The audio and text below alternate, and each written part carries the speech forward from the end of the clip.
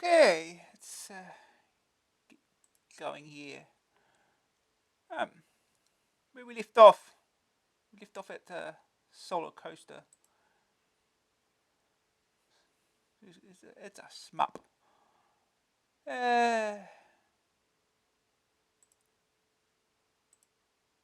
So yeah, let's get started here. Alright, Solar Coaster by Optics, £1.99 cassette. Joystick keys. Solar Coaster is a Fast and Furious space shoot 'em up. Alien annihilation at its most basic level. Your mission is to shoot each wave of aliens defending their mothership, and then to blow that up again. There are 4 levels. The first, second, and third are pure and simple alien bashing. They differ in shape and colour from one level to another. They also think up new ways of diving and bombing you in the first level. The aliens swoop down randomly, varying speed and accuracy, drop bomb after bomb, in their never-ceasing mission to blow you off the face of the universe. Movement left and right causes your ship to tilt quite realistically. You'll be thankful for the option to thrust it higher up the screen. This can make the difference between life and death. The aliens on the third level are the hardest to shoot. They form a line of defence and then swoop down at you like holiday makers doing the can-can at the end of the evening's drinking. The fourth and final level is a mothership almost identical to that in the arcade game Phoenix. In that, you must shoot through the bottom shield of the ship. Despite being bombed by it and pestered by yet more aliens trying to hold on to the last bastion of their civilization, through that you must shoot the centre of the ship. If only you could tell them that they will reappear next time round, they might not be so annoying.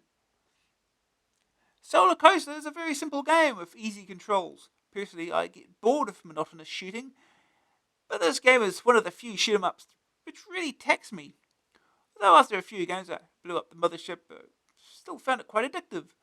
The most annoying feature is the poor collision detection. I don't like to be blown up when in theory I'm half a light year from the nearest alien. Sing an opinion. It's a passable shoot 'em up for a couple of quid, but it's not exactly breaking the barriers of originality now, is it? This is a major danger of budget software. It can stifle more original games. The full price labels are failing to exploit this at the moment, producing many shoddy conversions themselves. But if full price titles are to survive, particularly on the Amstrad, they'll have to buck their ideas up. And I mean ideas. Back to the game. Ship movement is too sluggish. Result: frequent infuriating deaths when I reacted and it didn't respond fast enough. Green screen view. Some waves are awkward to spot. I see Toot is being shot at by flying, spinning tops. Invasion of the proggy snatchers. The verdict. Graphics 55%. Colourful characters and backdrop. Flickery explosion and collision sequences. Sonics 37%. Average shoot 'em up effects. Grab factor 56%. Addictive like most shoot 'em ups. Seen it all before. Staying power 42%. Levels are quite tough. Levels are boringly repetitive. AA rating 48%. Very unoriginal. Okay.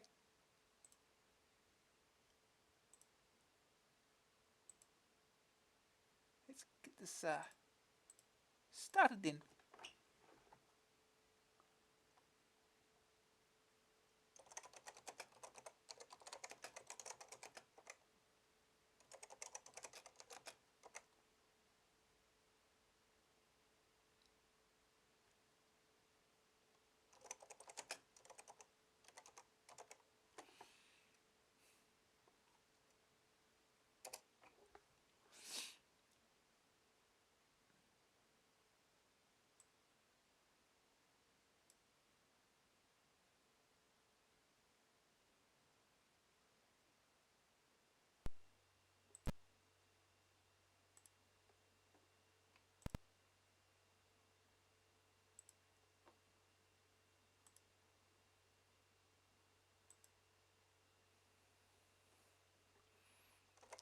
Right, let's go.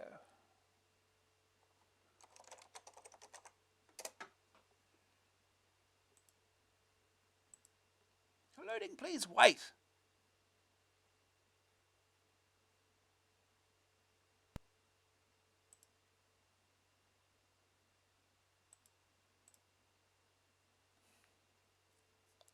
That's your tile screen, that's all of it.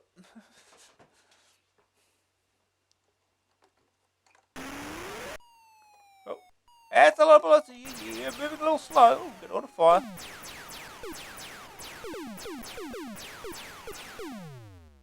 Okay.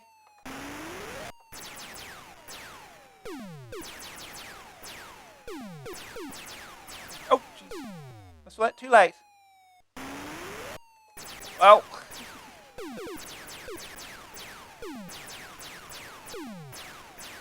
Oh. Yeah, they do move around a bit randomly here.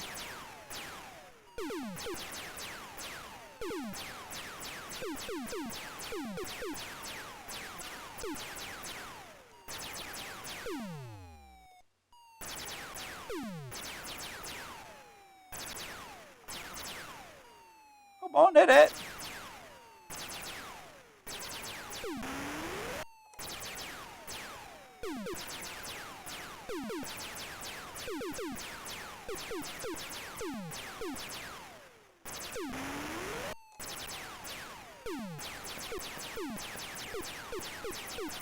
Ah! I bet you can move up as well. Oh, well.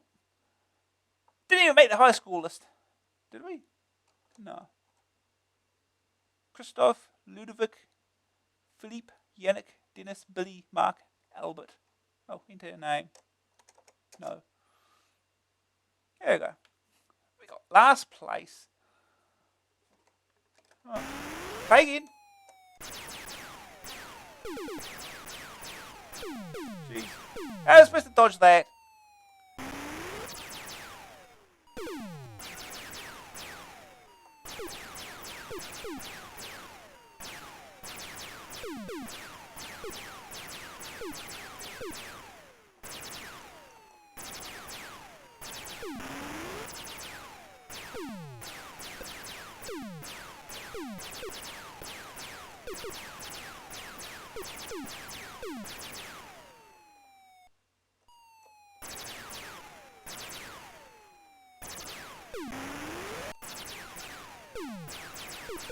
Oh.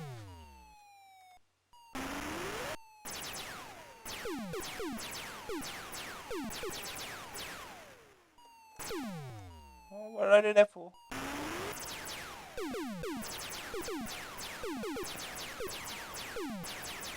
Oh, come on. I didn't move. I should move up when I get there. Right? Try again.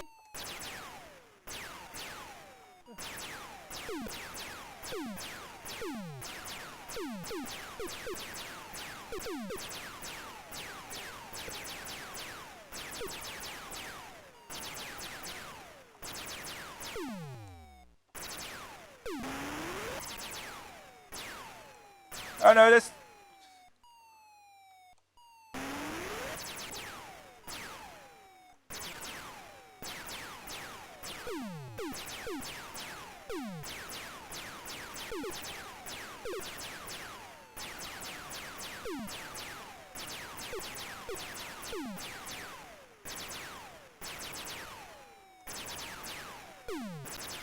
Ah! She came for me.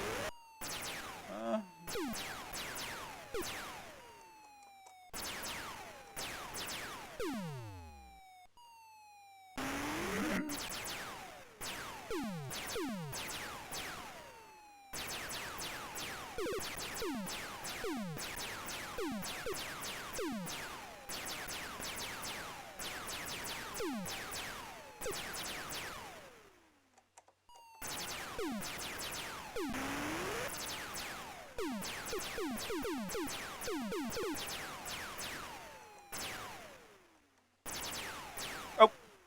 Why did I get out of the corner for? Why do I ever leave? This is one of those games. Yeah, come on. Why do you get the fourth stage? Come on. sure I did it in practice.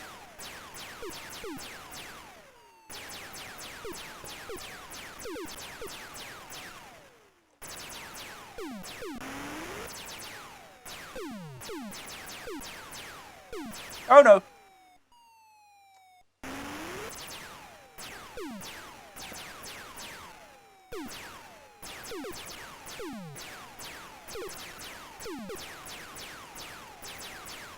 Oh no! Shouldn't have moved up.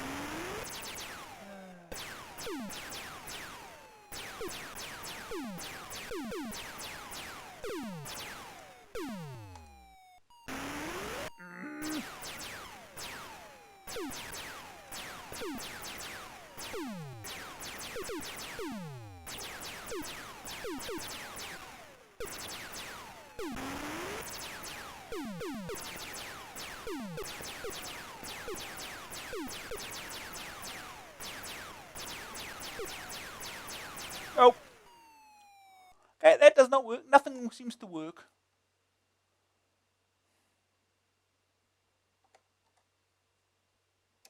Oh. A slightly better score.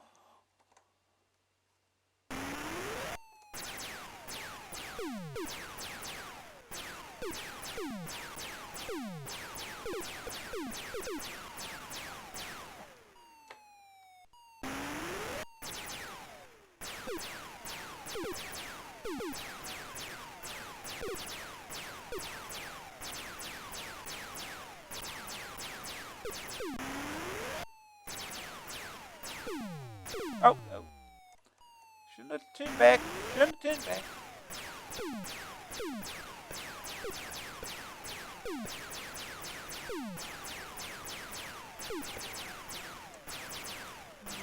Go up.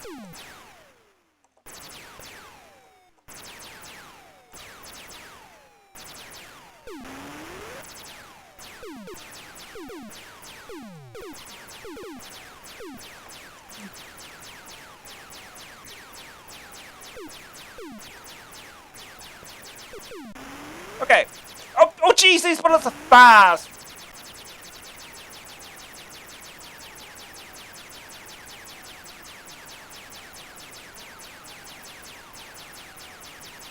Well, this looks safe-ish.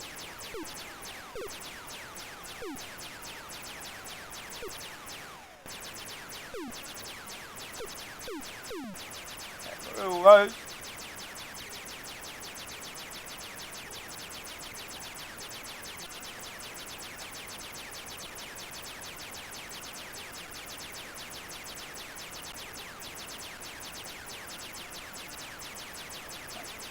shape thing.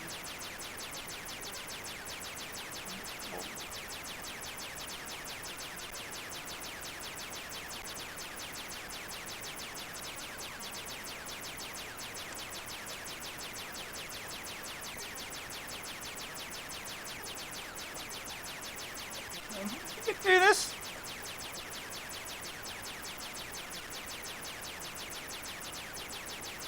Oh, come on.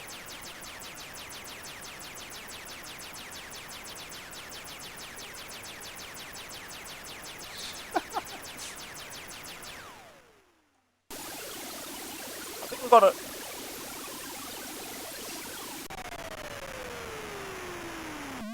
Bonus. 0. Good. Oh. Okay.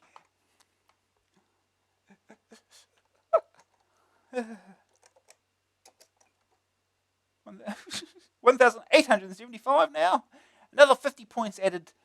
Oh, we drew it again.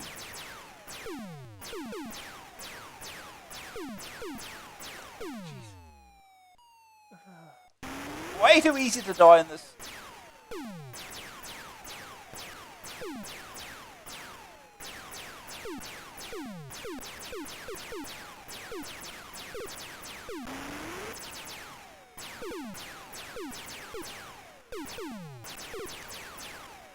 Oh, jeez.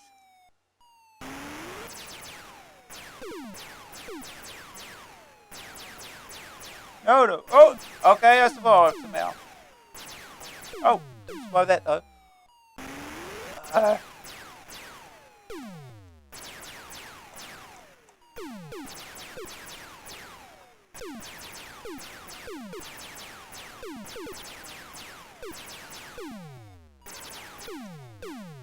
got him. Oh. Uh,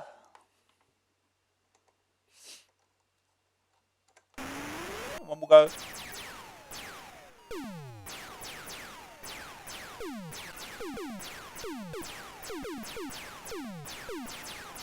Yeah.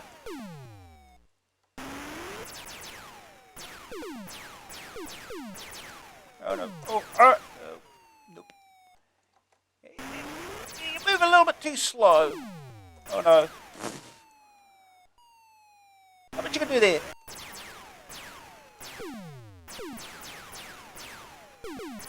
This is the first stage.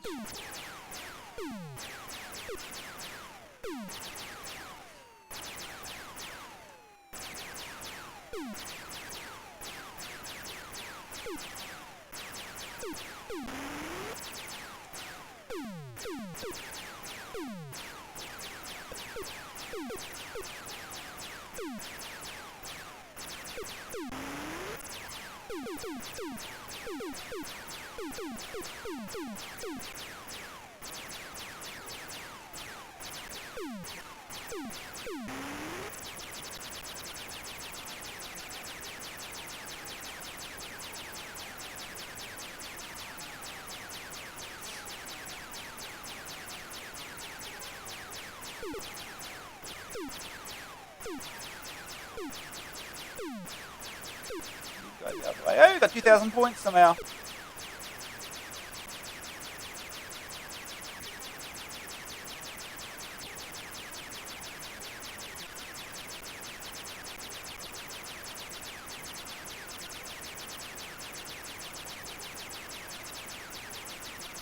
I can't go up on this stage.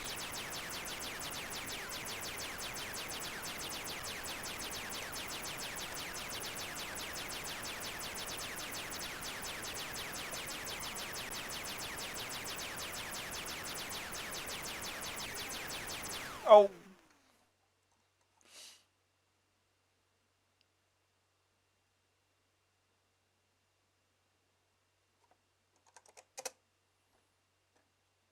$2,075. We got to second to last place.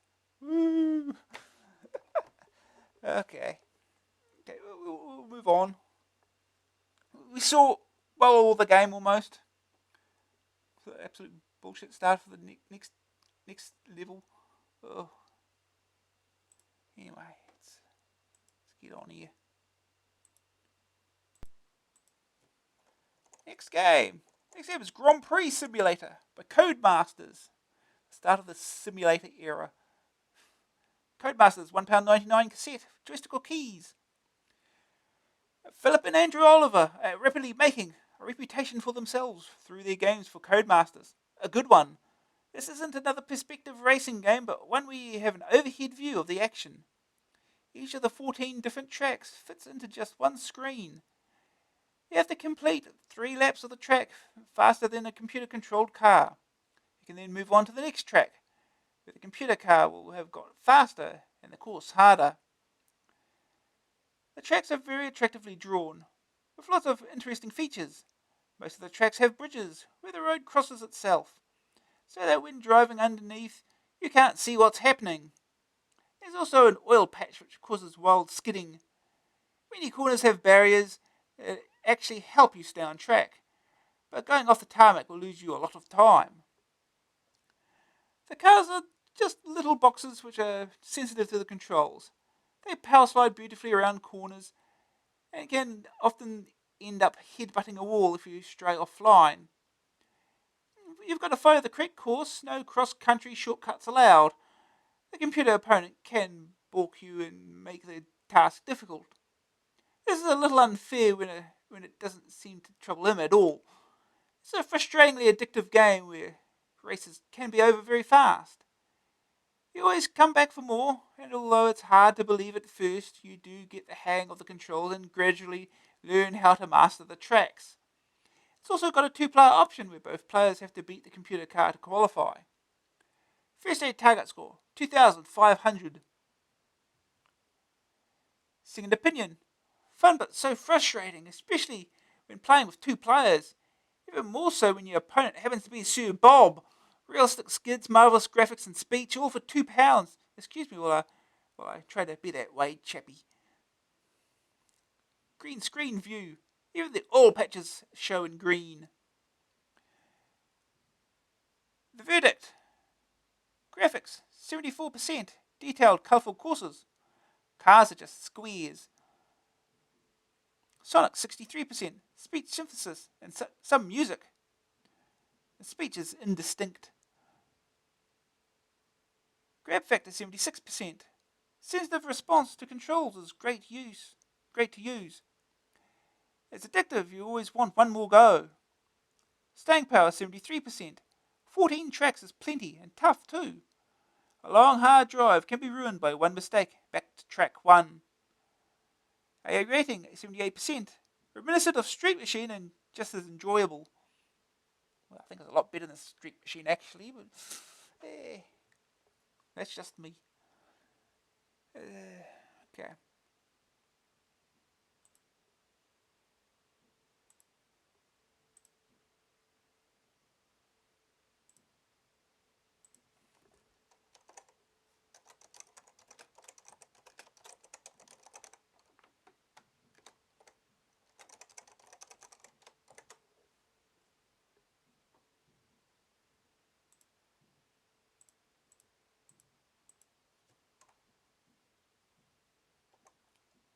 Yes, it does look like Super Sprint.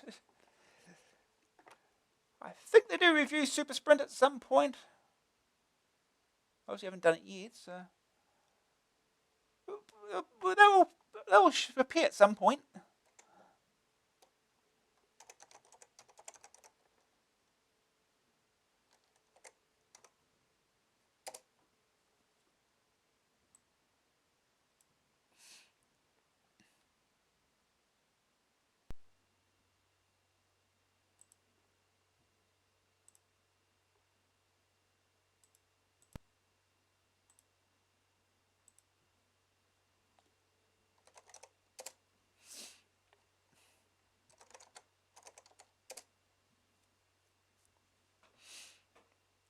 Grand Prix Simulator.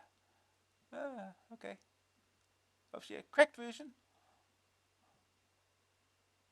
Well, of course it is. It was only released on cassette. No, we're not going to cheat.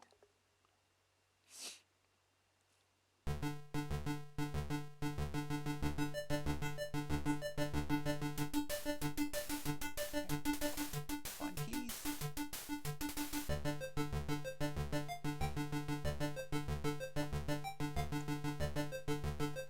Oops. Do it again.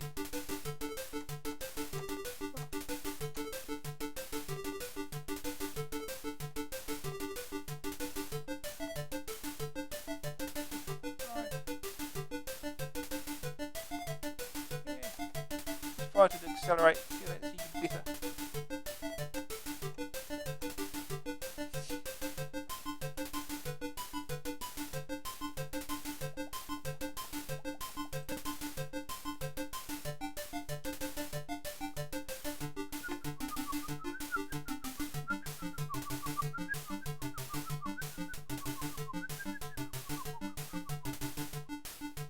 Prix Simulator, published by Codemasters, devised and written by Philip and Andrew Oliver. Graphics by James Wilson. Music and sound effects by Jean-Paul Eldridge. Look out for a Super Robin Hood and Ghost Hunters by the same authors. Alright, we'll get on to Ghost Hunters. Let's go.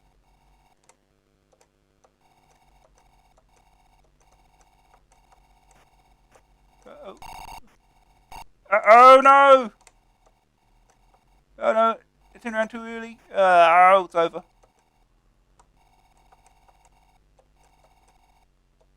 That was even slower than last time. I feel that.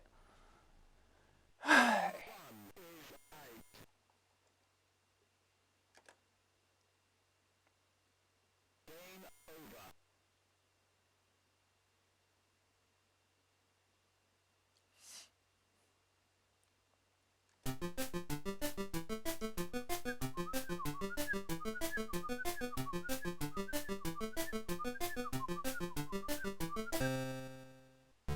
Somebody.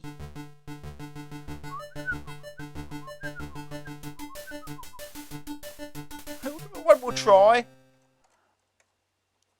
3, 2, 1, go!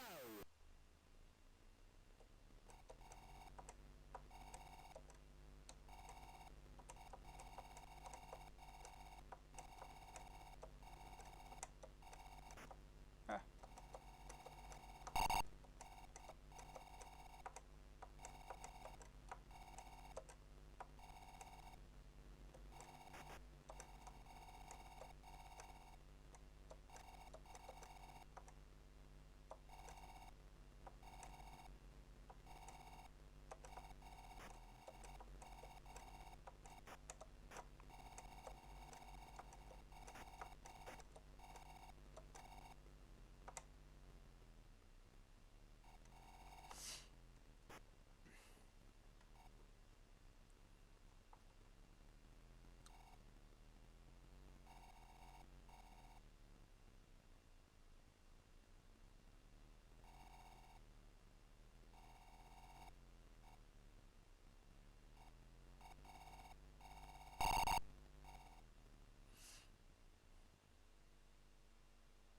Car 1, position 1. 3, 2, 1, go!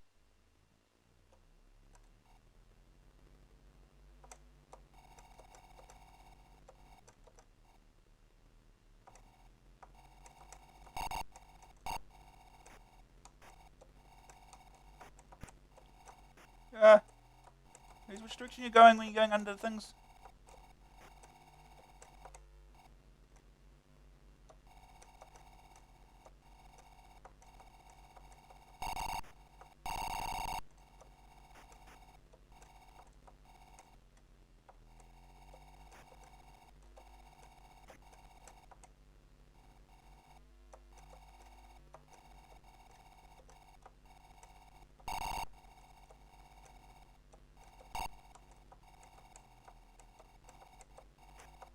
No. Oh, did it. Car 1, position 1. Oh, look, we've got shortcuts. 2, 1, go!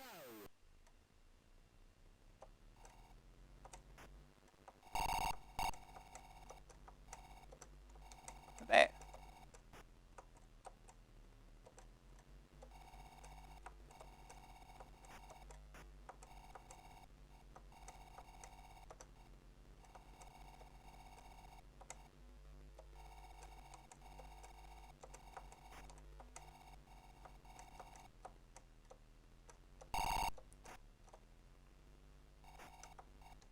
Oh no.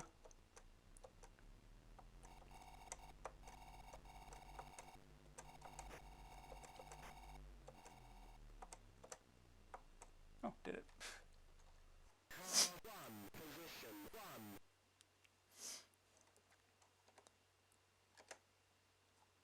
Fourth track. 3, Uh-oh. 2, 1, go!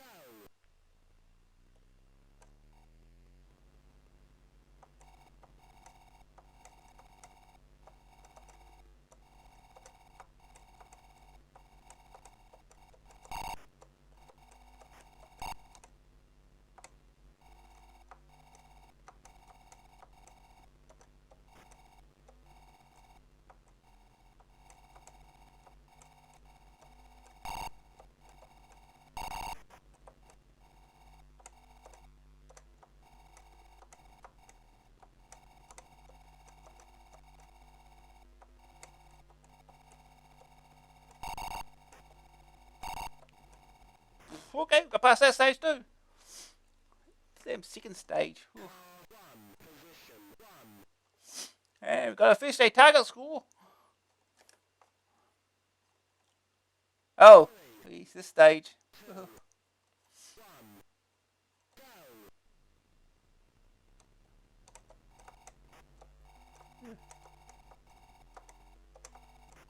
This is.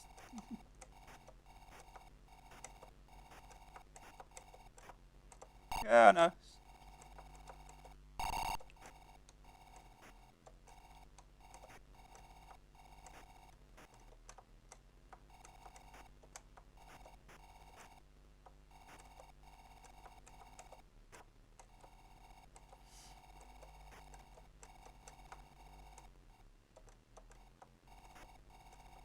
Yeah, we're not making this one, are we?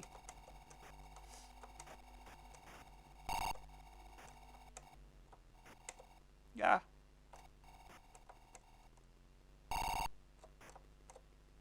Yeah. Oh, corners.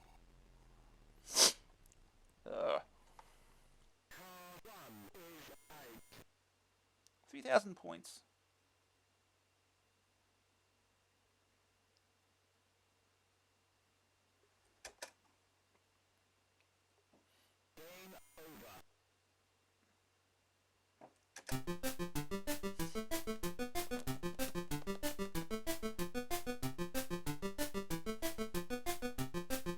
I have to get past good.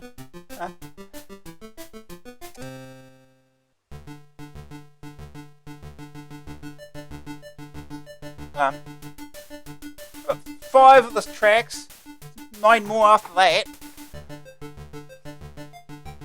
I think there's a achievement if I remember.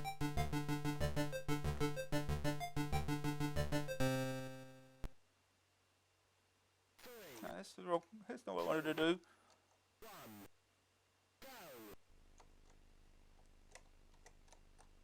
Was it just during match?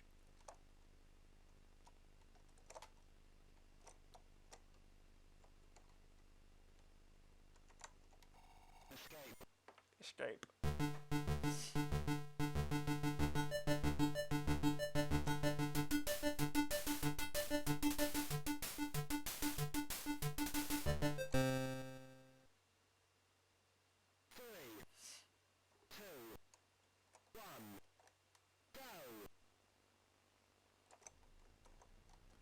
No. It didn't work. Never mind. Let's look this up.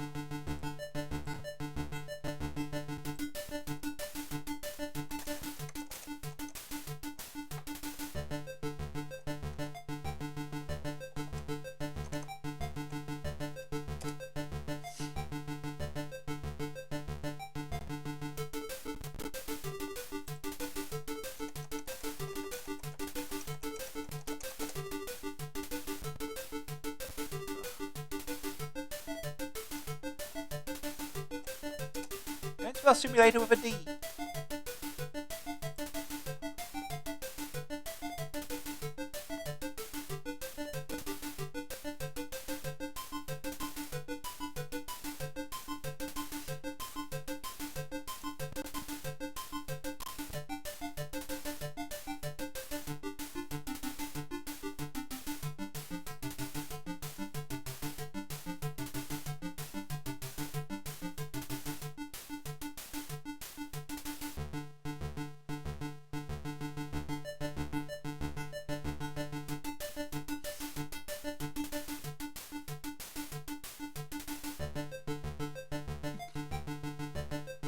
Oh. Apparently if you enter Spectrum into the high score table, it responds with hate it.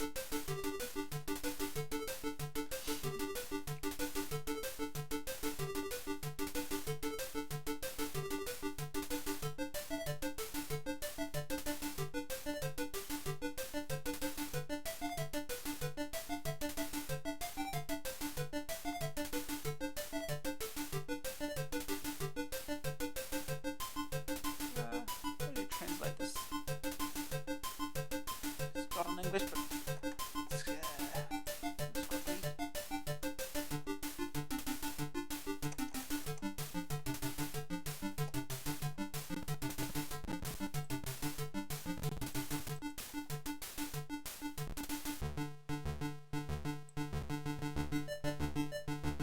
presentation, type the word track followed by the letter corresponding to the starting circuit. While pressing this letter, press 1 or 2 to start the game. Okay. Seems simple enough.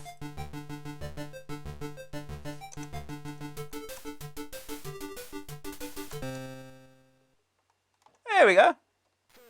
Perfect.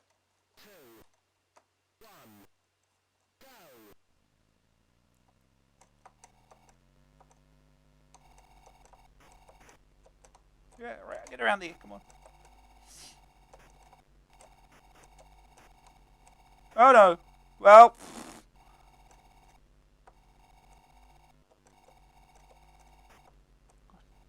Go around a corner under the bridge. Because of course you do.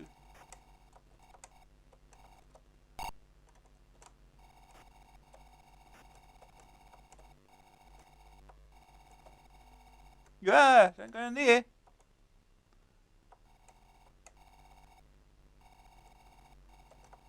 Well, okay, never mind. We get the idea of that track. Here's the last track. How hard can the last track be? That's track EA. It's not the right one.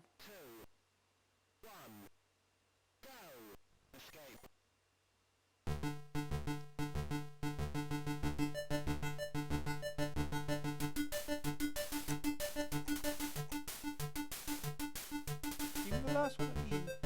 That's 14. It'll be end. There we go. This is the last track. Those tiny shortcuts.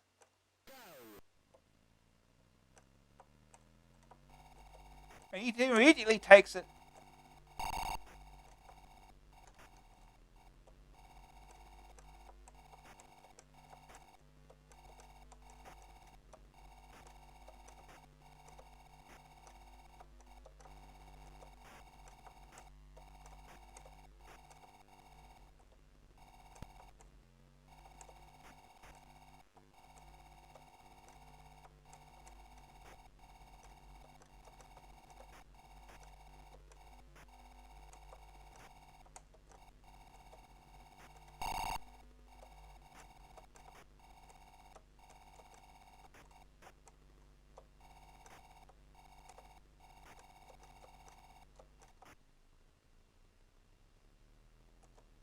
Shortcut?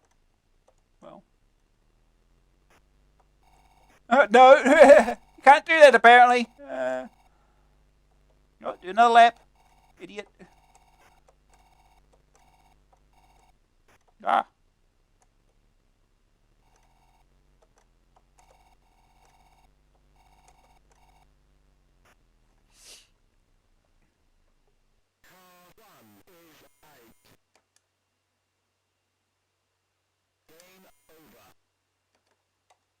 Okay.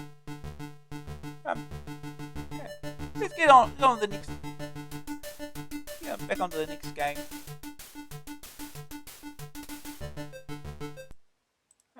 Next game. Next game is Shaolin's Road, with the Edge. 8.95 cassette, 14.95 disc, adjustable keys. Konami game not released, being produced by Konami or Imagine/Ocean. Well, this is the follow-up to ER Kung Fu. ER Kung Fu 2 wasn't because it wasn't the official Konami version, I think. So if it wasn't a follow-up, what was it? Confused? I am. There's more martial arts action in this one, which is a cross between Kung Fu Master and Green Beret. Again, both Konami games. The playing area is a couple of screens wide and made up of several floors. You have to defeat a number of opponents on this level before moving on to another tougher level. Every couple of levels, the background and floor layout changes. This doesn't have much effect on the gameplay. You can jump between floors at any point, and so can your adversaries.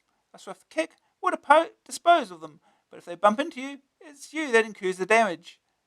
You have 5 lives and lose 1 every 4 times you get thumped.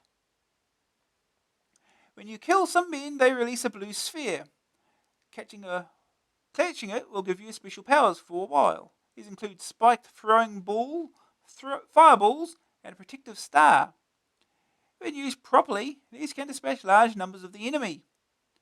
On every alternate level, a special opponent will appear who is harder to kill than the others and may have a special skill. Since the level always has to be cleared, you'll have to find a way of dealing with them. The gameplay is quite demanding from the run-around kicking people point of view, but lacks variety. The weapons bring some interest to the action, a well-worn theme with reasonable graphics and sound, but little special about it. First day target score, reach new background scene. So that's 2 stages. Second opinion, I think martial arts programs are a tired subject. It certainly takes much effort to infuse over Shaolin's road. 2 screens of action, podgy characters, and a sore hand are not the ideal ingredients. The gameplay is tough. 60 kicks in the head is not enough to damp the opponent's spirit. Mine was positively drenched. Green screen view, green enough to play. Here we go, kicking heads in May. The verdict. Graphics 67%, pleasant backgrounds, large animated characters. Sonic 68%, good tune throughout play. Grab factor 64%, straight into kicking away. Small playing area on each level. Staying power 60%, overwhelming odds to fight. Little variety to the fighting. AA rating 62%, lacks originality and sparkle.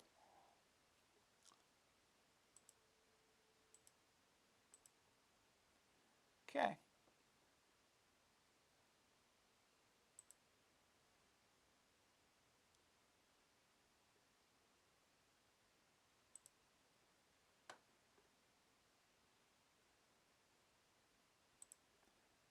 Let's go. Yeah, you think the sequel to Year Kung Fu would actually be Year Kung Fu 2, which did eventually get released.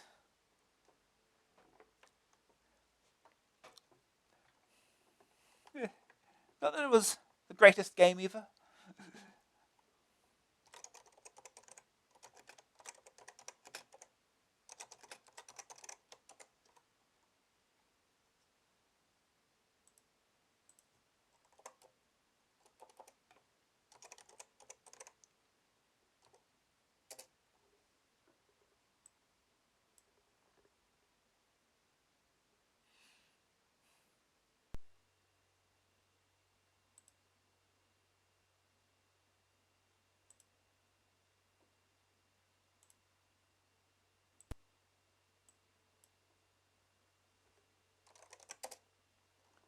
Okay.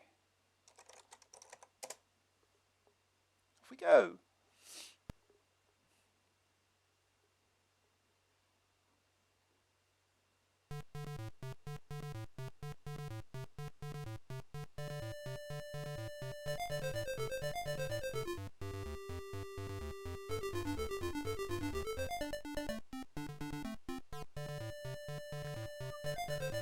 Oh, yeah, straight to it. Music plays throughout.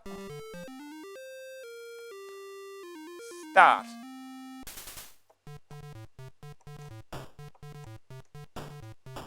Ow. Well, that's a good start. Jump kicks work better, I think.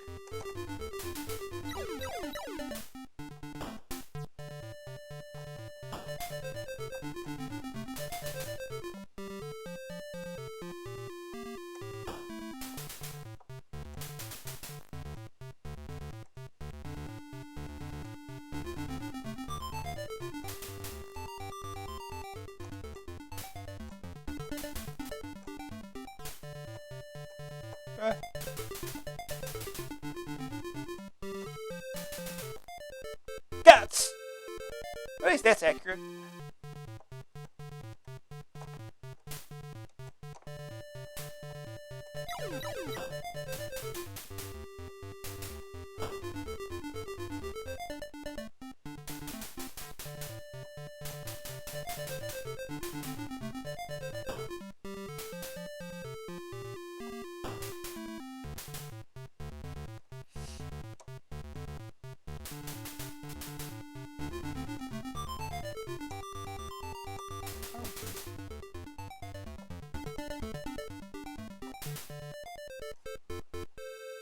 guts.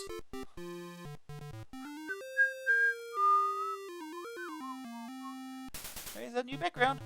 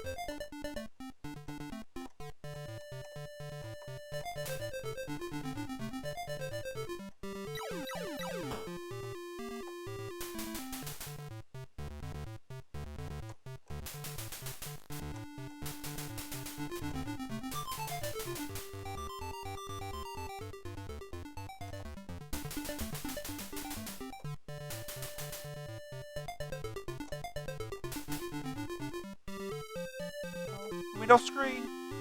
Hey.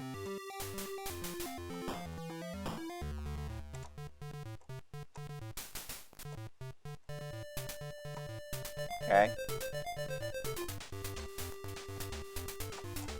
Oh. That's one death.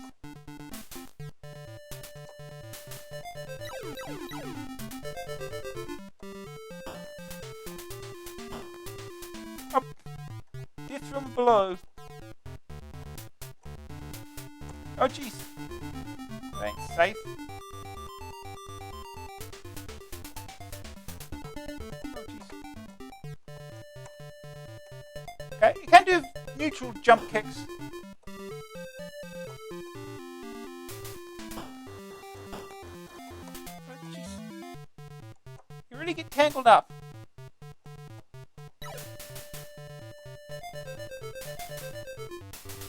Here we go.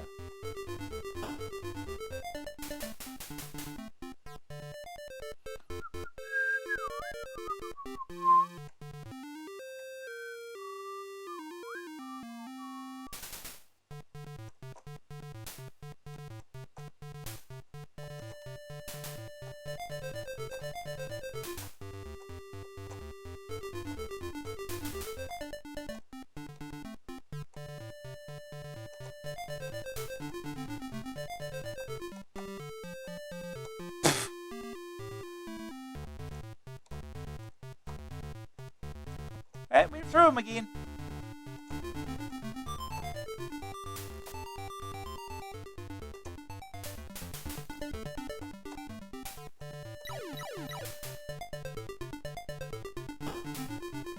Oh, come on. Oh, get the kick. Oh, okay. Good.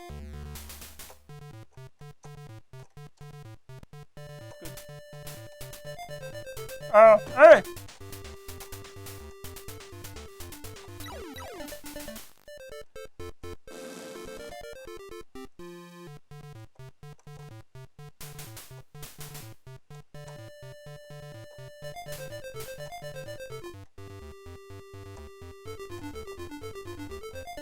You again. I get two bosses, huh?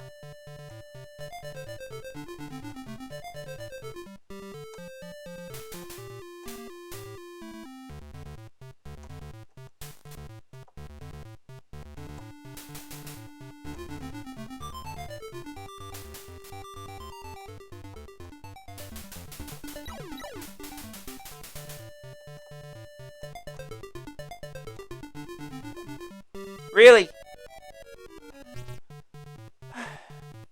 Yep. That's the game. Got through the sixth stage. Try it again and probably not get as far.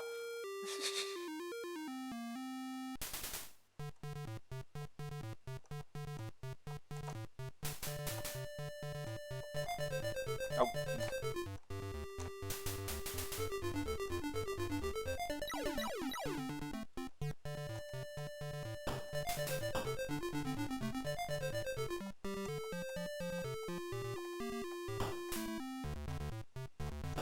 Kick.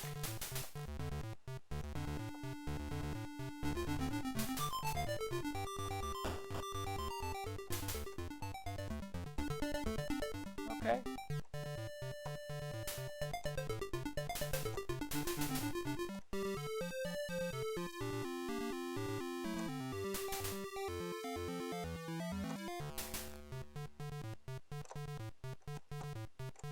Wow. Well.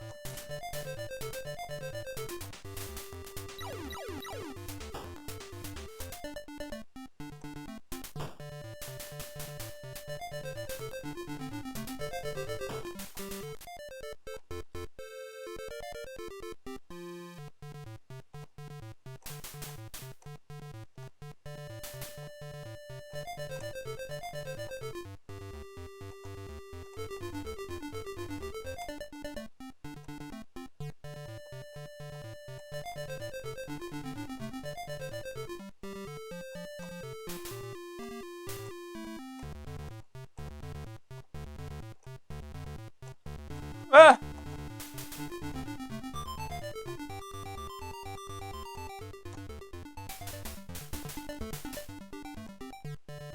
I'm poorly now.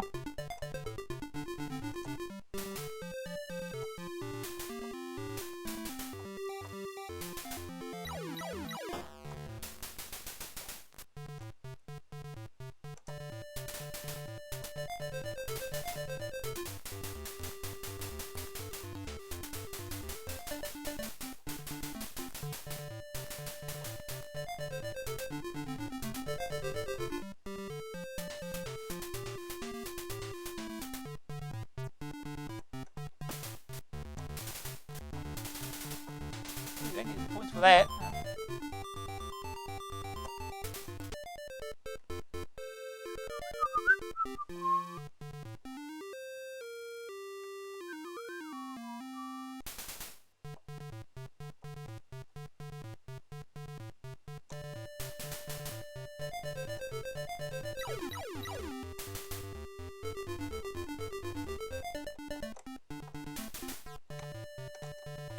Kick, damn you! Okay.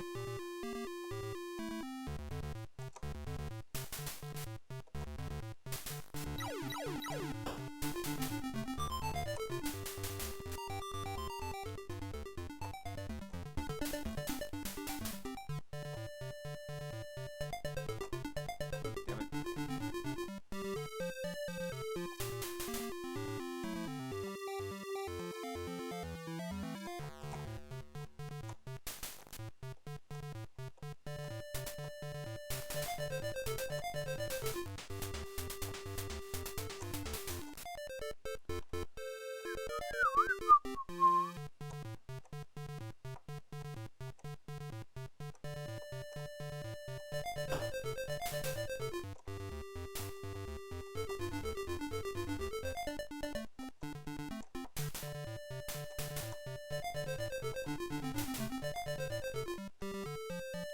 Okay, that didn't work.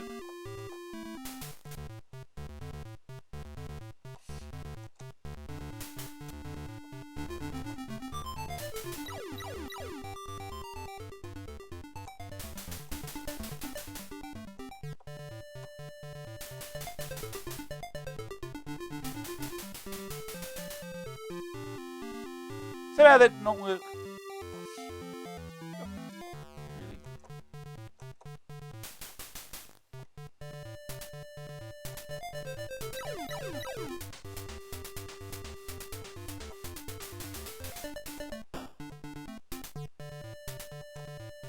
No! Really? Ah!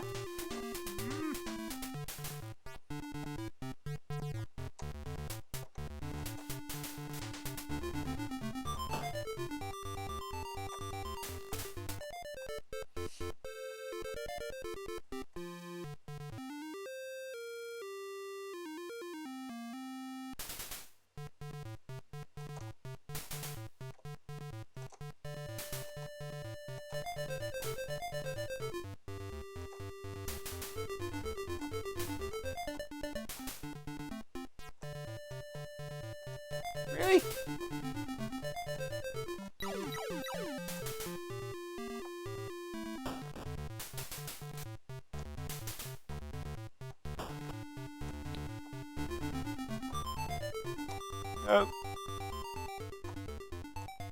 Come on, jump up.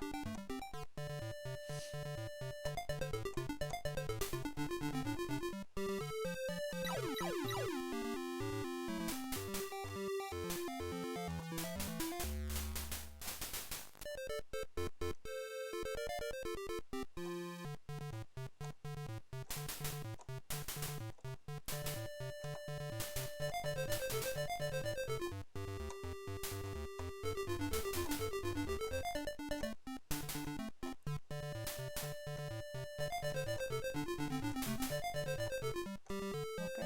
Oh.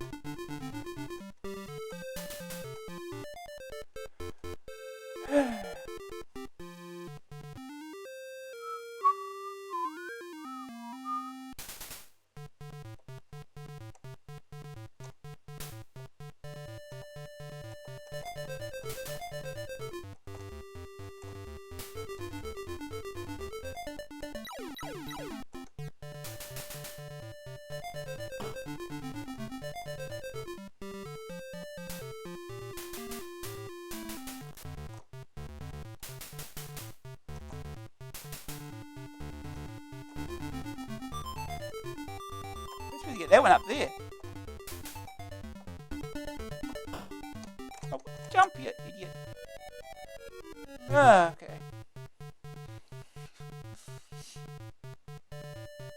Seven stages. It's alright, I guess. Move on to the next game. Kind of fun.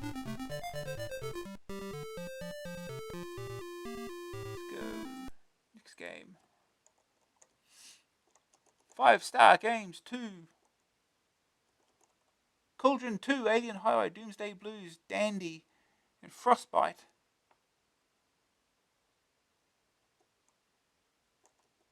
Available for BBC, Electron, and Commodore 16 plus 4 computers. Titles may vary by system. Next game is Prohibition by Infogrames. $9.95 cassette, $14.95 disc, joystick keys. At last, for all the 6128 owners screaming for enhanced versions of games, comes a disc-based special from across the channel. It also works on a 464 with disk drive, a 664, and memory upgrade. Tape version should also be available in a more limited form, but we haven't seen that yet. We've reviewed the completed game, but with French instructions. The English version should be on the streets before the end of May. The action takes place in a rundown area of New York, where you take on the might of the underworld, all on your lonesome. To do something that suicidal would require a hefty financial reward. Every villain gunned down gets you a reward of big bounties for gang leaders. The setting is very detailed and atmospheric city street. It's a slummy area with derelict building sites and grotty tenements. Ooh, grot. About 3 screens high and many more wide, and as you can see from the screenshot, tremendously detailed. From the sidewalk with manholes, trash cans and dark alleys to the chimneys, stacked rooftops, overhead walkways and windows. By moving your gun sight, you can scroll around the scene. But you won't have long for sightseeing. From behind a vantage point, a villain will appear, ready to take your head off with a blast from his gun. To prevent that, you have to get the gun sight over the gangster before he can fire, and knit a crochet pattern of lead into his body. Stitch that, punk. If the assailant isn't in sight, he will be above or below you. However, if an arrow appears on the side of the screen, it means he's in that direction. So you have to scroll that way to find him. In either case, you have to move fast to find him, because a countdown will start. And if it gets to the end, you're dead. At first, homing in on them seems difficult, but as you get used to the game patterns and hiding places, It becomes easier, but never easy. The gangsters come in many different poses, all deadly. When shot, they recoil or collapse, marking another victory for civilized society and your wallet. The poses are excellent and slip nearly into the scenes to look very natural indeed. The hiding places range from small basement windows and a tiny figure on distant scaffolding to full figures crouched or standing in the street. Many pop their heads out of windows or peep over the rooftops. One nasty character even uses an innocent hostage as a shield and has to be picked off very carefully. Eventually, you get to have a go at one of the big guys whose minions you've been happily wasting. They've got several guards to protect them, and you need both speed and bullet economy to put them where they belong in a retirement home 6 foot under. This gets you a well-deserved bonus before returning to the fray. As you progress, you have to cover more and more screens, better hidden mobsters, and you even have to get more bullets on target to put them away. There is one saving grace if you can't find your man in time or he refuses to go down. All you have to do is hit the hide key and you'll get a few seconds extra to turn the target into a garden sprinkler. You can use this whenever you like and stay hidden for some time, but there is a limit to the time you can spend hidden. When that runs out, you're wide open to attack. The game is fast, demanding and addictive. It may seem a little too graphic for some people's liking, but basically it's just like one of those old Wild West shootouts. The graphics are superb, and so is the music, for which the French obviously have a real flair. A marvellously slick arcade challenge, where the good guys may not always get to win, but the bad guys always have massive losses. First day target score, 10,000. Second opinion, phenomenal graphics, smooth scrolling, addictive gameplay, jolly tunes. It's a winner. The French certainly know how to create highly original games and make the most out of the CPC's features. This is one game I found very hard to leave alone. In fact, you are lucky the second opinion got here at all. Green screen view. It's mean and green and perfectly playable. Yeah, it's essentially a port of Empire City 931. I'm trying to remember when that was released. So this is 987. The verdict. Graphics, 92%. Detailed atmospheric setting, delightfully drawn characters. Sonics, 80%. Great tune throughout game. Grab factor, 87%. Easy to start, just blast away at the bad guys. Yeah, easier said than done. You need speed, accuracy, and concentration. Staying power, 83%. Large playing area, which you have to cover gradually more of. Not much depth, just blasting. A rating, 86%. Good news for 6128 owners. I think I'll have to look up the instructions for this because I forget what the hide key is. It's not doable on the joystick.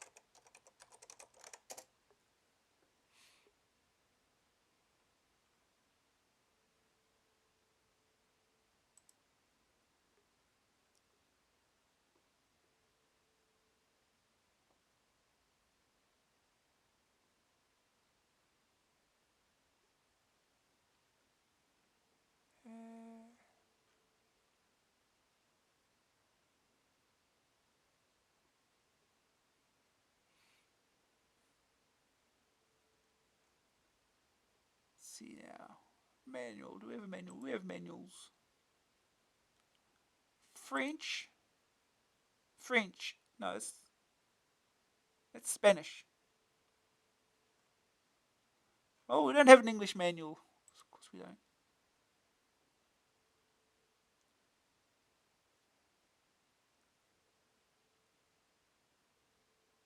The manual mentions 3 versions. Amstrad, Atari ST, and Thomson. Basically all the popular systems in France.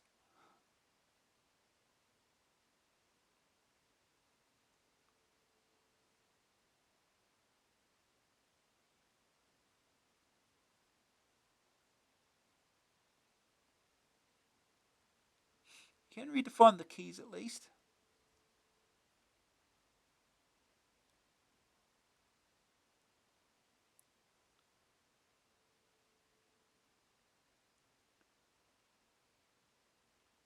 Let's tell you what the default keys are when you're using the joystick. Okay,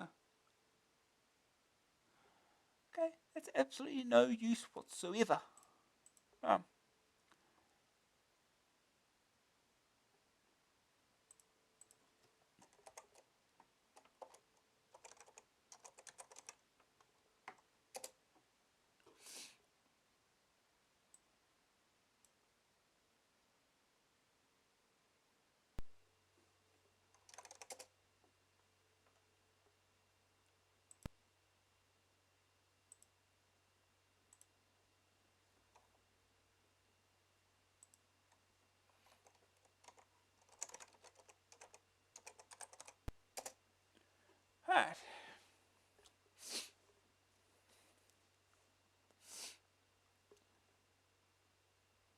Prohibition. This is not the right one, is it?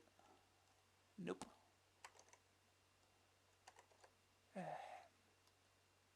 Try this again, shall we? Switch. Switch, thank you.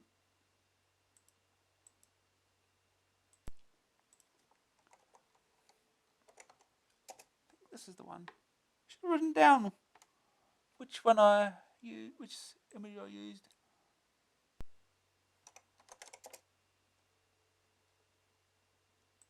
Try again, shall we?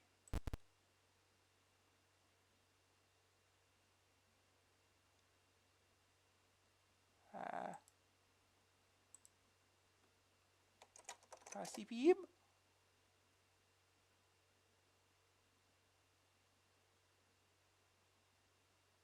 Yep. Prohibition. That does not look right.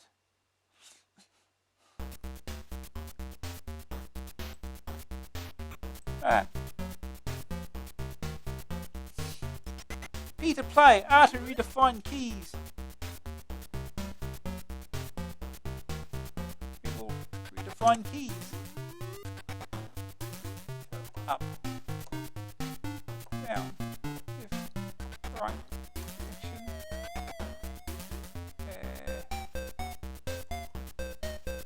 That's music.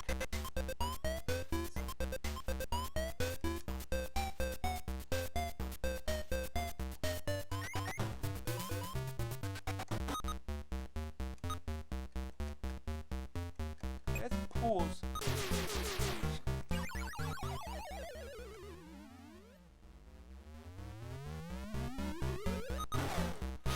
Yeah.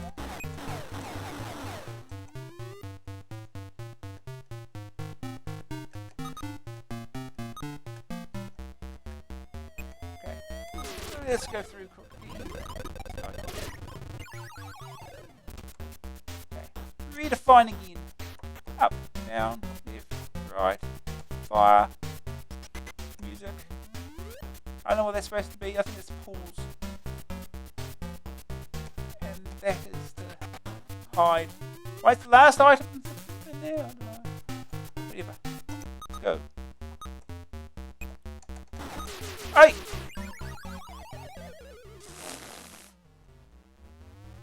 Well, it's a good start.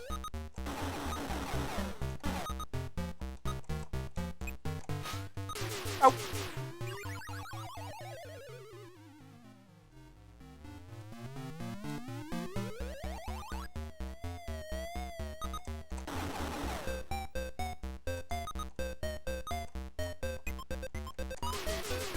I pushed hide!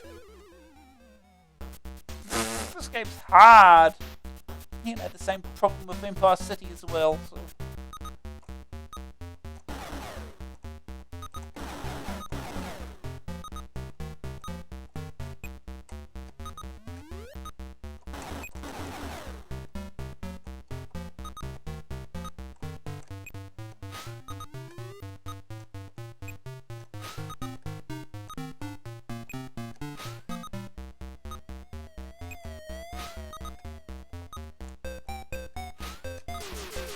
Oh, this time, there he is.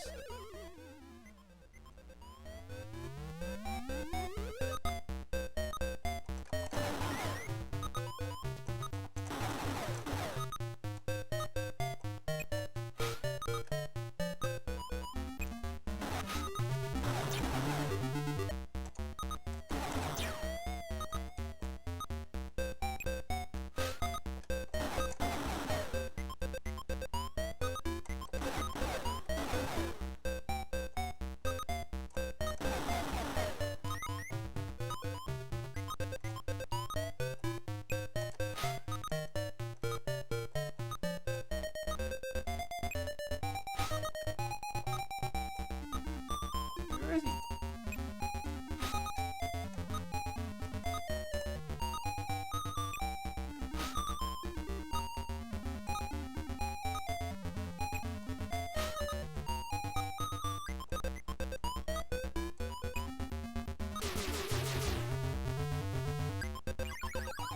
Oh, he's in the little tiny window. How did I miss that?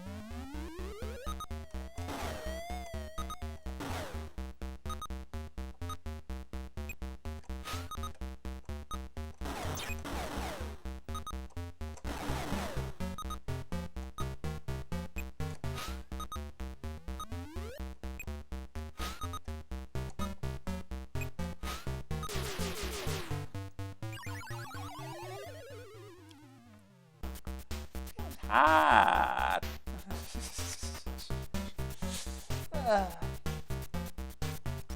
Again.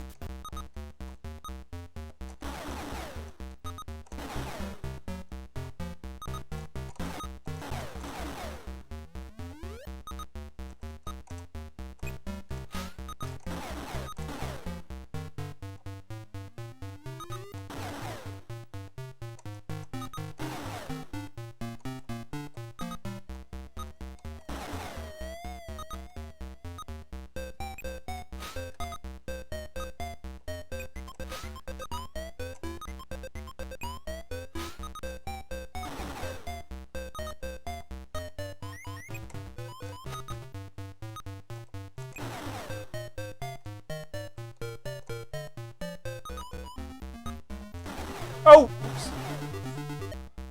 Oops. Oops. Ow.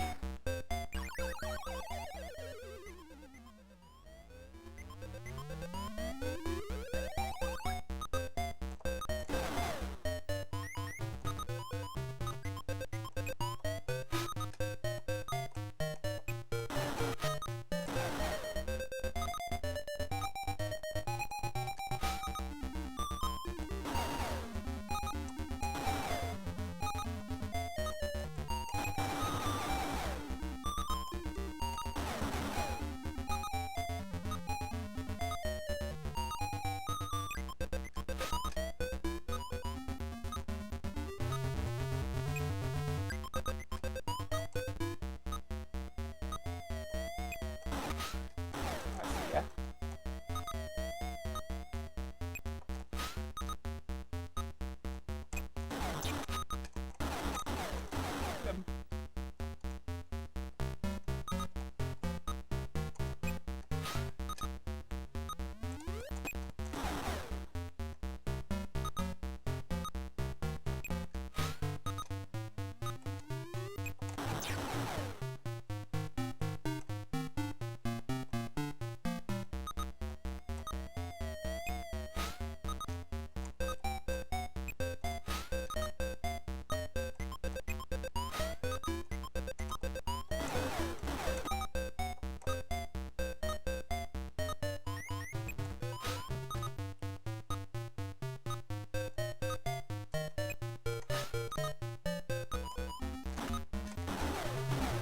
Tiny window.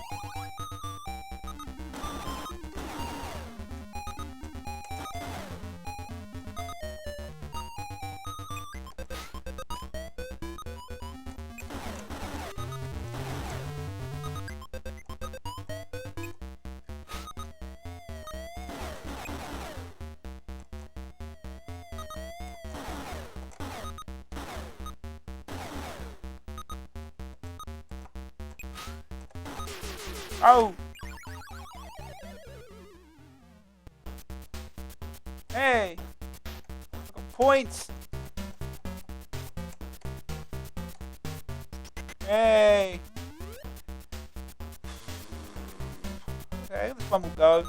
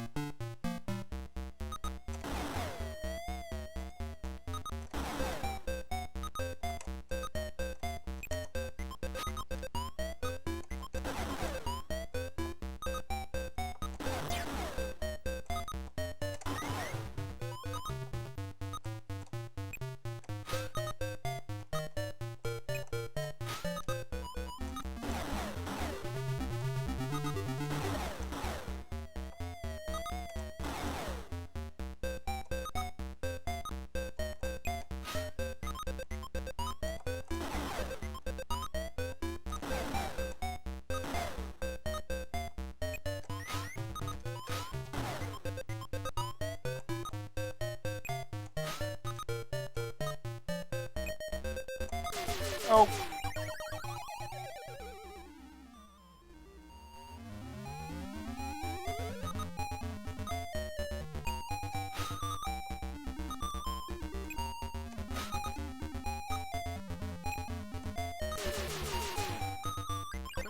I pushed it. I pushed hard.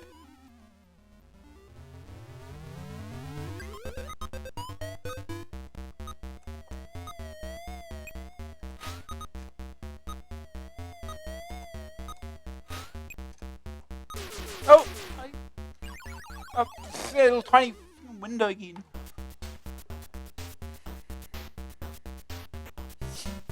Well, you get the idea. If you like Empire City 931, it's practically the same game.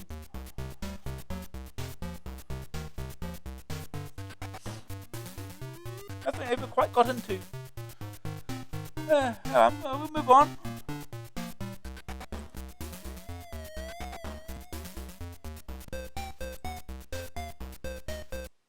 Okay. Next game is Rasterscan. By Mastertronic, £1.99 cassette, joystick keys. Originality is one of the most precious qualities a game can have, so it's pleasing to see that Mastertronic is not only producing excellent budget games, but packing them with originality too. Among this little gem's features are digitized pictures, a strange method of control, and some mind-boggling tasks. The ship Rasterscan has been badly damaged. We must tidy up the mess and stop it plunging into the nearest star. You, incidentally, are a spherical droid whose only known program is for repairing toasters. That leaves you with an awful lot of work to do if the ship is to be repaired. A small map of the ship shows your position and some parts of the internal structure. It doesn't show the maze of pipes that runs through the interior, but it always does show your position. You can move your spherical self around, spinning on your axis and bouncing off walls and pipes. The sphere suffers from quite a bit of inertia, but there's nothing that can harm you by being bumped into. In order to repair the ship, you have to perform three main tasks: repair the generator, repair the engines, and steer the ship out of danger. This isn't easy and requires a lot of puzzling and discovery on your part to unravel the game's mysteries. As well as the pipes, the screens have fancy designed backgrounds and digitized pictures of various instruments. These are switches, which look like the heads of spanners, engine terminals, a generator, and some oil drums. There's even a tape deck flanked by two switches, which can be used for saving and loading the game. Brilliant way of doing it. The switches are used in a delightful way. You just settle the sphere down into the spanner head and press fire. They control several features within the game, and learning which controls what is important, because using the wrong switch can end the game. Exactly. Wrong switch, game over. First task is to repair a leak in the generator's fuel pipe. To do that, you've got to find some replacement pipe and get outside the ship. Getting outside won't be a problem. Getting back in will. Once that's done, you have to repair the engines, and that involves more pipe repair. What you've got to work out is how to get a hold of the repair tools. The engines are turned on, and the engines are turned on and off with the switches. So is the scanner, which shows the ship's position. You'll have a good deal of frustration finding out which ones to use, but once learnt, never forgotten. Some switches control the locks for doors, so that when you settle into them and activate, you're presented with a colour-coded puzzle that has to be solved. You have to activate the 8 sections of the hexagon to the same colour, complicated by the fact that sections cycle through different colours and alter in sequences. Some locks are harder than others, depending on the alteration pattern. It's a bit like trying to solve Rubik's Cube, only not as tough. There are 3 indicators on the display: fuel, power, and danger. The one that will cause the most immediate problem is the power gauge running down. However, in the long term, the danger gauge sets the effective time limit for completing tasks. The graphics are excellent, abstract and attractive. The gameplay is superb, combining the best elements of puzzling and an enjoyable control method. The weird environment and the original features like switches make the game special. It's quite stunning for a budget game and is worth £2 of anyone's money to experience it. First day target score: repair the generator pipe. The verdict. Do we have a second opinion here? Yes, we do. Second opinion. An odd game to start with. You're left pretty much in the dark as to what your task is. After a few minutes bashing your head against the wall, you'll get the gist of things. The spinning ball is extremely well animated. It's nice to see some digitized pictures incorporated into the game, but above all, the game is original and cheap. Green screen view. Clear. Right, the verdict. Graphics, 88%. Good use of digitized pictures. Interesting abstract ship design. Sonics, 48%. Good title tune. Few in-game effects. Well, the tune goes through the game, so... Grab factor, 86%. Fascinating to explore. Puzzles are very intriguing. Staying power, 86%. Complicated tasks and lots of pipe mapping. Can leave you confused and clueless at times. A rating, 88%. Great save load facility. Originality and price unbeatable. Okay. Let's go.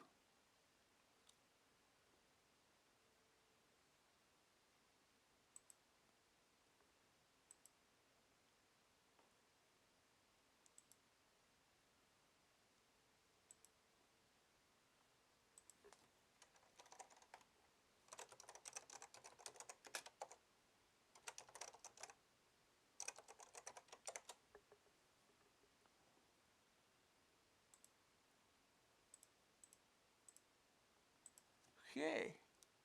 Good morning, Madrigal. Gonna play some Rasterscan.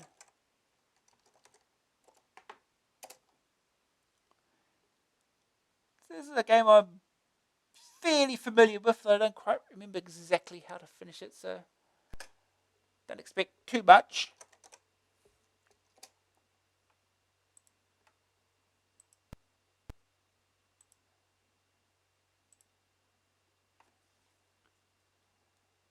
Yeah, whole £2. It was $10 here though, so but still, it's a lot cheaper than full price games were. Infinite power, no, we're not cheating. Solve puzzles automatically. No.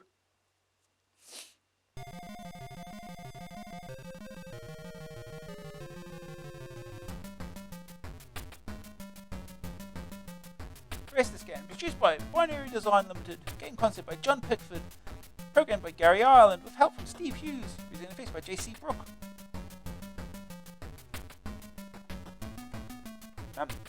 Here we go.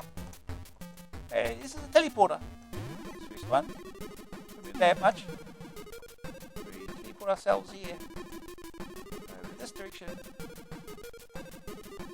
Over here. We can go into here to open our first door, our first puzzle. We do this.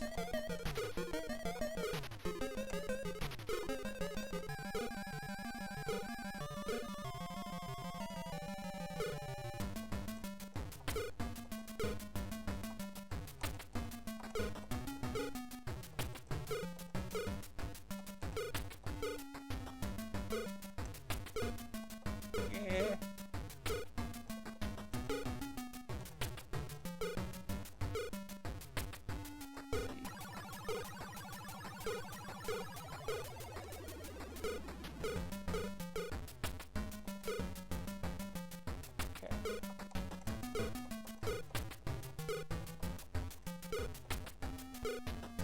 Fortunately, it wants us to be yellow, I think, if I remember correctly.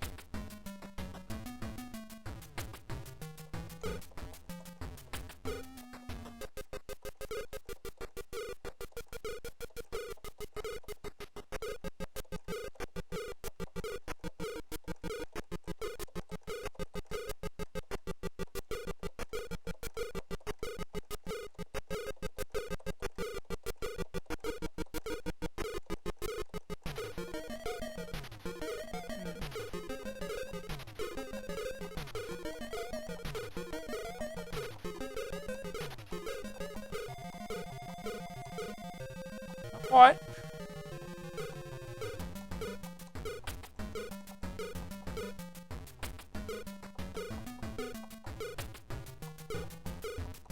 Okay.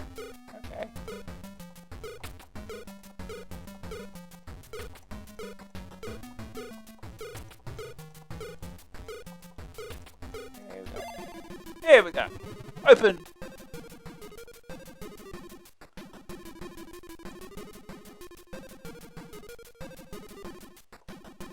Okay. That's a large pipe.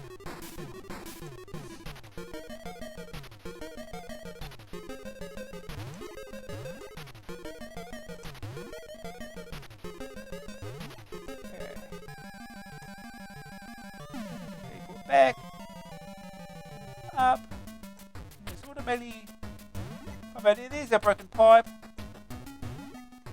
Okay, come on. Fixed. For now, at least. It has a tendency to break again.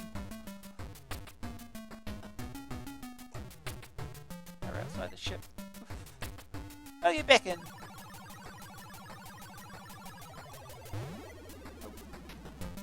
the right place, right? Okay. Another one of these. Thankfully, these ones are easy. But it does help to close it again.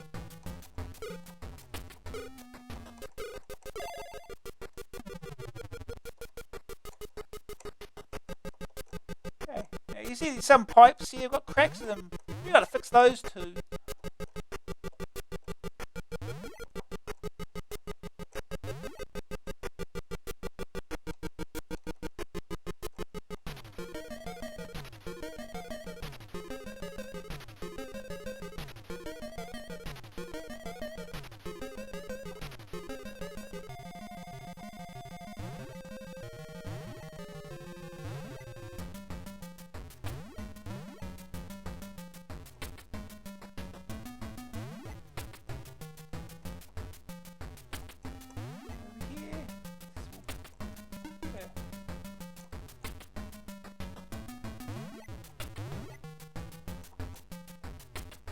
Yeah, it's one fixed.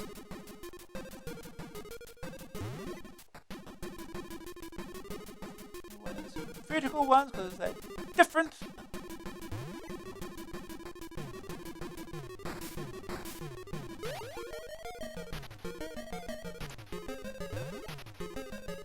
Okay, just gotta go about fix these things.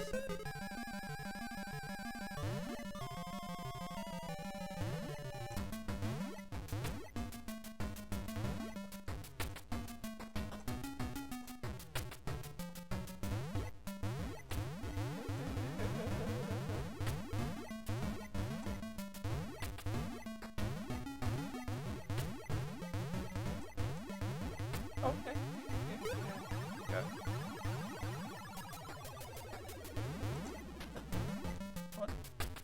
control.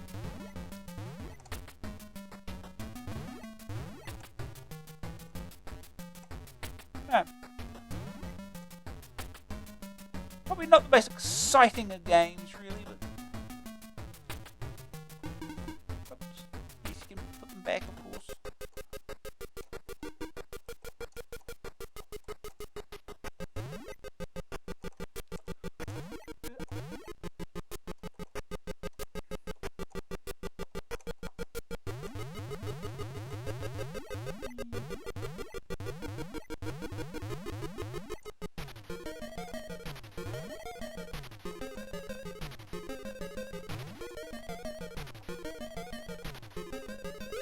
There's one vertical broken one up here, isn't there?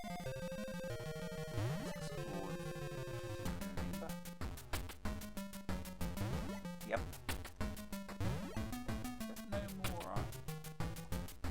There was there. Oh look, danger gauge has gone up a bit. The pipe. The fuel pipe's broken again.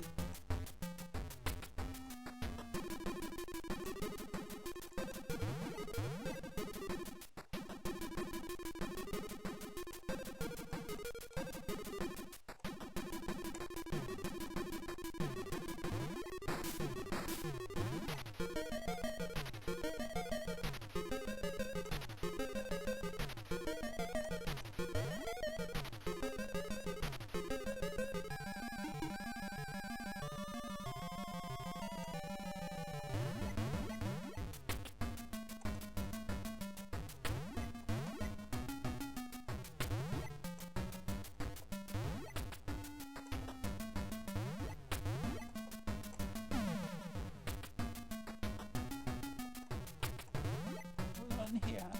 Along here or something. No.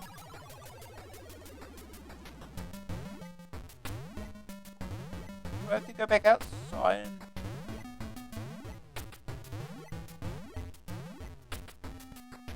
We have to go a long way around.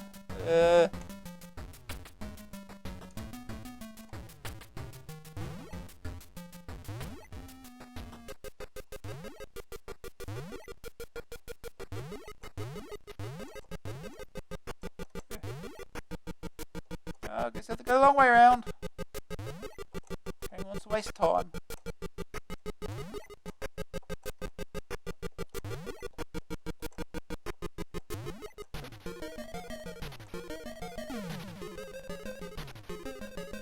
Maybe it'll... There we go.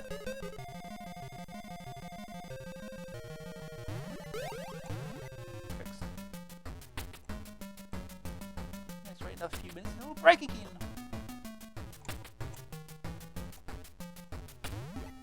Get back in again.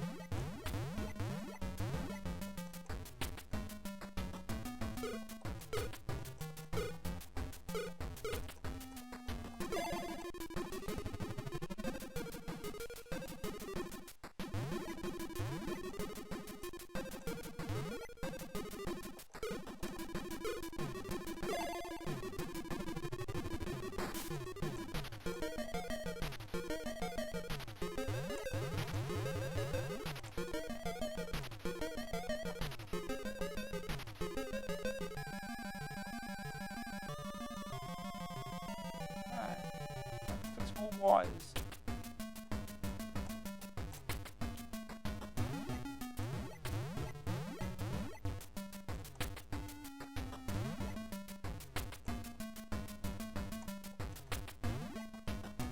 Critical one.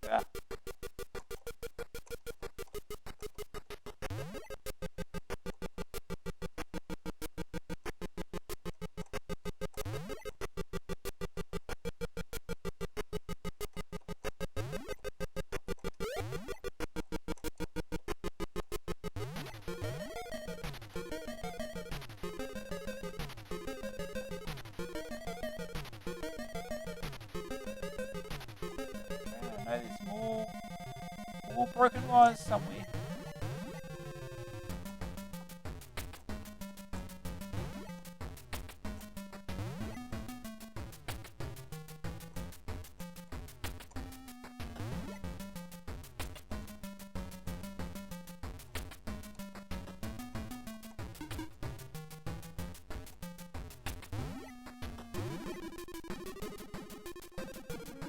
There's no way back to there.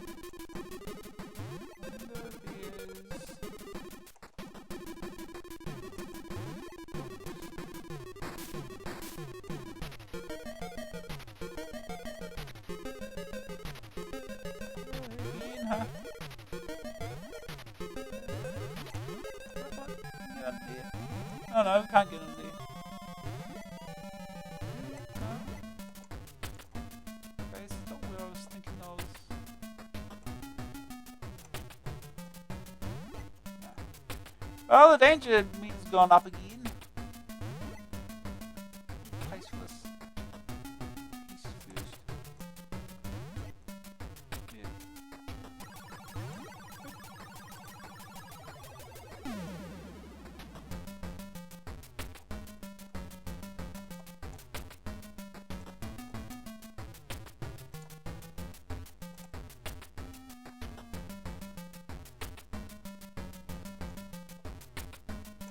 Let's resave and load.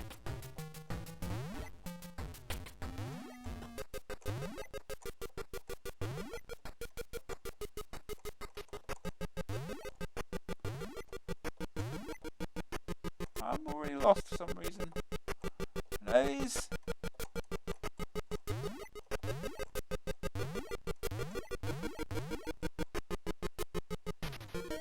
This way. Ah, yes, this way.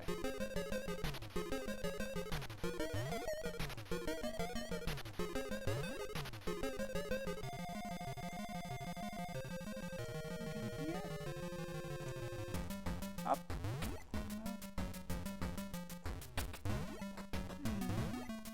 Surely it was it's further down here. Here we go. Okay. Now we gotta fix this damn fuel pipe. It likes to keep breaking.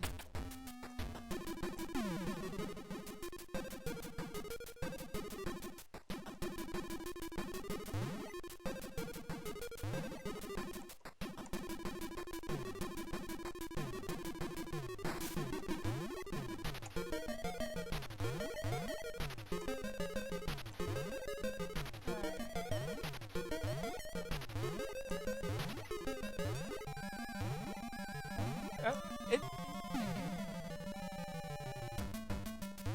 not here. Not here.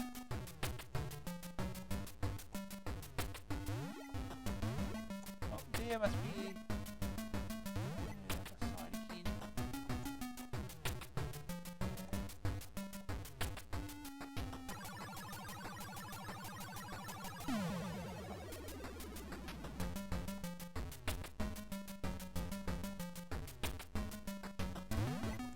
Yeah.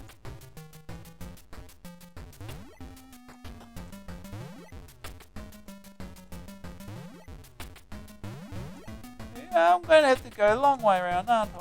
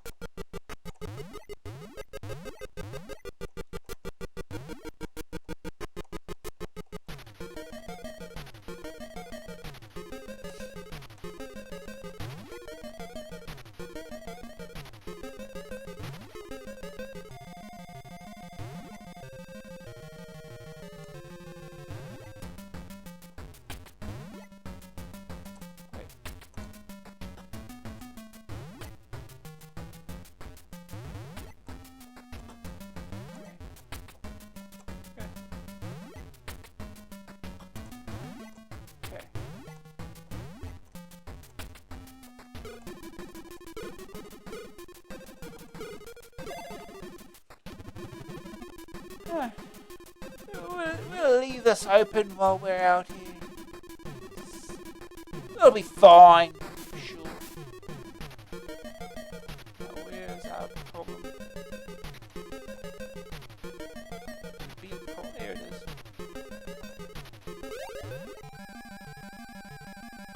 Okay.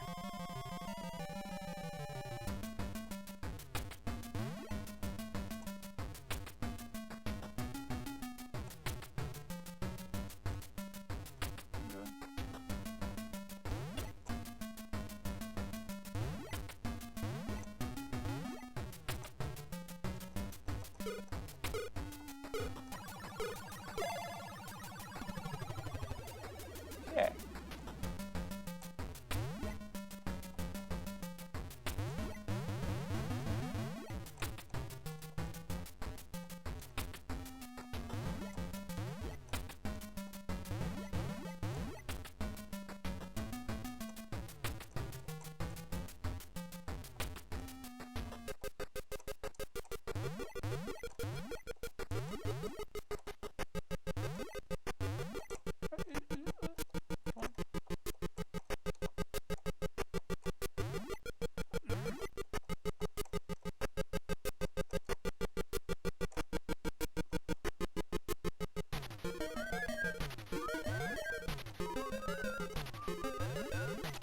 What am I doing? I don't want. Jeez. I don't want this thing.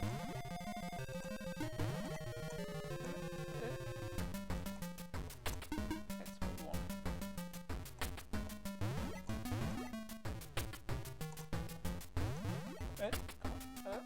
Up.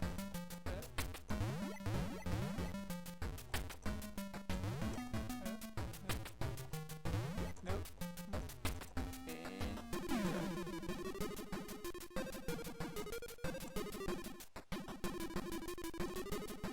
Yeah, look at that. Pipeline's broken again. Right. Oh, move it down. Yeah.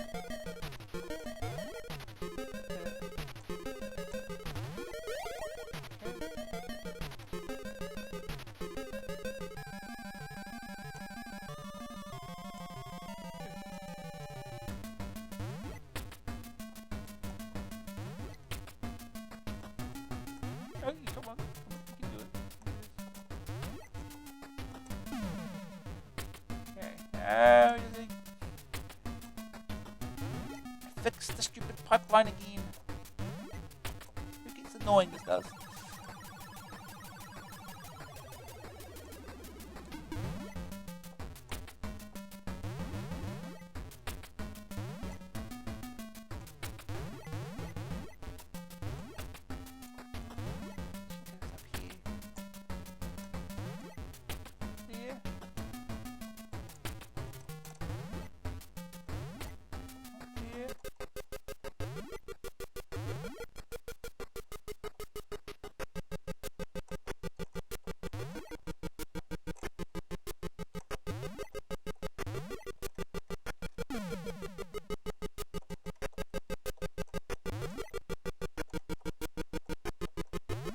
Oh, here we go. Same place as last time, huh?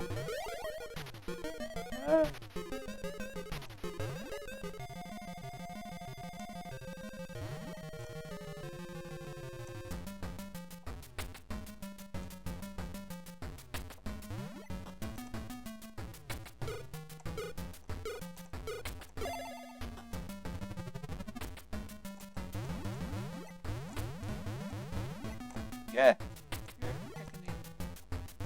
Close the airlock.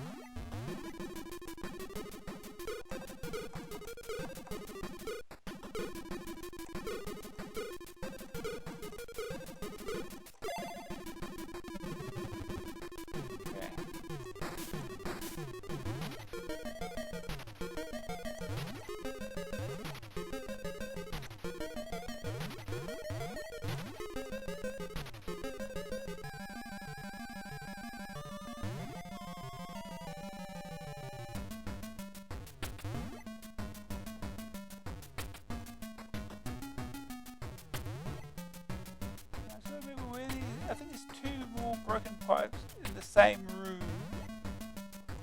Wires or whatever.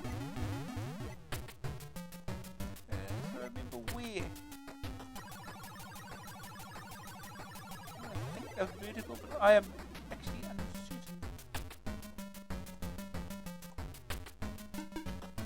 Let's go find out.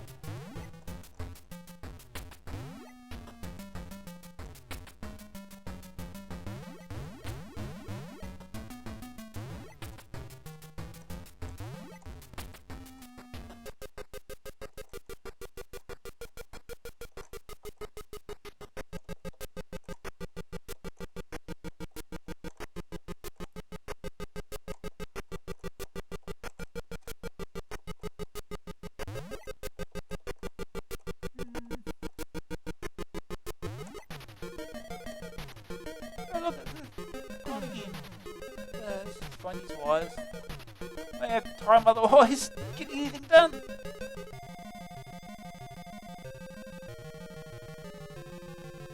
Over here. Over here.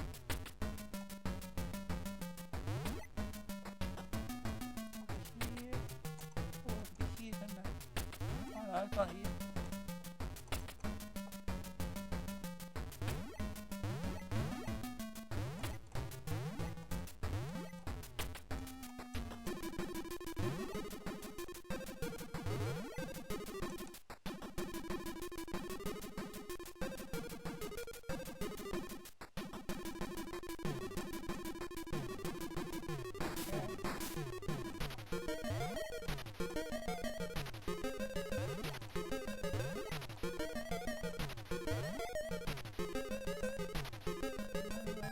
Okay. I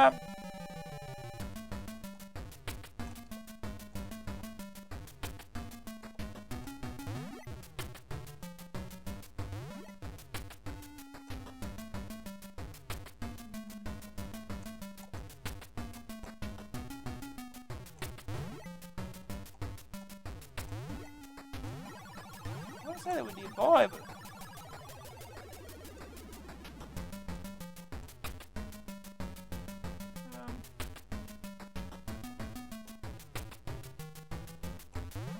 this way.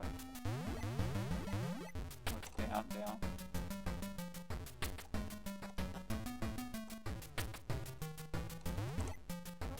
Down.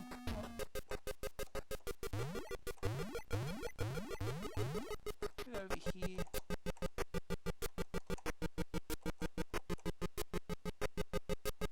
Yeah, I think I remember now.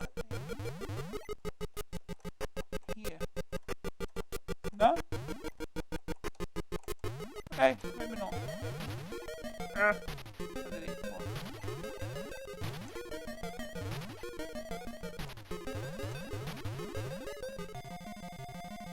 Oh, there's one there.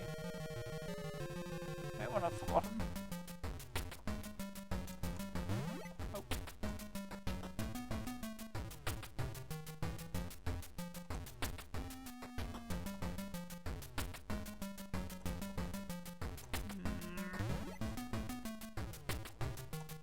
I know there's one area I've forgotten.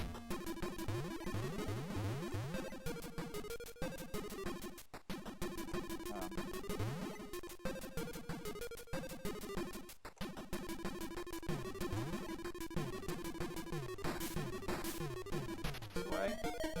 Fix this damn pipe before it kills us.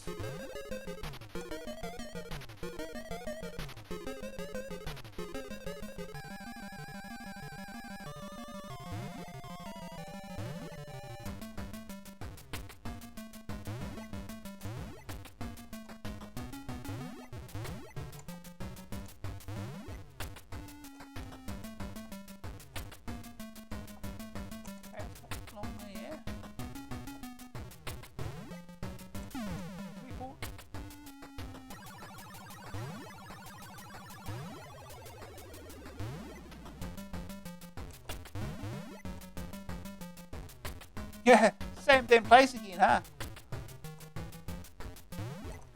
Come on, fix. Go.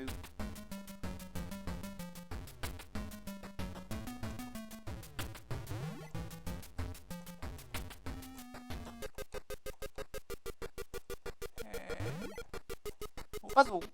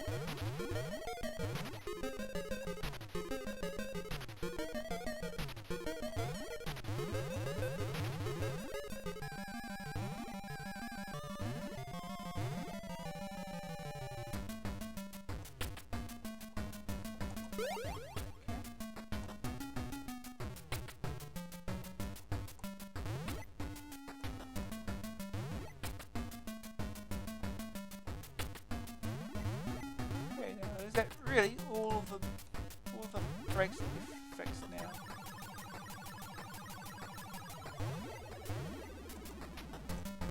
I get the feeling it's not, but come on. Let's go find out. If not, the game will be over. Oh no, power's running out too. That's not good.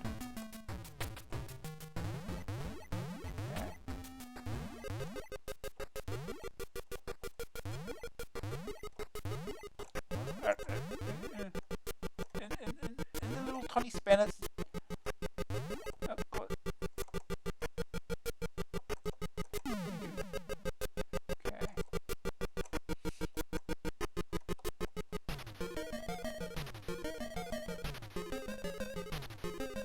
This is one of the things we activate. Okay, got something. Didn't kill us, let's put it that way.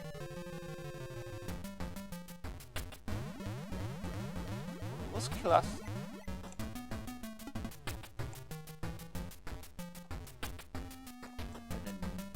That thing. It didn't kill us though, so it's a start. Let's go this way. We haven't been this way yet. Set recorder thing. Save load on that. Okay, I've got to open these. These are harder.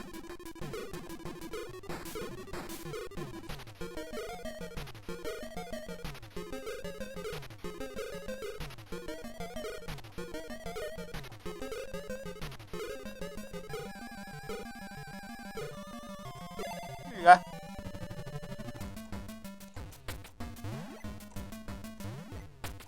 Open this one.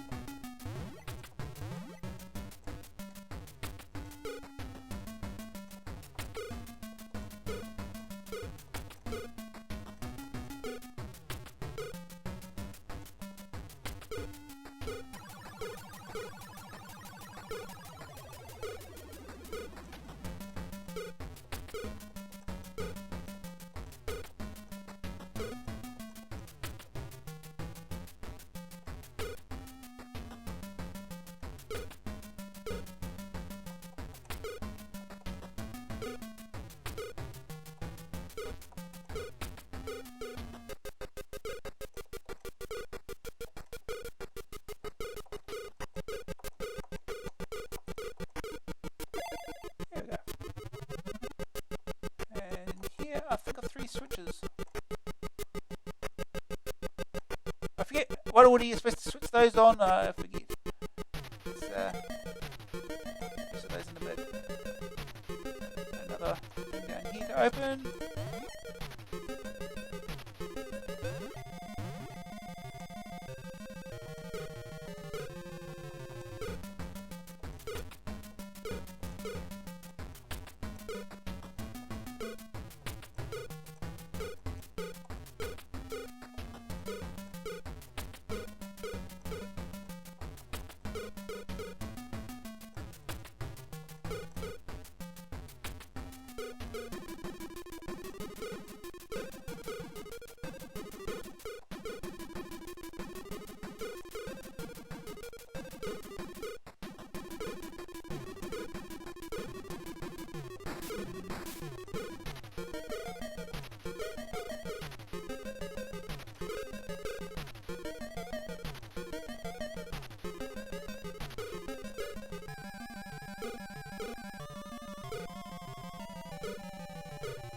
Here we go.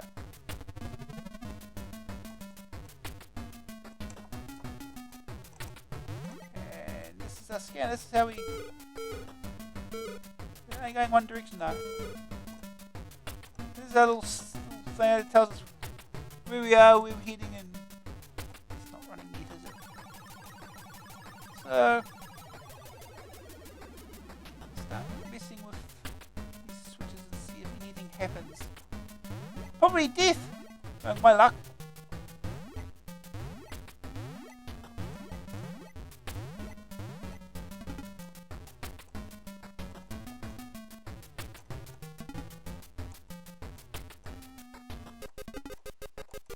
Did that do anything, I wonder?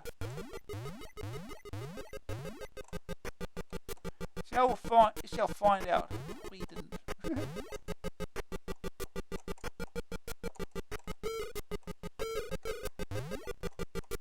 I think you gotta activate each of the engines, I think, to get it to move every direction.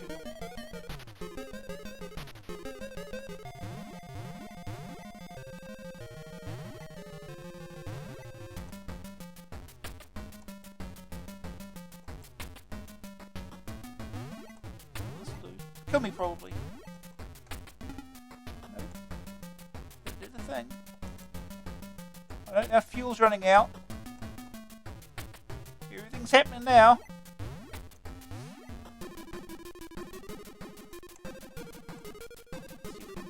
Out of here. Oh. What's that?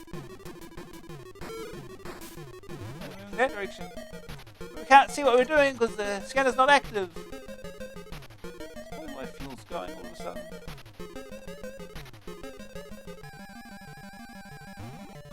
So we'll either hit something or we'll escape. We'll see what happens. Oh. The danger meters went. Yeah. The dangers to the ship have overcome you. You are a destroyed droid. Yep. I don't know exactly what kills you, but you did. The game is finishable. I'm sure I've got a replay of it somewhere. Just look through that little list. It's on the channel page. Anyway, we'll move on. It's only 10 o'clock somehow. That's right, 10 o'clock. Right, let's continue.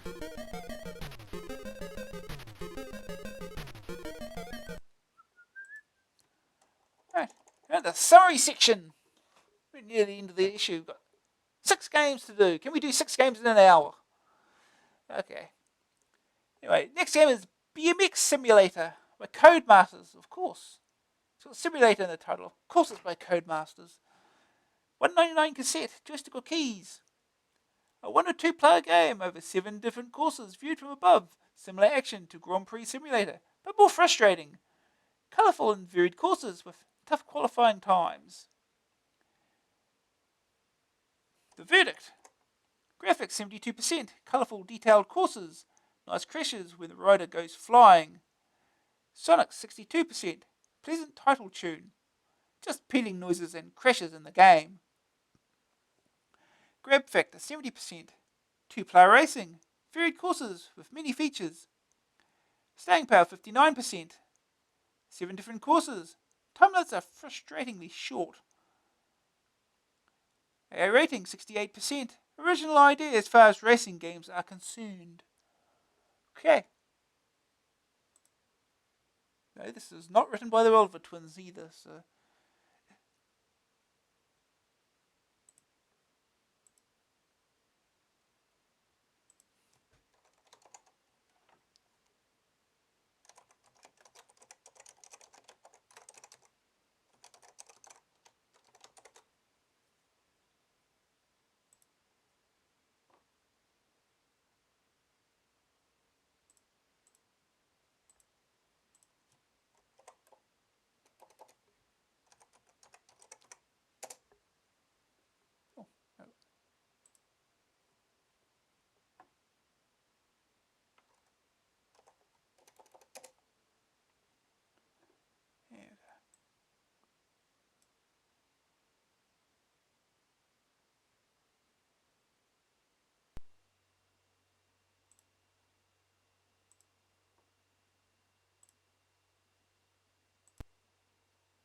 Okay. Onwards.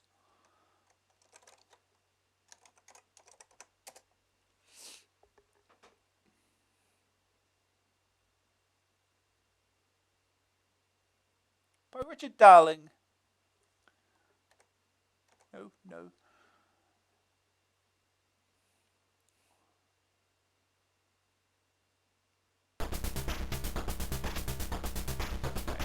controls.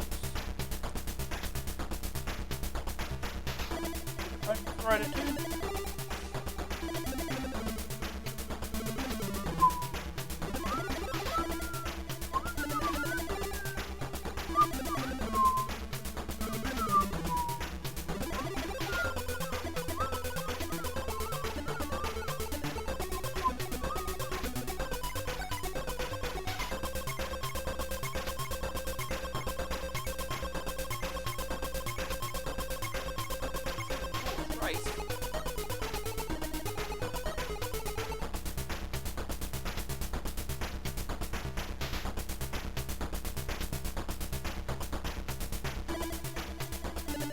That.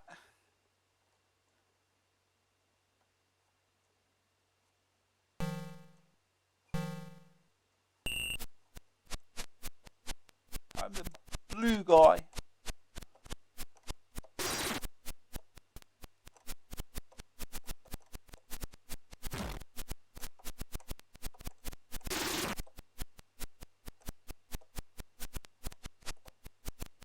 Go!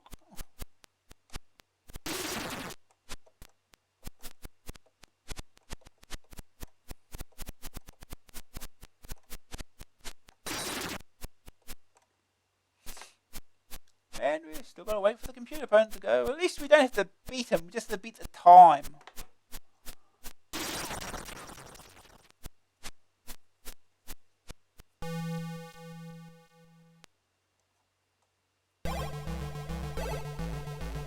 can have an action replay. You can watch the whole damn thing again. We're not going to do that, it takes too much time.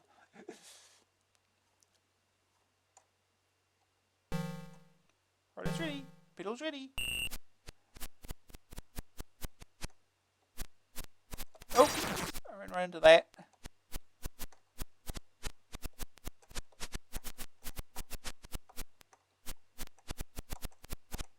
Oh! Well,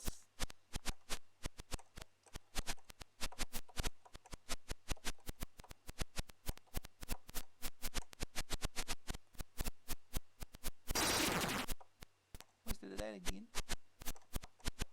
Oh, jeez.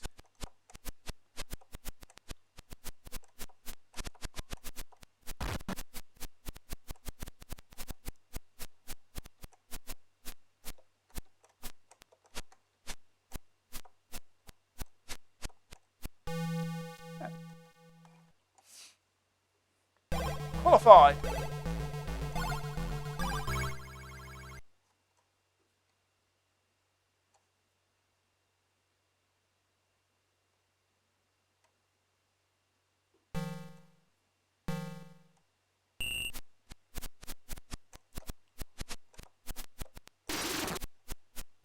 Yeah, you can't make the computer opponent eat dirt, future.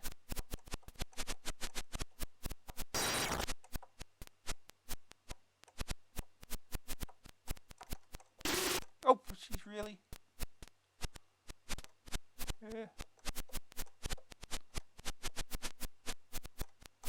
Oh. I think he's gonna let me.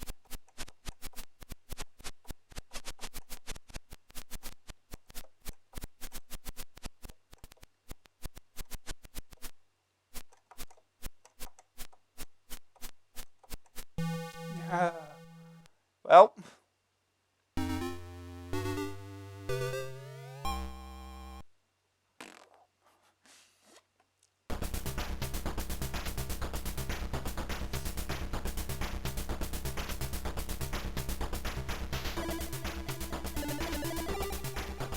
Try again.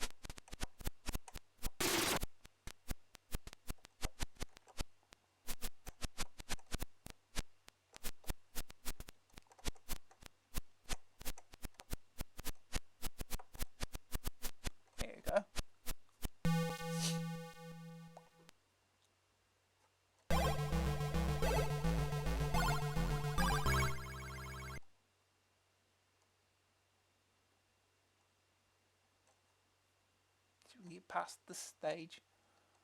35 seconds.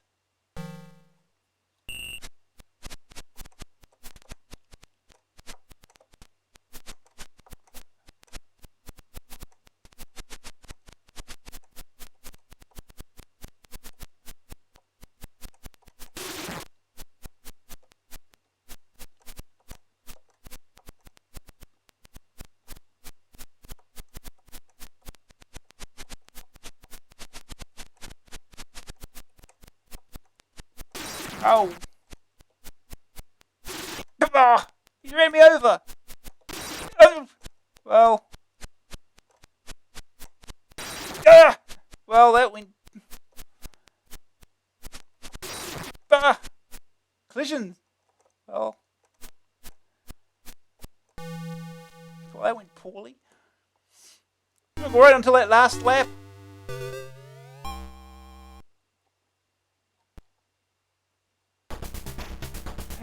One will go. One will go. Get past that third stage.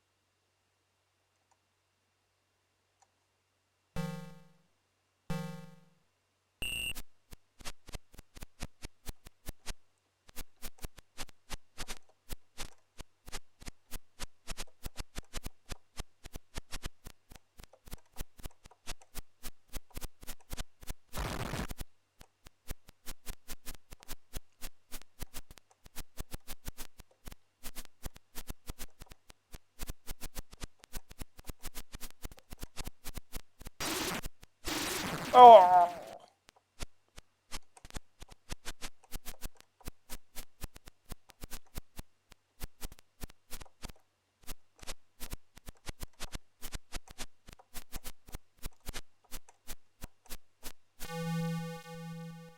Right. Still made it.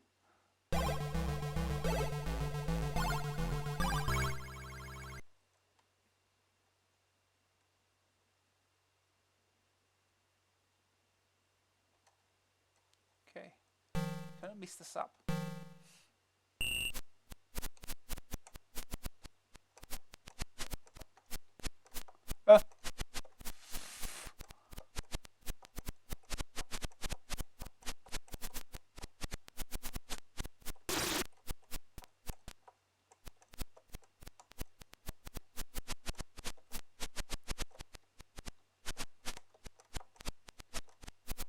Okay, no crash. That was weird.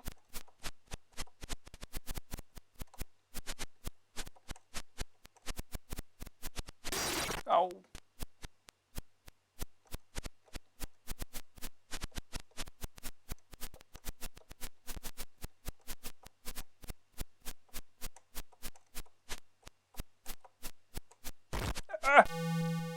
Oh yeah. Here we go.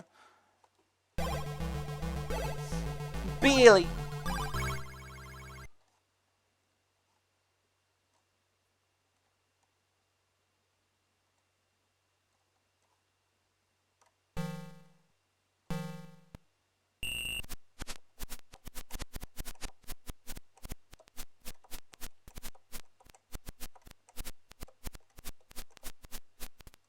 Oh. Well, this is going poorly already.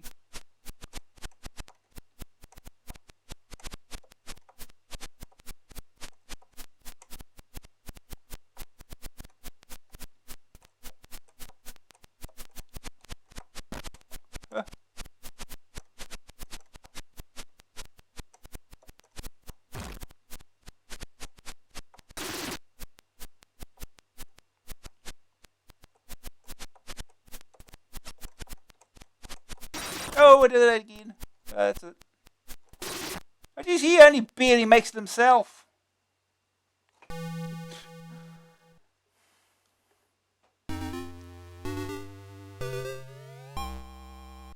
Replay.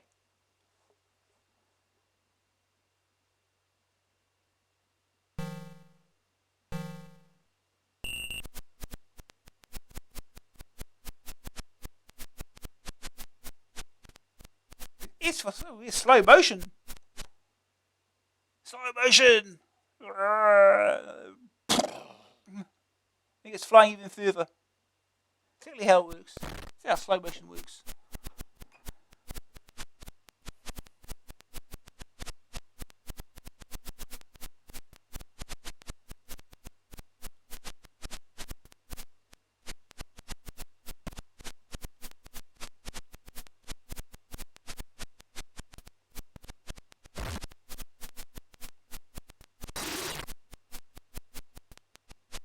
Yeah, I keep going over that stupid corner. And that happened again.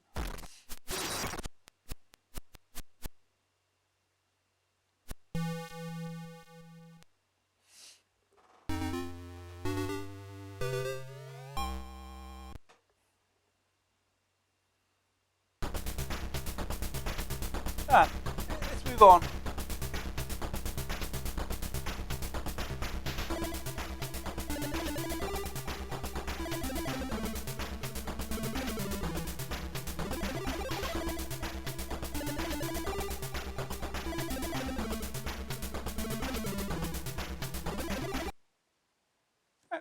Next game is Ghost Hunters by Codemasters. £1.99 cassette, joystick keys. By the same authors as Super Robin Hood. This arcade adventure is similar in many respects. It has an interesting two-player feature, player 2 controlling a gun to help player 1. Not as playable as Super Robin Hood, but still good value. The verdict. Graphics 68%, attractively designed and detailed screens. Characters are well animated. Sonic 75%, good tunes and speech synthesis as well. Grab factor 60%. Separate shooting cursor is novel. Too difficult at the start. Staying power 71%. Mansion is complicated with lots to explore and find. AA rating 68%. Good follow-up to Super Robin Hood, but not as playable.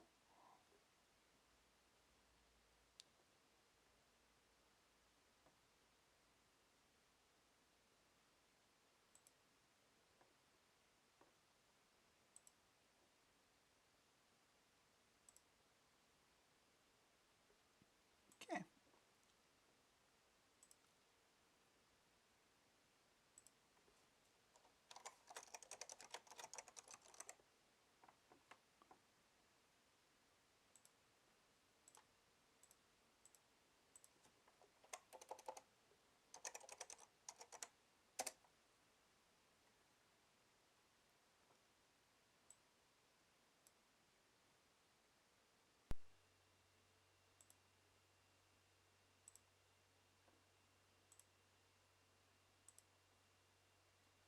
Okay.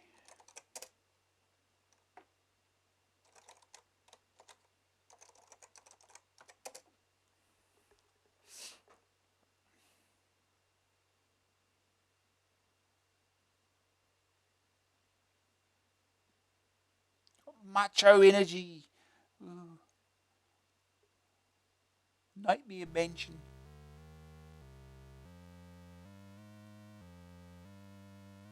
Okay, find keys. Left, right, up, down, fire.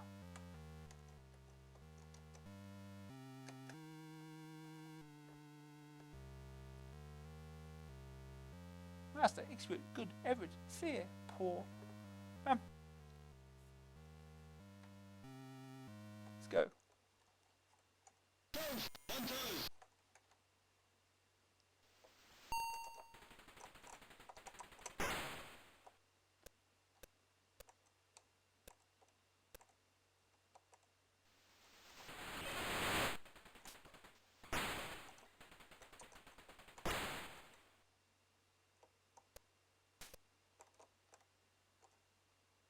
It's not working yet. Each item you pick up activates lifts. Oh, jeez.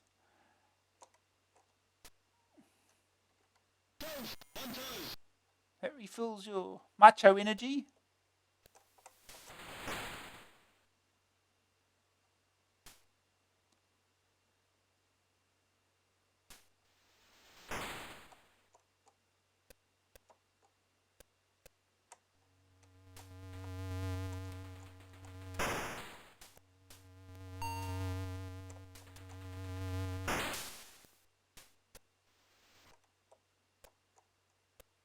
Basically, macho energy drains based on your thermometer.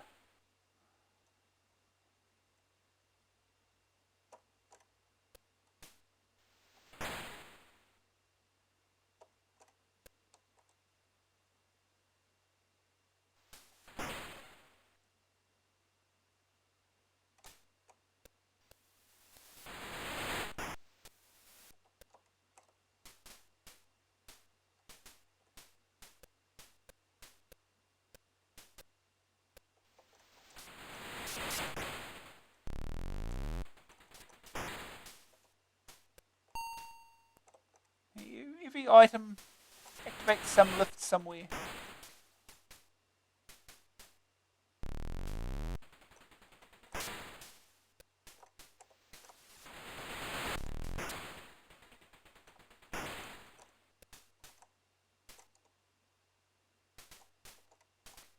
So I'll pick this up. I'm probably not coming back this way.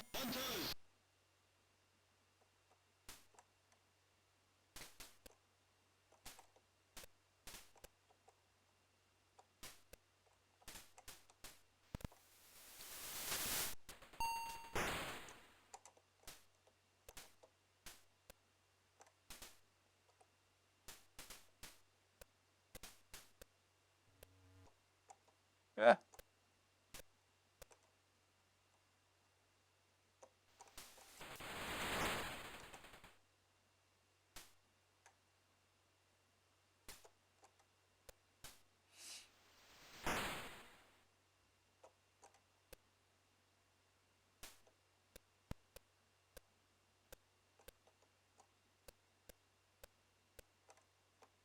It's not working yet.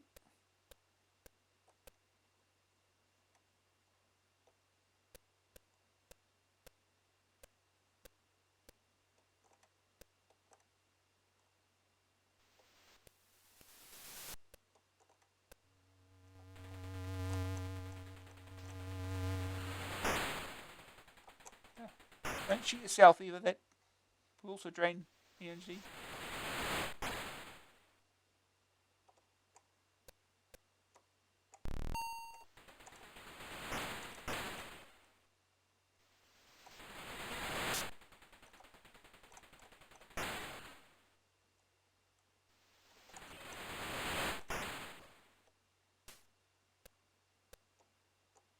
Yeah.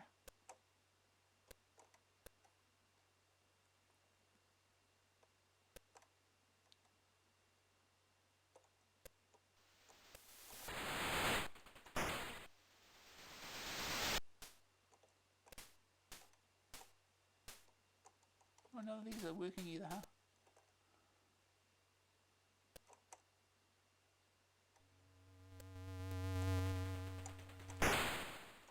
Yeah.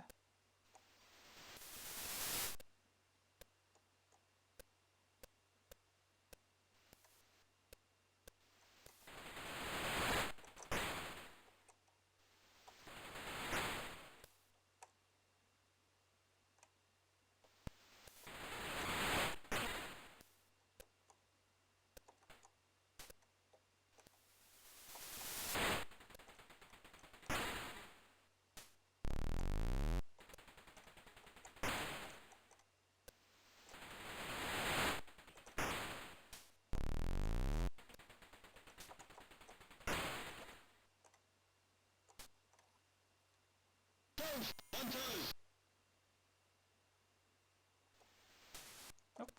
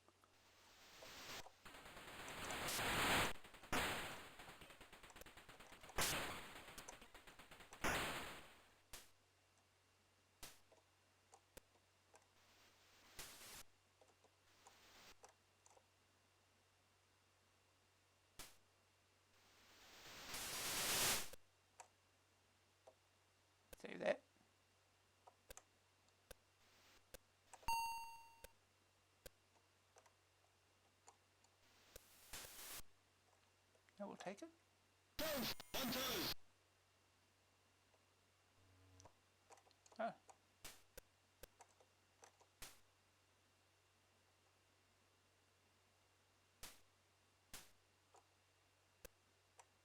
Nope. Falling is not a good idea.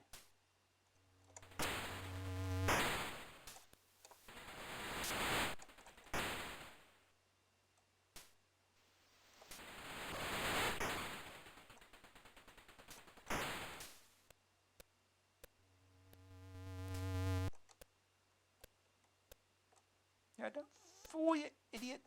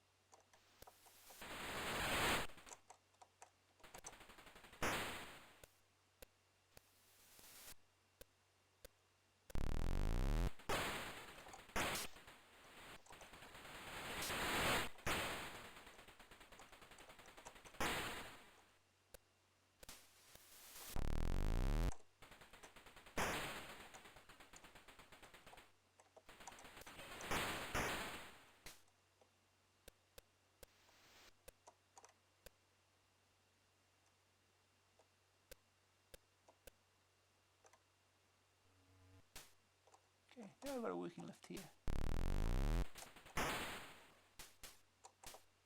Go!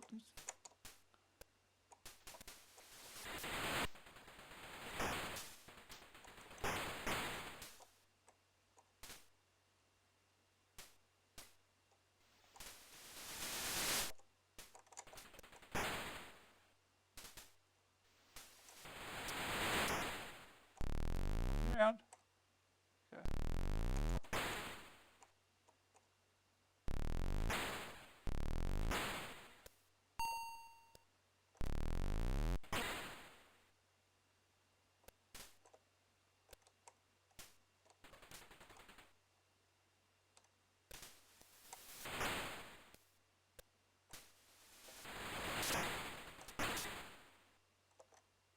Down first, I think.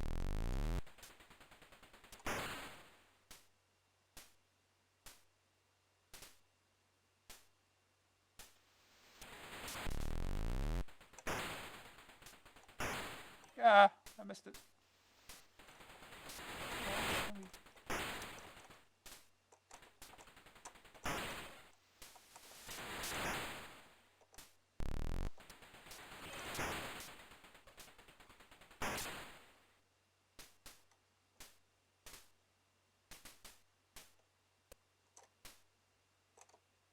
That way.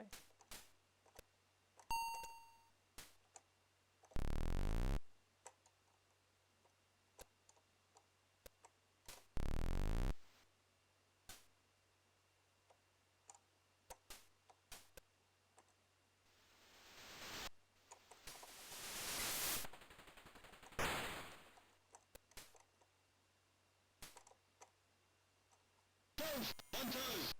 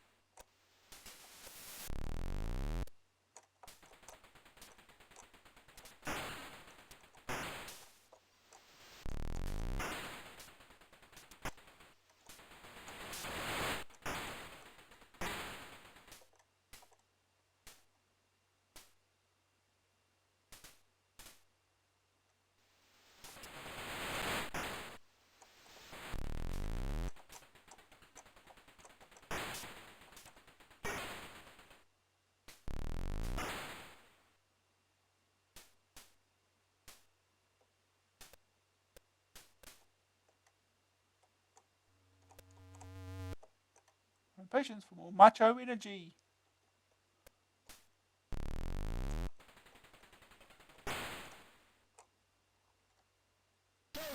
On toes.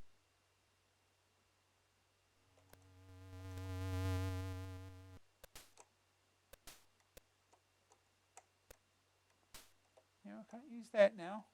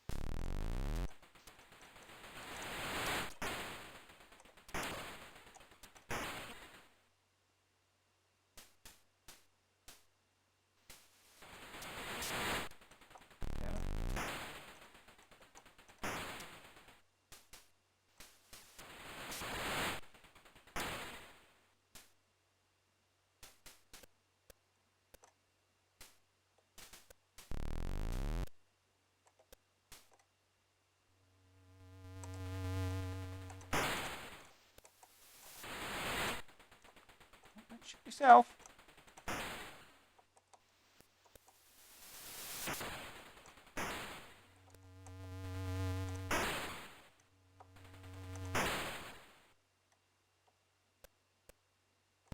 Potions for more macho energy.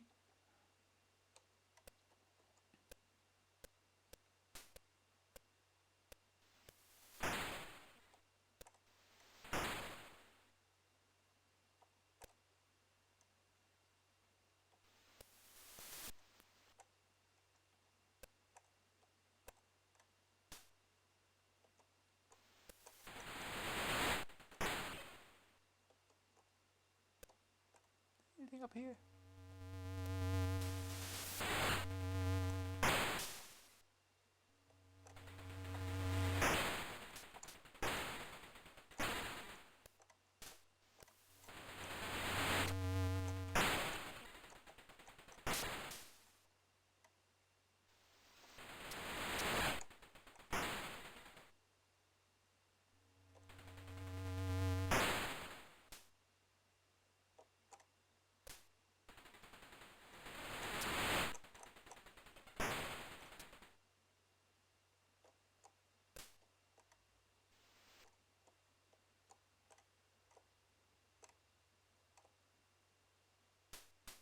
Yeah, there's nothing here, was there, if I remember. Yeah, it's just there. Right. Okay, let's wait for nothing.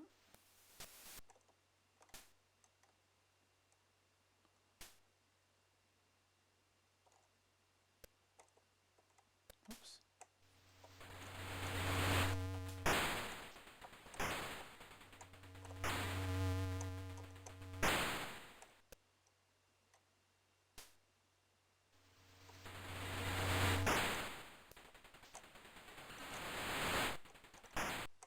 What's your energy low?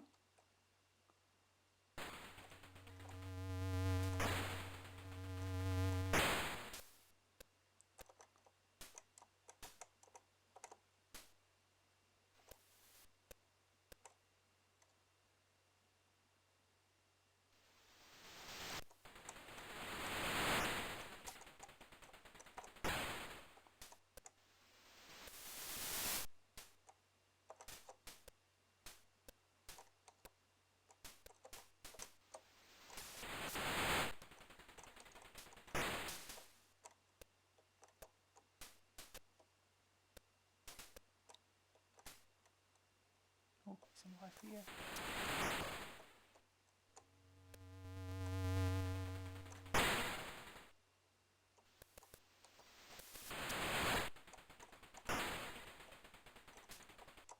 You failed. Didn't quite make it.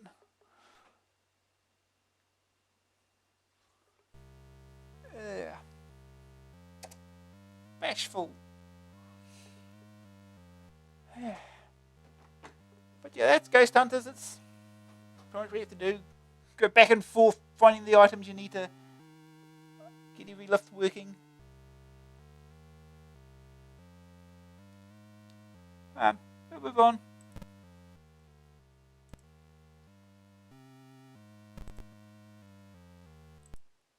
might be the last game of the night. Thunder Zone. So I think I've got 3 more games left there. Sailing. Yeah, and these 2. Nether Earth, Asphalt. Yeah, there's cheat mode. Yeah, so you got 4 games. Maybe we'll keep going. Who knows? Thunder Zone. Firebird, £1.99 cassette, joystick or keys. A shoot 'em up, which has plenty of aliens whizzing across the screen, but it suffers because they're difficult to hit. Shoot 'em up fans will find it frustrating and awkward controls don't help. The verdict. Graphics, 46%. Lots of pretty aliens scroll smoothly through the view. That's all you see. Sonic's 33%. Not much except some sound effects. Grab factor, 30%. Several different icons and skills, which don't give the game much depth. Staying power, 34%. If there's something more interesting to find, it eluded me. AA rating, 35%. Cheap doesn't always mean good value. Well, I don't think I liked it much. But this is one game I do actually have played before.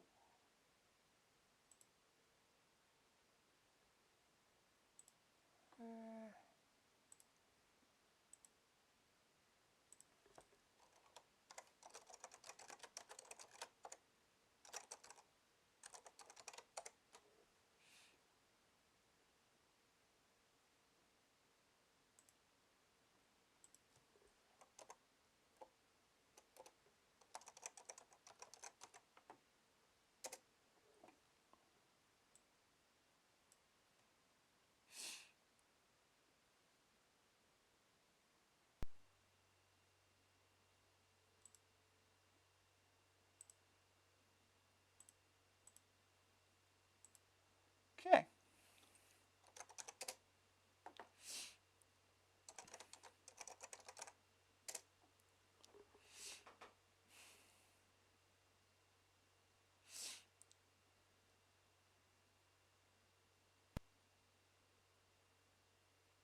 Well, use Thunder Zone. I think we just play. Try to play. Go.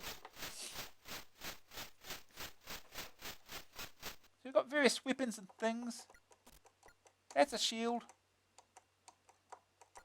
And this is the best weapon. Left and right to turn left and right. And up to move in that direction. Keep holding up to go faster.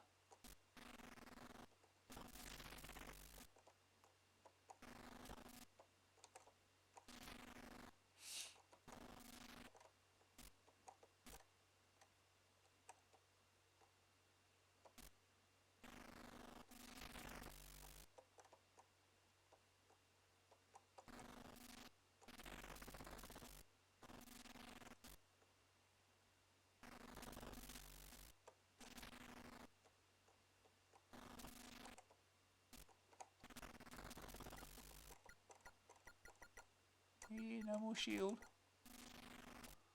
Until you repair, which is that last icon. You get a 3 of those, I think. Oh. You switch to this weapon now. Stupid weapon.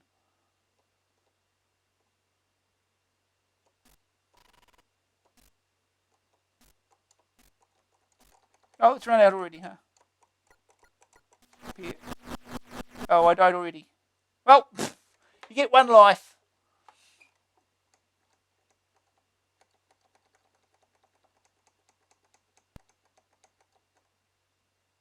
Try again.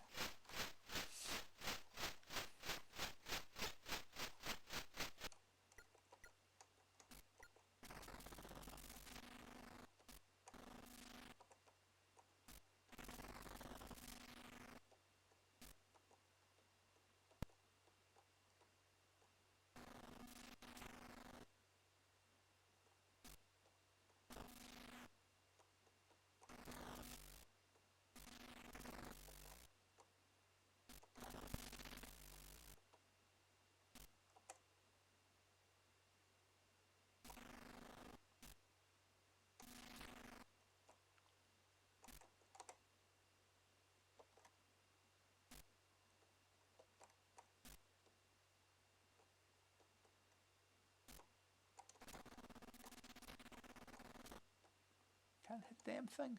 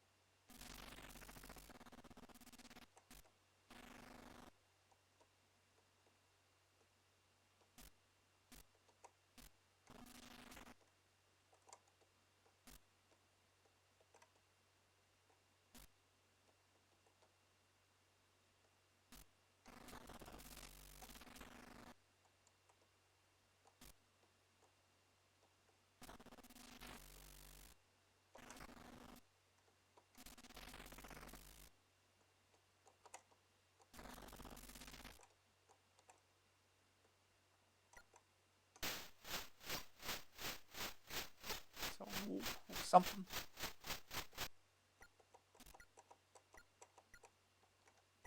You know, a shield.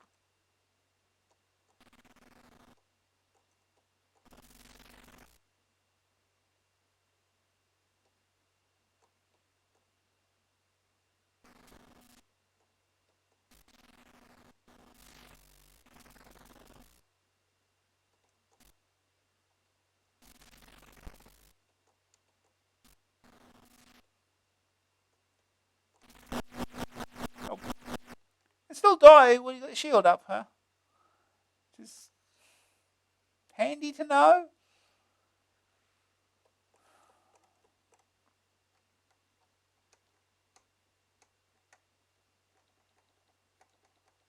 Get into your full name.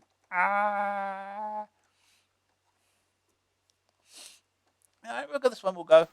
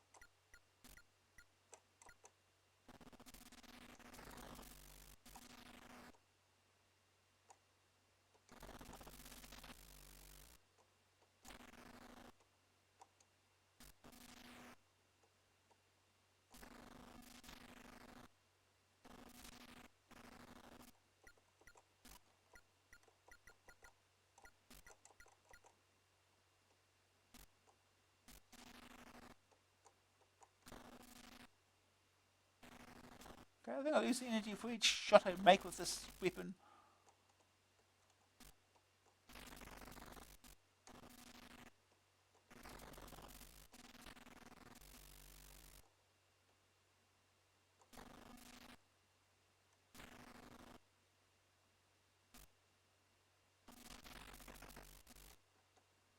I'm out of shots.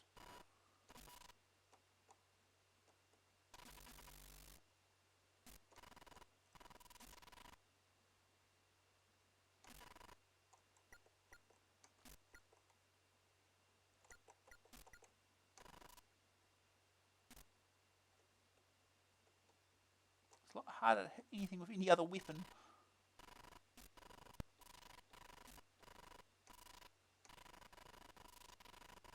But it doesn't use up energy, so I suppose it's something.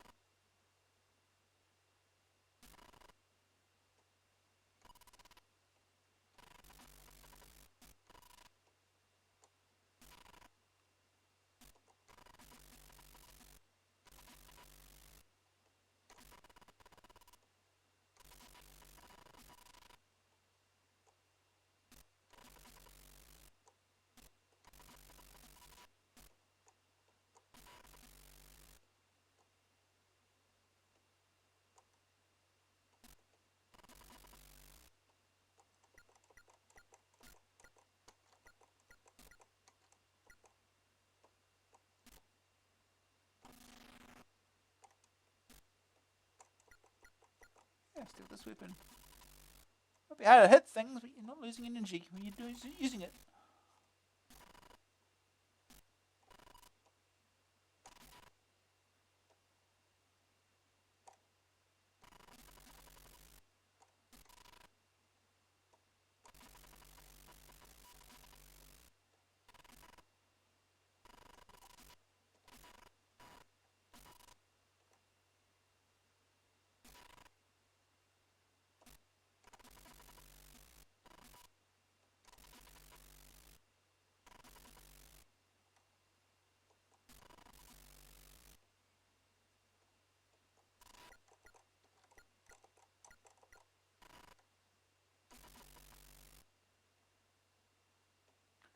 Yeah, but going around in any direction or anything, just go in one direction, hit something eventually. Like that.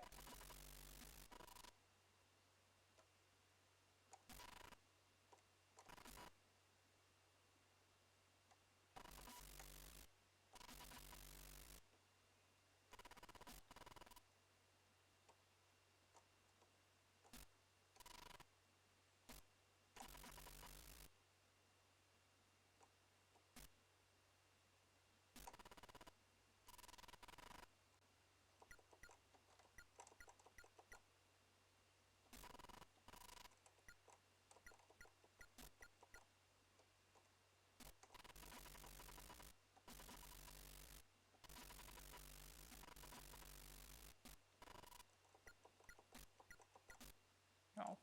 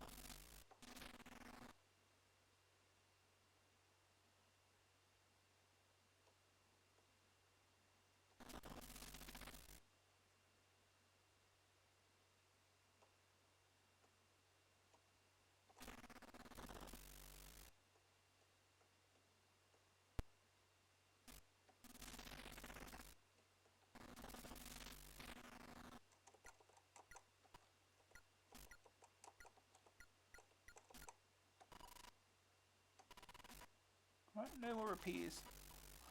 Okay.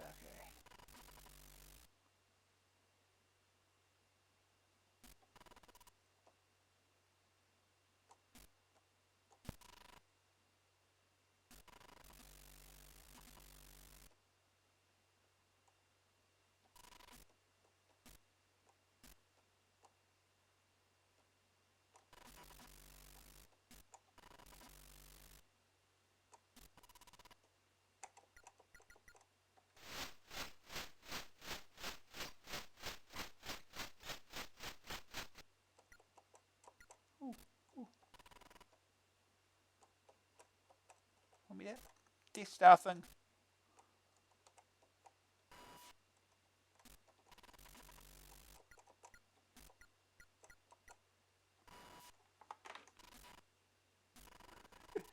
Fake game. Well, it's since this is one of those games I actually grew up with, it's a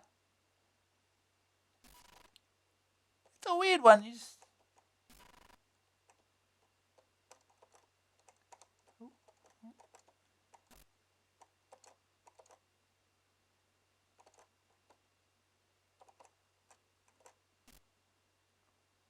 this way. There we go. That was worth it. There's another planet thing. I'll blow that up too.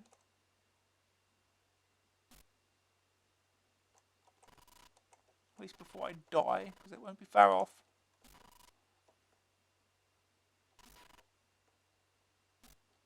Oh, how did that? That's just weird. How did that miss?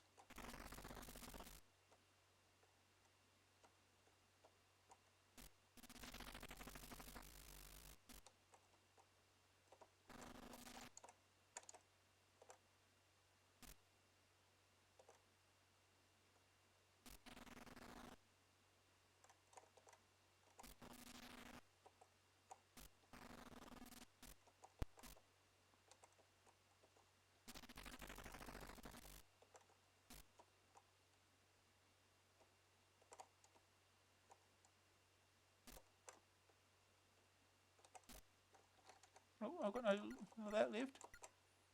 Some of this stupid laser left.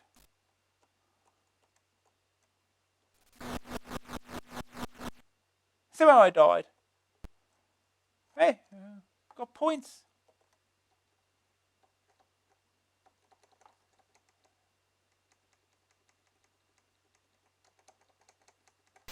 Oh, I don't want to start again. That doesn't matter. Anyway, we'll move on.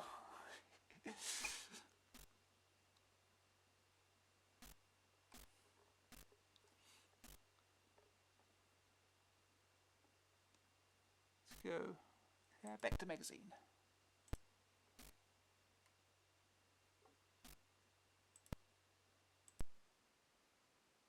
Alright. Next game is, oh boy, sailing. Excitement. Activision. $9.99 cassette, $14.99 disc. Joystick or keys. Sailing is a new and brave attempt at a yacht racing simulation. Yes, we've had a few of those before. This is nowhere near the first. You control a yacht for the country of your choice against another country's yacht in a series of races around a set of 3 buoys. Your country starts at the bottom of the league table, and you must beat each team to get to the top. Slow, uninteresting action means it doesn't have very wide appeal. The verdict: graphics 60%, convincing sea movement and looks. Colourful ships, yeah, the movement make you seasick probably. Sonic 67%, optional tune and soothing sound for the waves. I didn't find any music option, okay. Grab factor 32%, difficult control makes life tough. Hours at the helm take much practice. Staying power 51%, interesting ship design feature. Tough battle to the top of the table. AA rating 42%, comprehensive instruction sheet. You'll need to be keen on sailing. I think I prefer watching than doing it. Okay.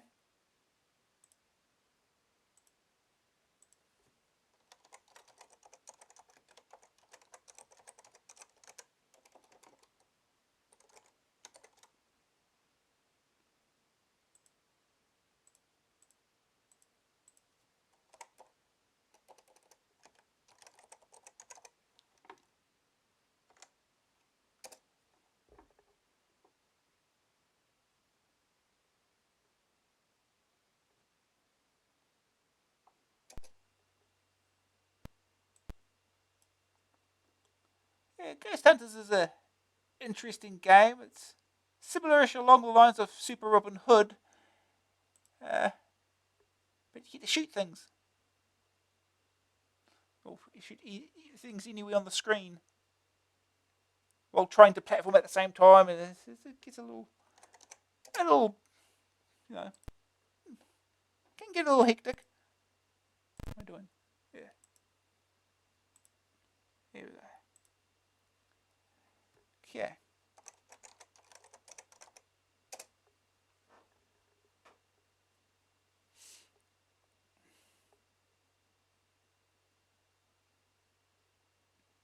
Starting the International Yacht Challenge game. Copyright 1987. Activision. Coded by ODE.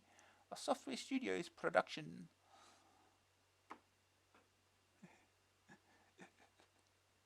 Sailing! Who was the most exciting name for a video game?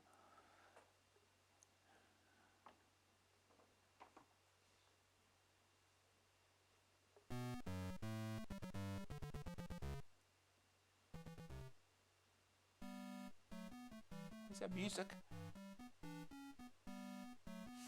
Level.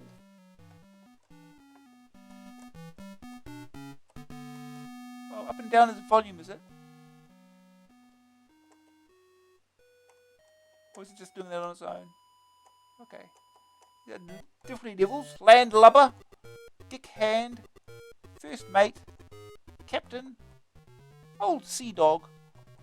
Stick of Landlubber. I'll be terrible at this.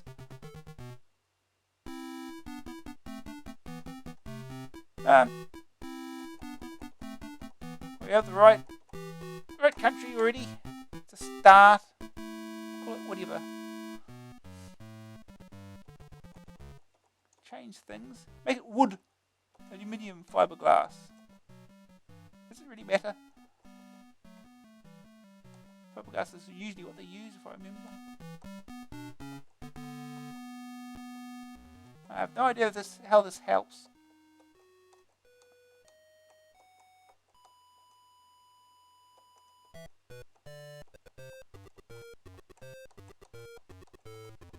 No idea these help. Okay.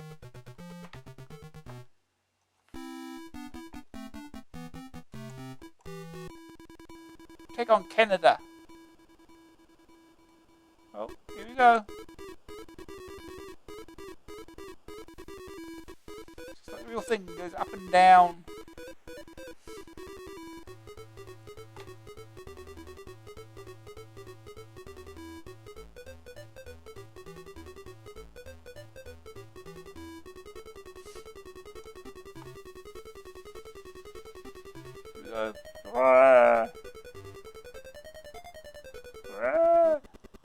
Up and down. Just like the real thing.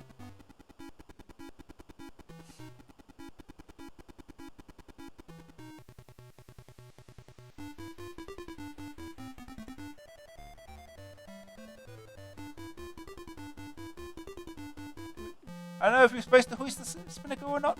I don't know sailing.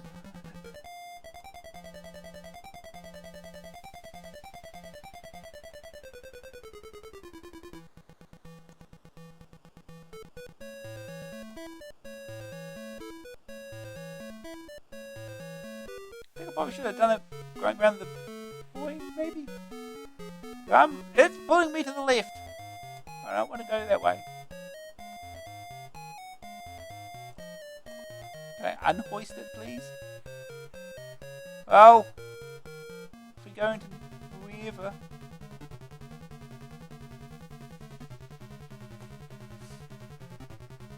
Well, I think I'm lost.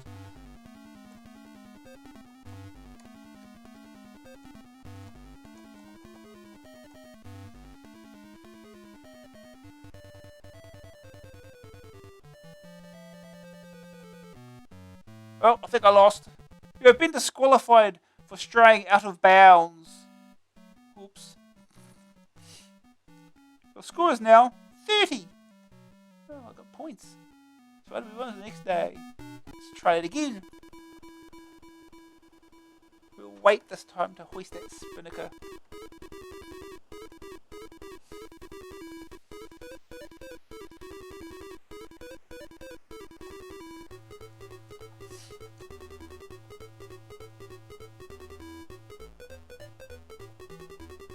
Don't seem to be moving forward.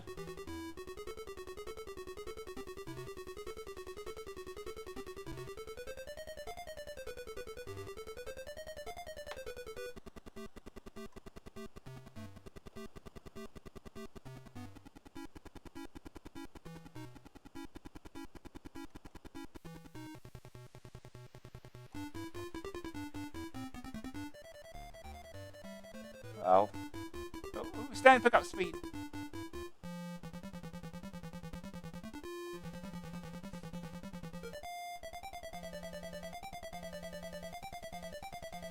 So why does the Canadian boat look like it's got Italian colours on it or something?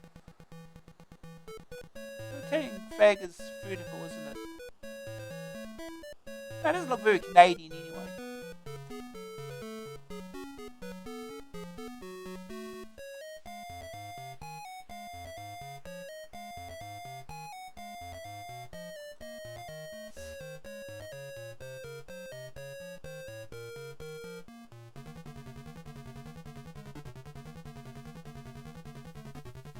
We don't want to hit the boy, do we now?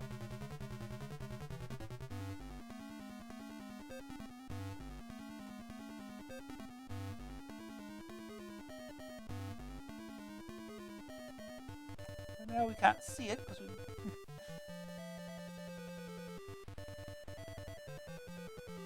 I'll just follow where they're going. Oh, it's up there.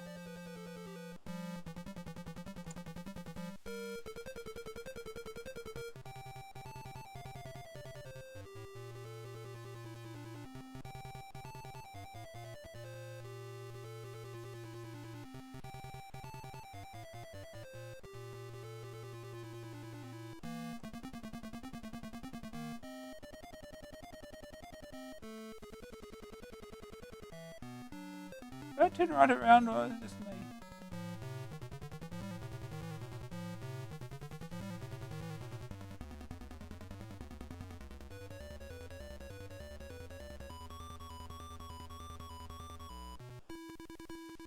Are we in the right direction now? I can't tell anymore.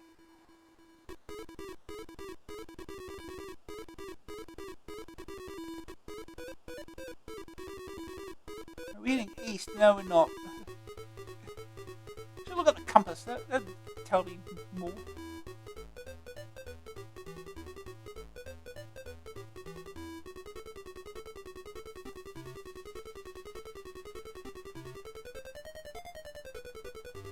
Oh, I think I'm winning this.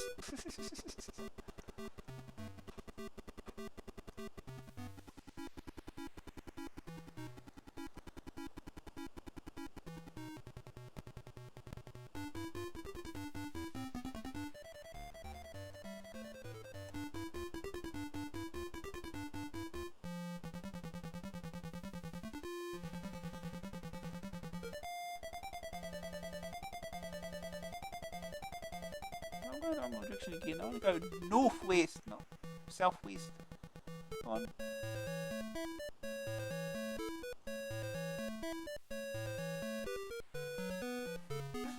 Okay, there was the wrong thing again. Easy to go off course without noticing.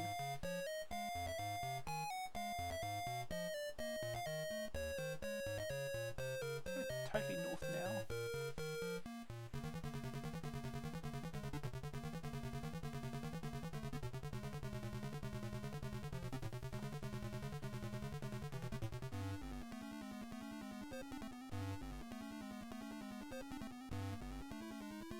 There it is.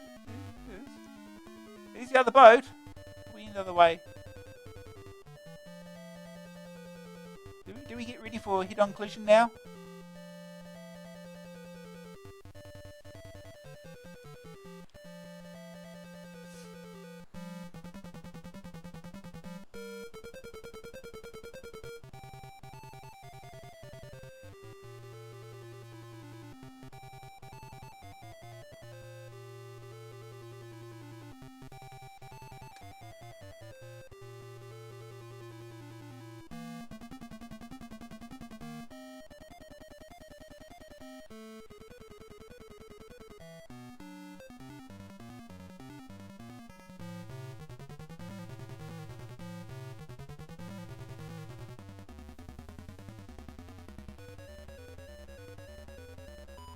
around it now.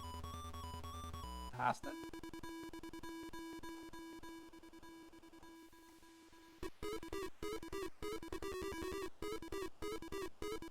Now we can go southwestish.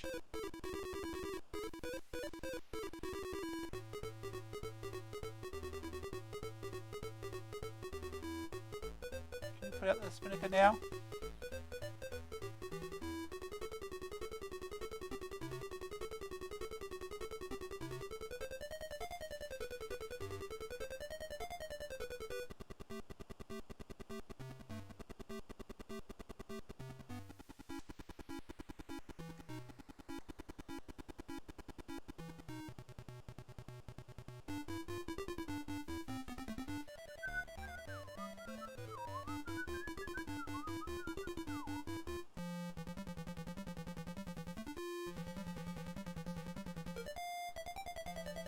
Well, hoisting the spinnaker is just by pressing the fire button. It's not obvious how to undo that though.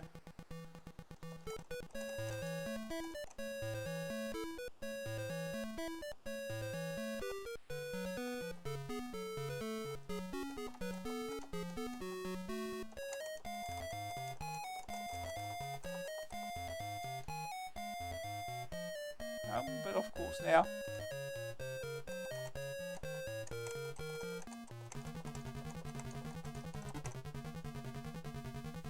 Yeah, I think I'm going to be out of bounds now.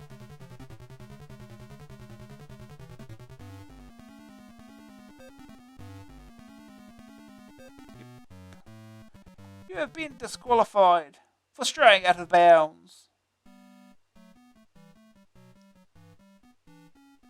The score is now 250. Okay, let's look at this manual then.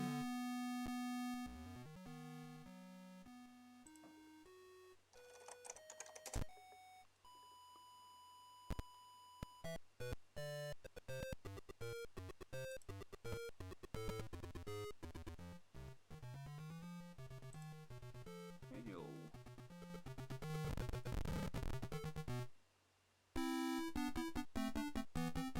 English.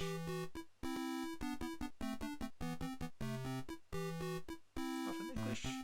It's in English.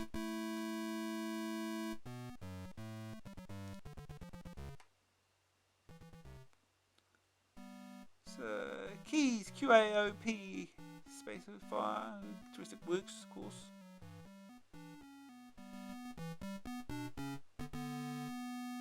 Change level. It's on the title key, title screen.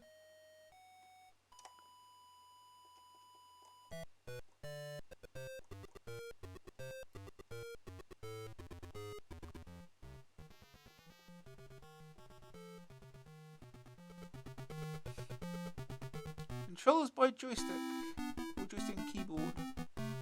Left to right controls the hand on the tiller. The spinnaker is hoisted lowered by winching it up and down. You're waggling the joystick for this. It is achieved by pressing fire and then rotating the joystick lever anti-clockwise for up, clockwise for down.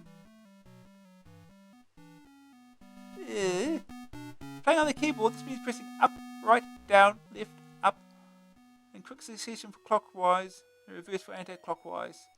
With practice, sail changes can be achieved fairly rapidly.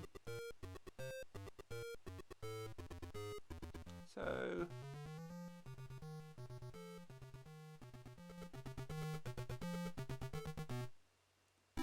rotating the joystick lever anti-clockwise for up, clockwise for down.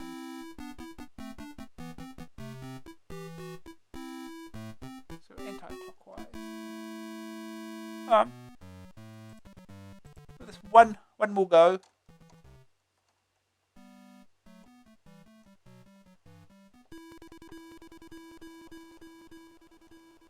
Okay. Which way we're going now? We can see where the boy is from here. First one.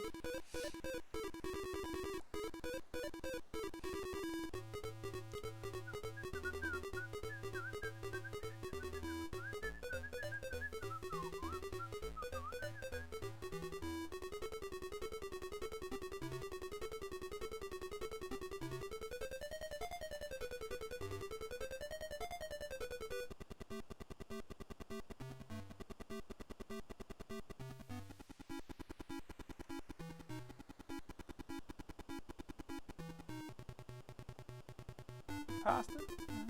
So, this one. Don't want to go straight west, we want to go northwest. This way. More north now, I think.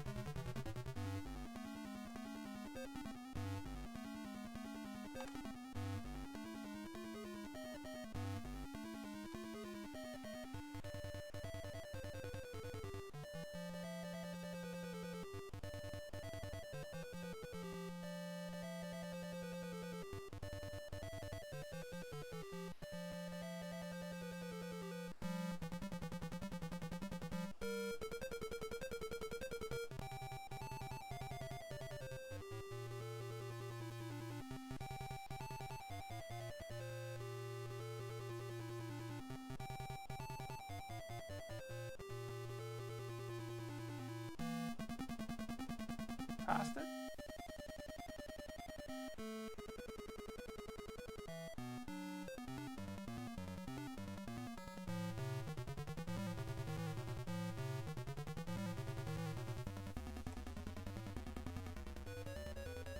Go past it? Yes, we did. Okay.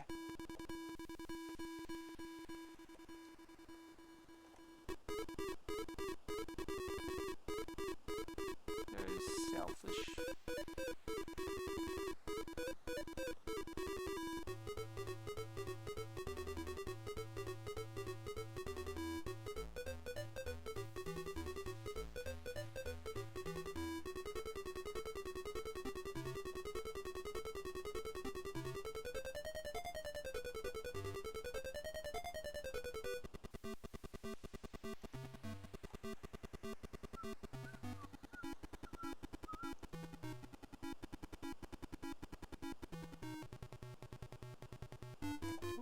Wrong direction.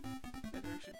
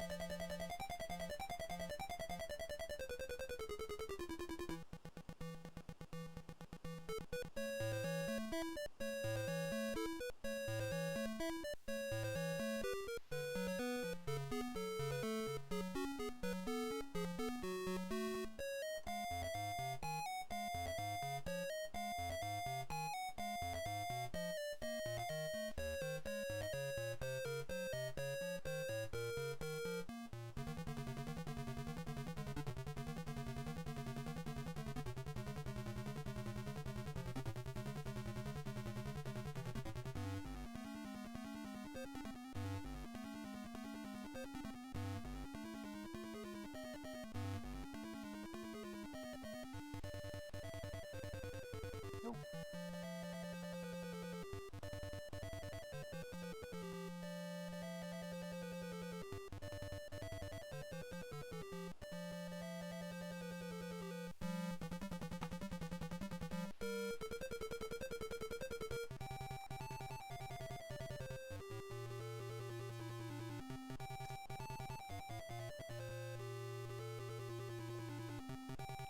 Head east.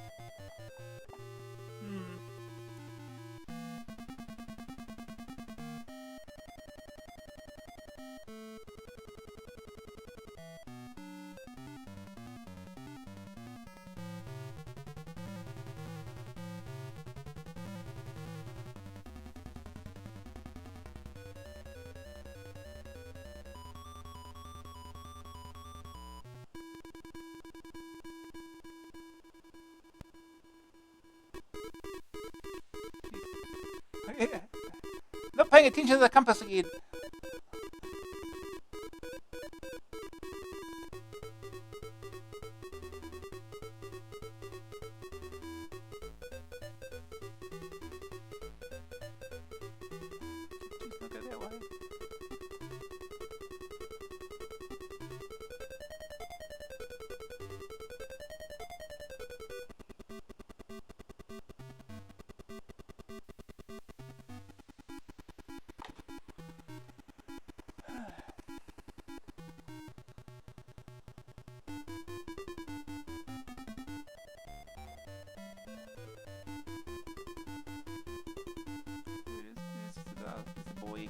we started.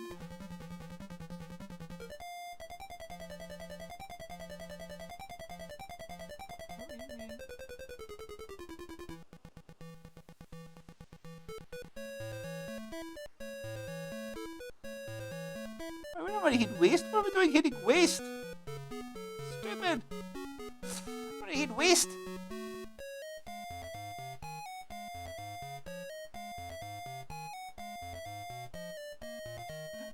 God damn it, really?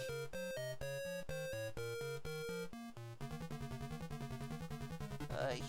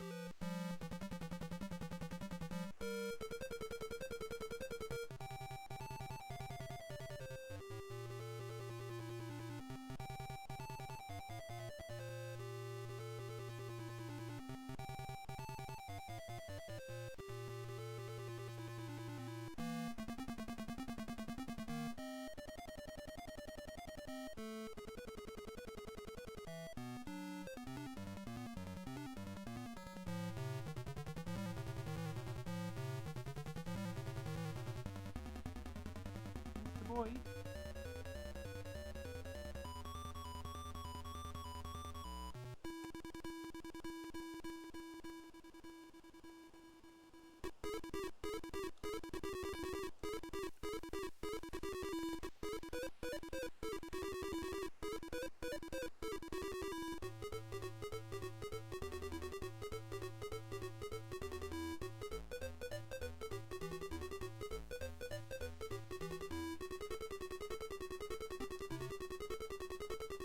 Close.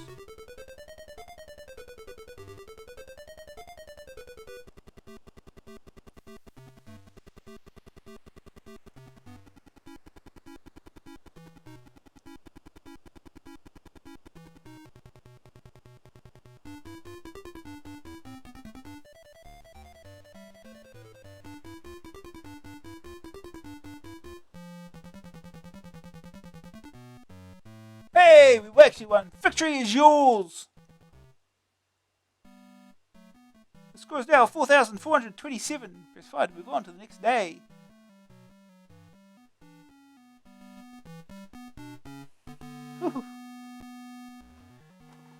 Okay, I think that's enough sailing. We've got 2 games left in this issue. Should probably get them done with, maybe.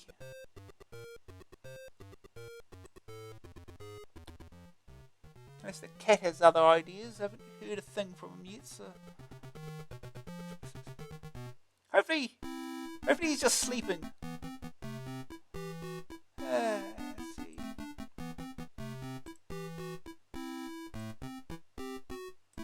Okay, next game. Hydro Fool. Worth shelling out for. The Woolwich Arsenal Times. A game for the hard of hearing. Hearsay Magazine. Whale Kipper, Welk Home, and the Eel Side. Cardiff Choir News. Give me a bad headache and made me a nervous wreck. Mrs. Lighthouse. Very fishy. Society for the Preservation of the Obvious. Could be filled. The Halibut Hall. Andre Prawn. Spectrum $7.95, Amstrad $8.95, available mid-May. Featuring Hydromation. Fancy way of saying it's another 3D isometric game. Okay, next game is Nether Earth by Argus Press. $9.95 cassette, joystick or keys. Games requiring mental dexterity are definitely flavour of the month. And about time too. I've always enjoyed the type of game where a long, hard struggle always occurs and well-considered battle plan is required. This continues the run of much improved Argus Press games, perhaps a result of a more considered battle plan on the part of Argus. The game takes place at a long, scrolling, narrow strip of land. You start at the western edge and it runs upwards and off to the east, to where the enemy are positioned many screens away. You control an anti-grav unit which can fly freely along the map. You may think you've stumbled onto a Zaxxon ripoff at this stage. Such is not the case. A quick trip to the top of your headquarters building will reveal that fact. The HQ is your war base, and the nearest building at the start, scattered along the strip of land, are other buildings and features, including factories, walls, hills, and crevices. Everything except the factories serve just as obstacles to your later activities. Further up the strip are 3 enemy war bases. Your aim is to capture or destroy all of these. Landing on the HQ takes you to a screen where you can build robot war machines. These can be made up of various modules. The first are the 3 types of chassis unit, and 4 types of weapon, and an electronic module. The chassis types are bipod, tracked, and anti-grav, which have different capabilities for coping with the terrain and, of course, different costs. To produce the units, you have to allocate limited resources. This applies to the other modules as well, so you have to balance the cost of the unit against its effectiveness and task. To start, you'll have very little to play with, so very basic robots of a chassis and 1 weapon will probably suffice. The weapons are cannon, missile, phasers, and nuclear. They have different ranges and power. The nuclear bomb being very expensive and used for blowing up factories or war bases. Once a robot is built, you can dispatch it into play. Outside the war base, the robot will halt until you fly onto the top of it and give it some orders. You can either have the robot under direct control, or, as will nearly always be the case, give it orders to carry out on its own. You can tell it to stop, and defend a spot, advance, or retreat a specified distance. Destroy robots, factories, and war bases, or capture factories and war bases. The factories are the most important feature. Once they are under your control, they can produce more resources with which you can build robots. However, the enemy will also be acquiring factories to build up their own army of robots. At the outset, the factories near you will be neutral, and you will have no interference. You need to capture these quickly and try to build a force that can fight back against the now invading enemy robots. Just holding the enemy off will be tough enough. Attacking their factories and war bases requires real forward planning, good marshalling of resources, and a smidge of luck. The fact that you play general and leave the robots to do most of the work on their own is really what really forces you to think through what they've got to do. You can directly control 1 robot at a time for both moving and combat, which is useful for some situations where a specific task is required. The robots exhibit just enough intelligence to perform their tasks without actually making your decisions for you. If left entirely to their own devices after leaving the warbase, you'll lose.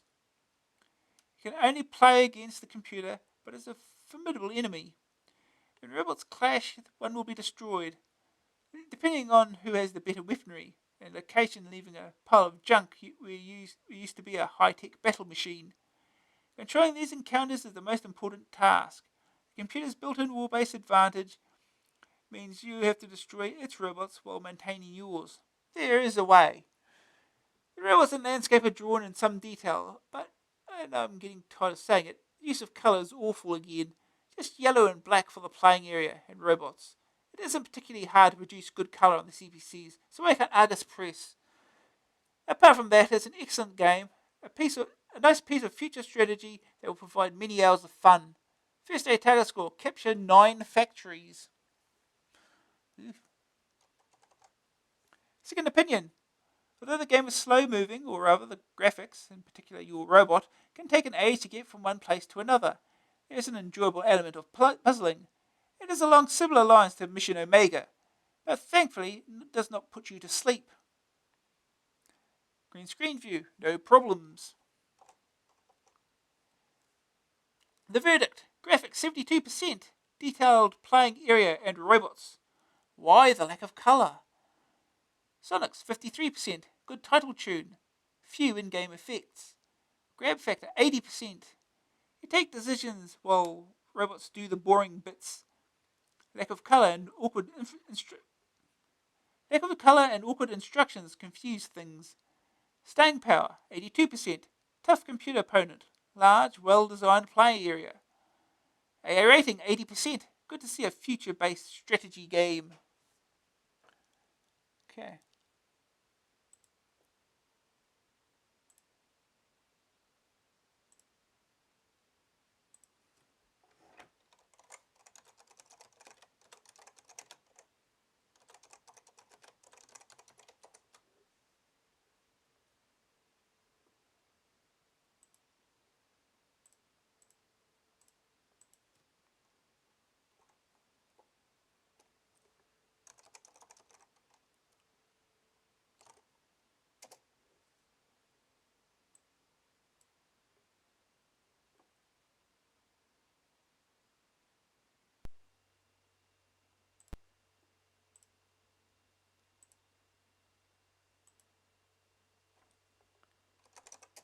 Okay.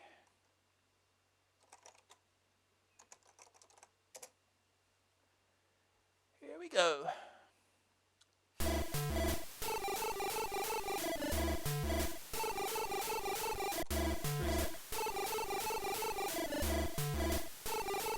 Icon design limited receipts. Nether Earth. Parade. BTC.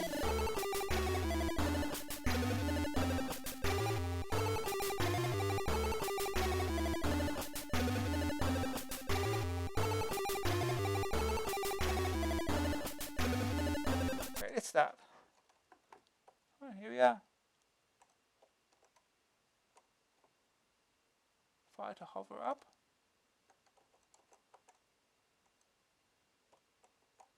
Okay, robot construction.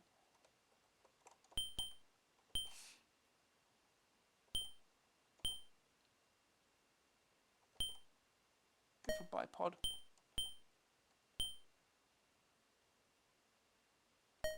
Cannon missiles. Start robot. We have our robot.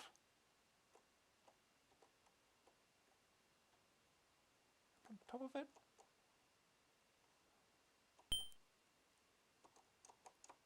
Give orders.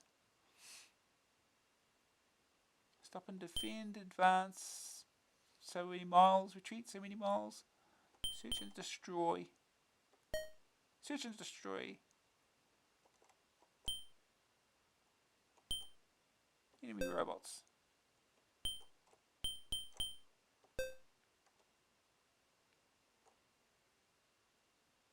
It'll go do that.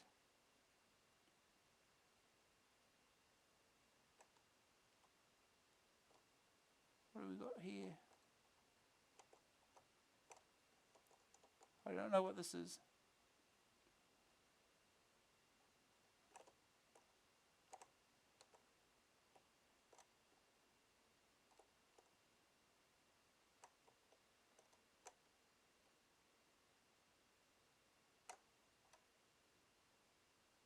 No, does it not do nothing? Let's explore. We're exploring. Are these factories here or?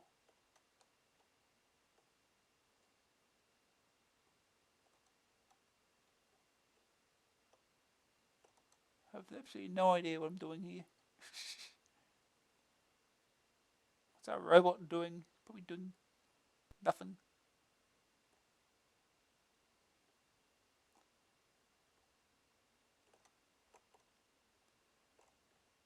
Okay.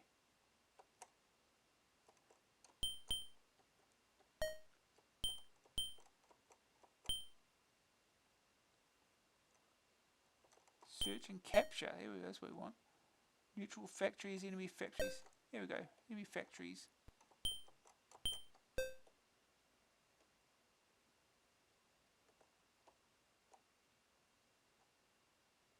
Let's build something else.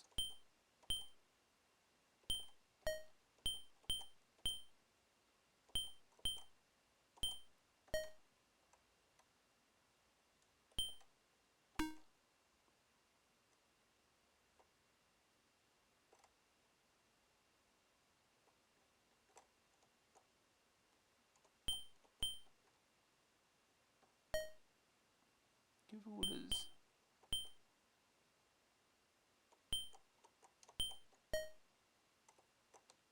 So how long is the mile here? 20 miles.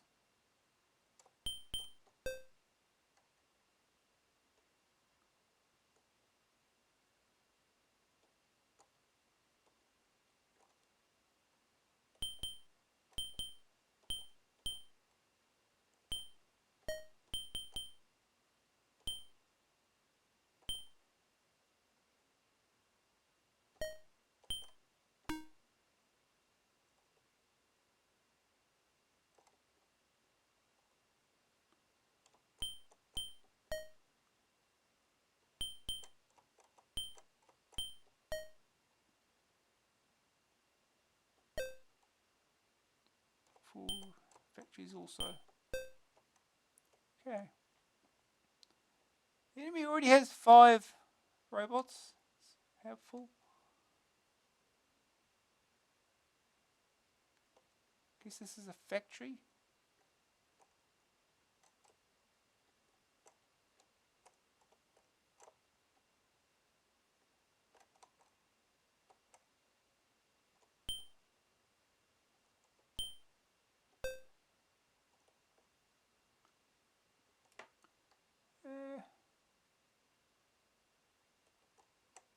Oh, he's leaving.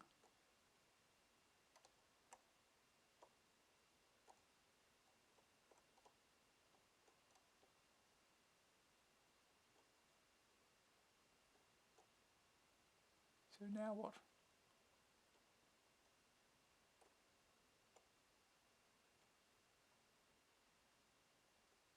He's got 7 robots now. Oh boy.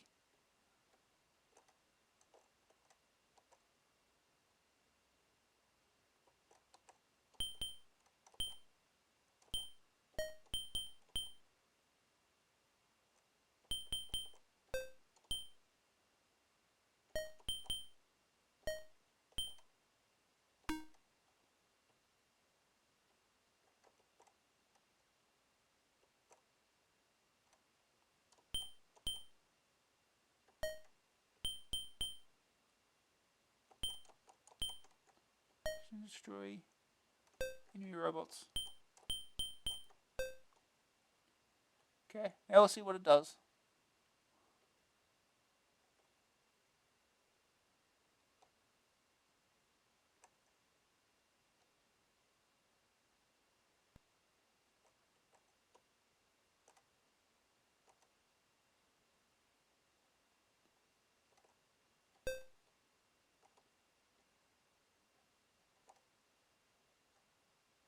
Okay, yeah, we're getting more resources. This is progress, I guess.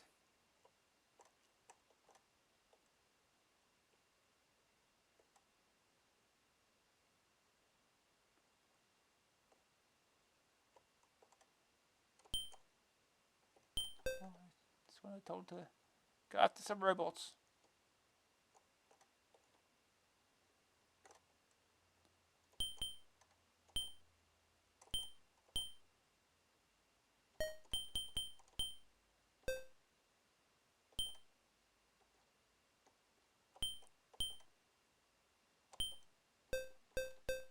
What? Oh, wait.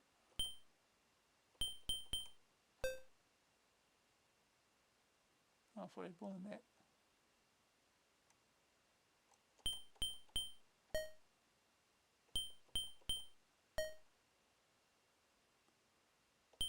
Okay.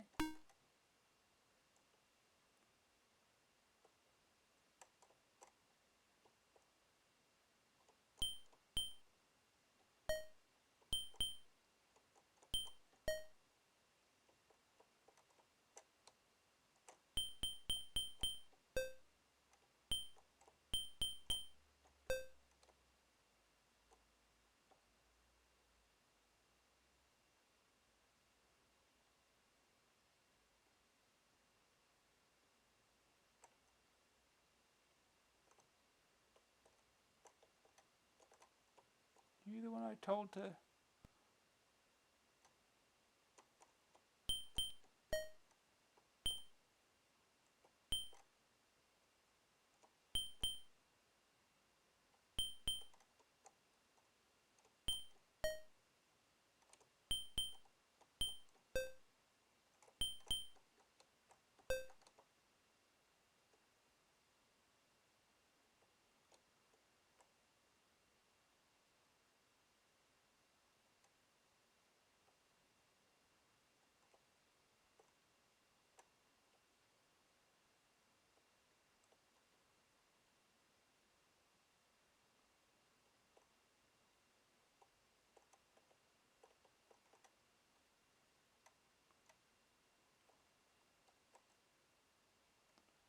That's something different here.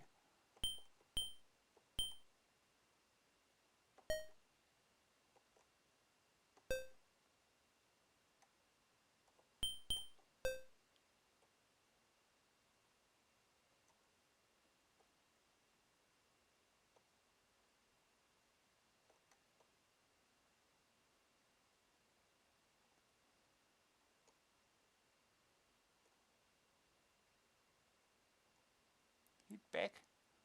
Make some more robots.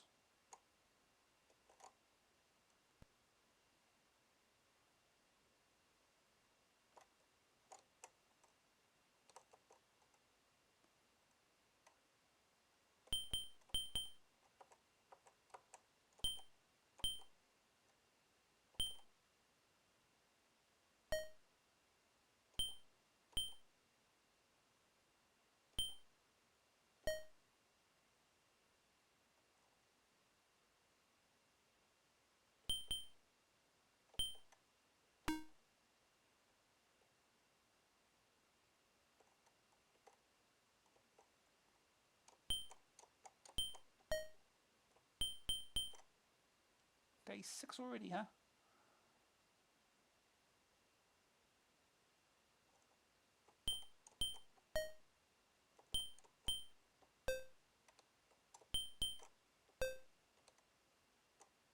Not much is happening really yet.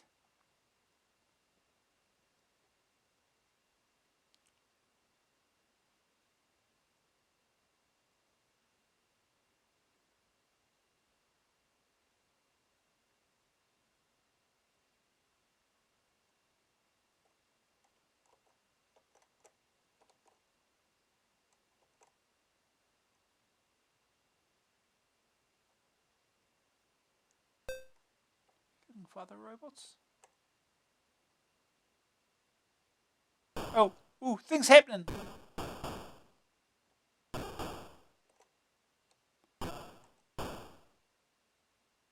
Oh, he died. Oh, something happened.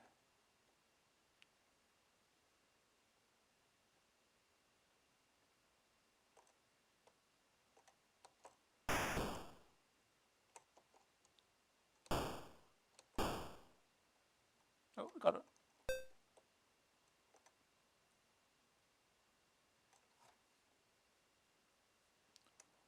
Ah.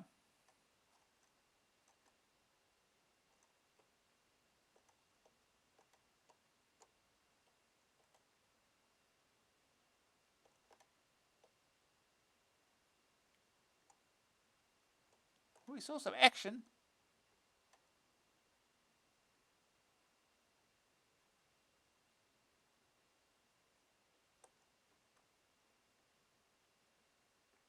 Let's build some more robots. It's sort of annoying they have to fly all the way back here to do that.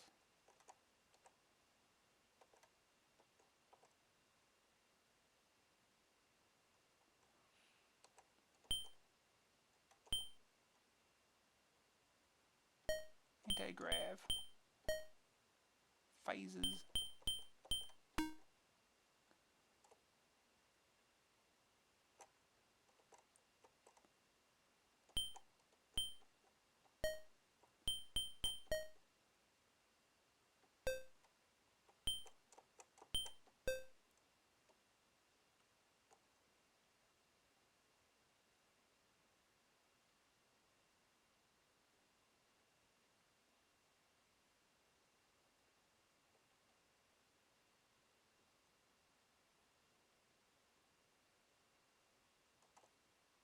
I can see this game probably take a while to play through.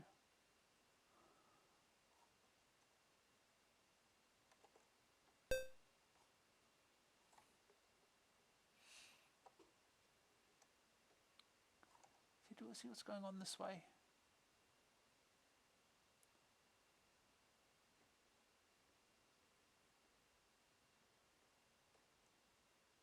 See all the enemy ones, I guess. I can't do nothing with these.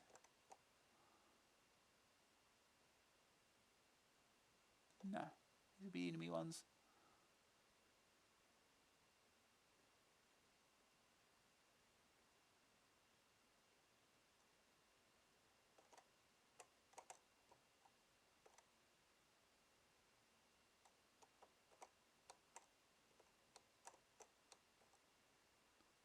temperature neutral.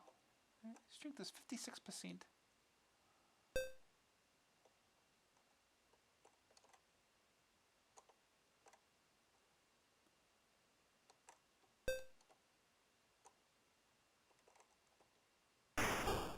Oh, jeez. Oh, things happening. Oh, still got them though. Show enemy robots. We got more. Oh. Stuff's happening.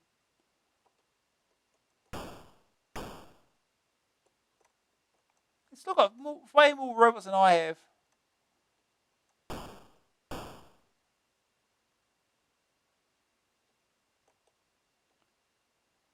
Anyway, I don't want us to go for too long. It's nearly midnight. We've got one more game to play after that. I think we'll move on. This game will take a while to play properly. But we get the idea. Did I? Oh, yeah, I did. It's alright. Okay, back to magazine.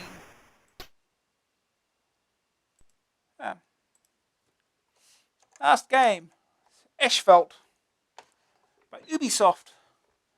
$9.95 cassette, $14.95 disc, joystick or keys. French software houses are really starting to prove their worth. There's some excellent original software. Ubisoft, who had previously released Zombie, still hasn't made much impression, but now has a distribution deal with Elite. This is another game where we've seen only the French version and don't know when it will hit the streets over here. The game is set in the future in the USA, where anarchy is descended on the roadways. The French should talk. Some areas are absolutely lethal, with any passing vehicle coming under heavy attack. You drive a large lorry trying to get a cargo through the waves of murderous traffic. The lorry sits in the middle of the screen.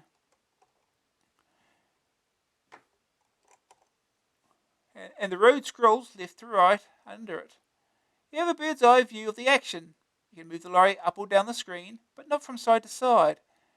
To combat the marauding motorists, your lorry is customized with special features. For a start, it's got armor plating all over, and even reinforced tires to protect it from attack. Naturally, you want to fight back. There are 3 ways of doing it. On the top of the lorry is a turret containing a machine gun and a limitless supply of bullets. I don't think it's that limitless. The gun can be swiveled in any direction and is best all-purpose weapon. You're armed with a limited supply of mines and flamethrowers as well. The mines are dropped from the back of the lorry and take out anything behind you. The flamethrowers spurt from side of the drover's cab and roast anything alongside you. You need all this weaponry to deal with lunatics who attack you. The enemy comes in all shapes and sizes of vehicles, from all directions, and with different weapons. At first, motorbikes will cruise up behind you and fire machine guns. These bikes with sidecars try to come alongside and blast you. Further along, you'll start running into cars with different varieties. Some of these will shoot from behind, others from the side. They also carry flamethrowers and will try to barbecue you. There's even one nasty piece of work that appears from the right of the screen and tries to fry the front of the lorry. One bike drops tacks in your path, another lands men on the side of the lorry. You can take out all the vehicles with the machine gun, but it will take a prolonged burst of fire and you'll have to pause to reload occasionally. When one does bite the dust, it explodes in a ball of flame and disappears off screen. You must be careful not to bump into the burning wreck and damage the lorry. Of course. Damage to the lorry is indicated by coloured panels on an outline of it at the top of the screen. Yellow and green aren't too bad, but red means you're near to exploding. You've got only 5 lorries and you'll frequently see them going up in flames. If you can destroy enough vehicles, you progress to the next stage with reduced damage and renewed ammunition. You can also collect objects off the road, which will reduce the damage level. Naturally, things get tougher. On the first stage, the enemy appeared only in 2s. They'll now start to appear in 3s, and later in even greater numbers. The action is comparatively sedate, but it's difficult nonetheless. You've got to recognize and remember attack patterns so as to minimize damage to yourself and dispose of the enemy as quickly as possible. The graphics are superb with big, colourful sprites and all the vehicles and for the vehicles and explosions. First aid target score 10,000. Second opinion, another fantastic French Jew. Good use of colour and original. This is a particular favourite. The pace may be a little sluggish, but the tension is always there. It gets harder the further you progress and more addictive. It's hard to stop rolling. Green screen view. Those red and blue and green and orange and purple and white and pink and yellow vehicles are all green and visible too. The verdict. Graphics 72%, detailed playing area and robots. Oh no, it's the wrong one. We look at the wrong one. Here we go. The verdict. Graphics 86%, big beautiful vehicles, good use of colour. Sonics 44%, unassuming effects. Grab factor 84%, curiously addictive, trying to stay alive. Lots of variety in attackers and patterns. Staying power 77%. Gets harder with each new stage. Action may be a bit sedate. A rating 80%. A nice variation on the arcade game Spy Hunter. Okay, let's go. Finish this up.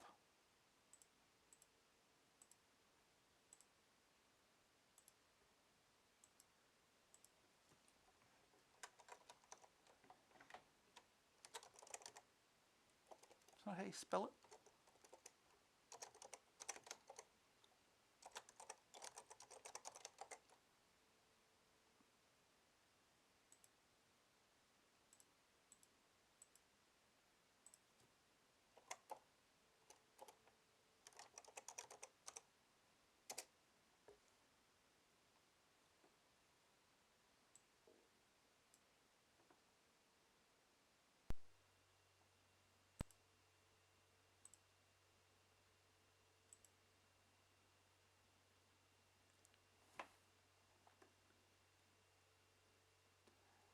None of these are type-in games as such. Doesn't mean that they are not written in BASIC. So, but generally, they'd be using machine code. At least mostly. Mostly. Unless you like Blaby and their wonderful games.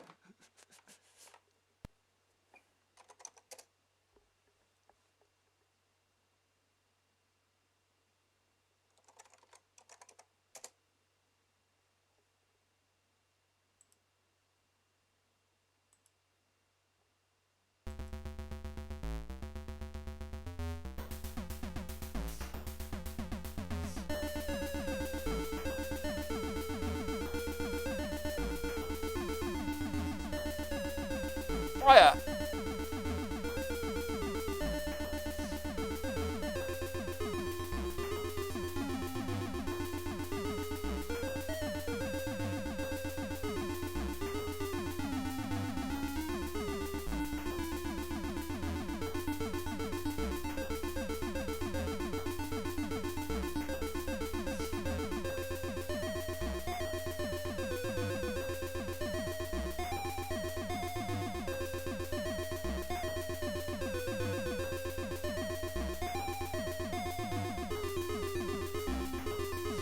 Okay, let's go.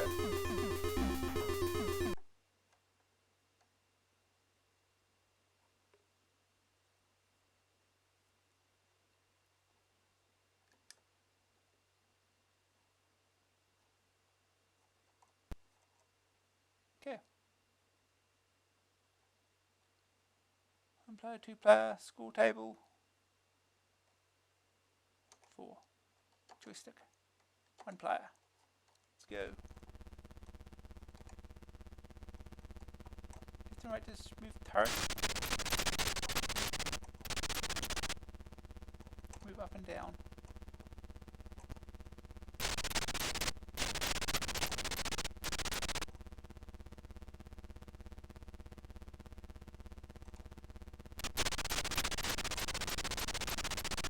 Doesn't seem very effective.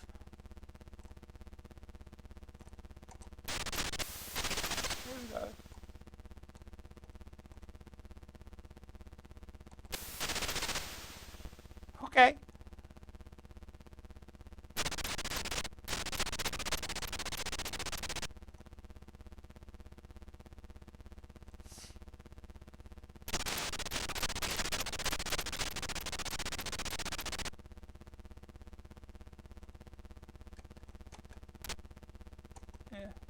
Oh, missed.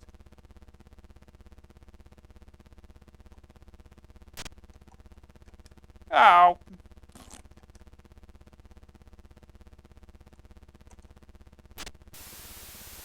Well, good start.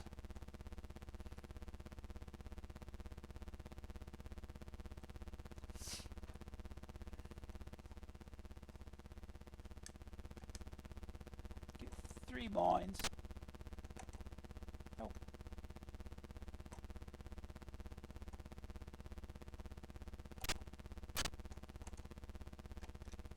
Okay, that's not working.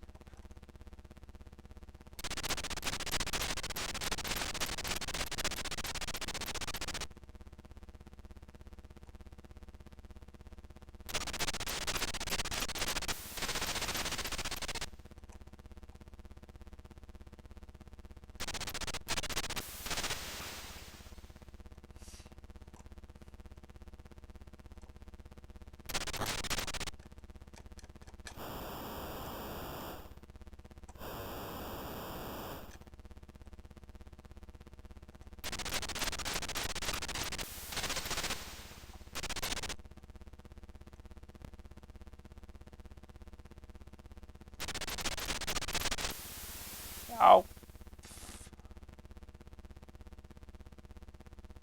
Maybe we should just sit there in front of the damn motorcycles. That might be an idea.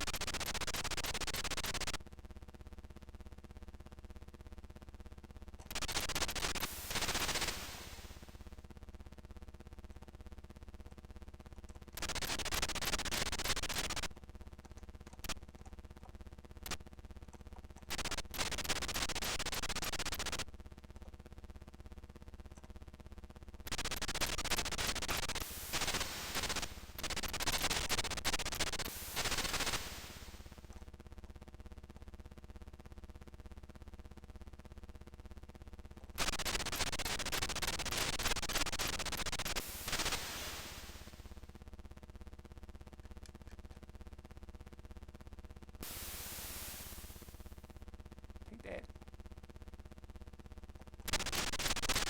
Ooh, stuff. Stuff. Oh.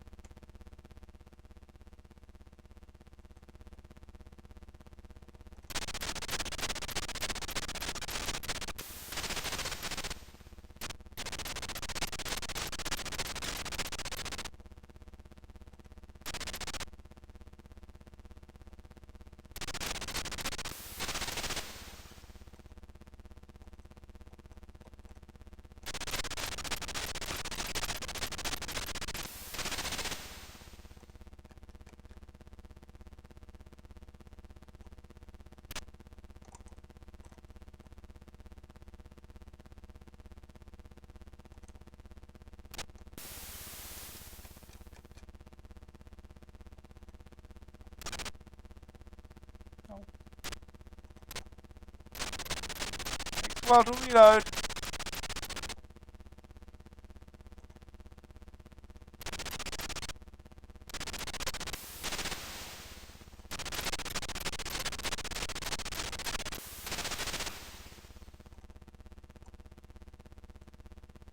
Oh, we finished the stage!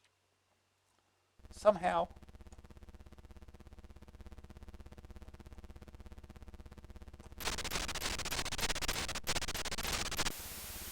Ah, well.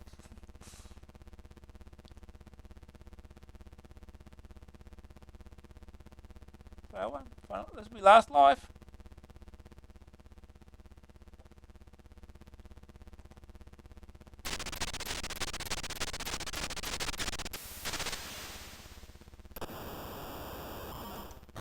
That really does not do much, does it?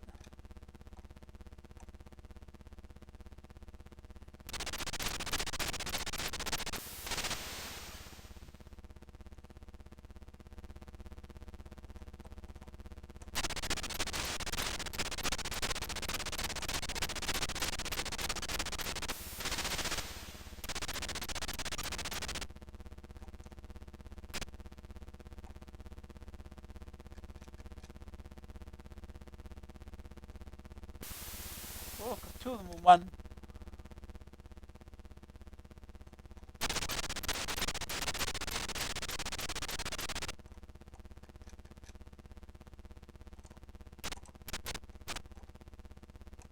That's not going to work. Oh.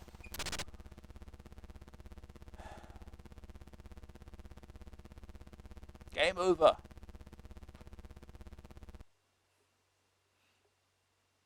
Well. Didn't even make the high score list.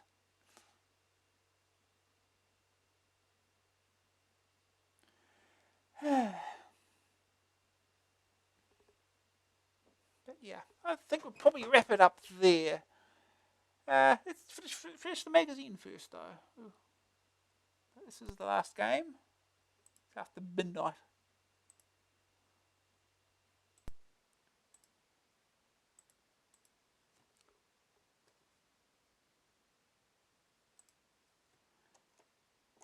Yeah, it's cheat mode. More cheats. Apparently you can pause and get Dexter by holding the D and X keys, because that makes perfect sense.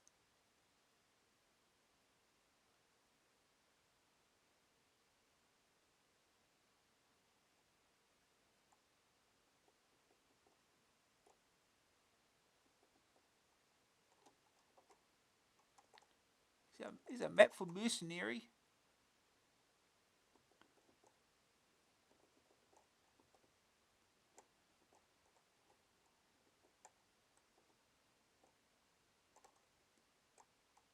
Poke for feud. Monty on the run. Stop Crusher, that'll be useful.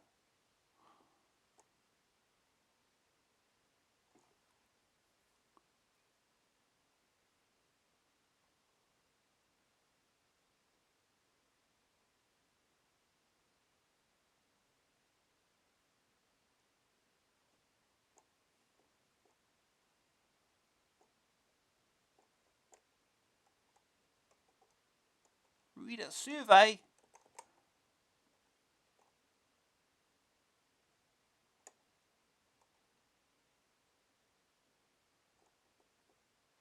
Probably a bit late to send in this survey, I think. Multi-Phase 2, number one Amstrad multi-purpose interface. All amazing, £46.95. The Golden Screwdriver Award. The cleverest hardware device at present. Mirage Imager Mark III. Amstrad owners can now transfer any program to disk or tape at the touch of a button. 64K in just 14 seconds from disk. The new Mark III is much faster loading with unbelievable compression and using less disk space on your disk Undoubtedly the best copier available today and the only one recommended by the Amstrad Users Club. Don't settle for less. More pokes. Possible.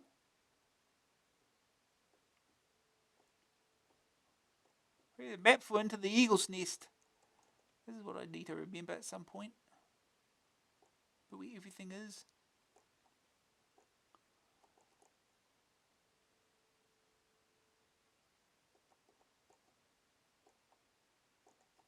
You know, advertisement for Mercenary out now. Yeah, we've already played it. Do 1 million with the Mega Drive. 1 megabyte for less than £1. The Mega Drive is a different breed of drive. Mega Drive is most certainly a well thought out product. It delivers. Amstrad Action, May 1987. I think that was the previous issue. 5¼ inch cased and power supplied at £199.95. 3.5 inch cased and power supplied at £179.95. Mega Drive gives you a true 1 megabyte of unformatted capacity on a disk, and when formatted is capacity of 706K under AMS-DOS, CPM Plus, and CPM 2.2. Others may make vague promises, but we deliver. Okay.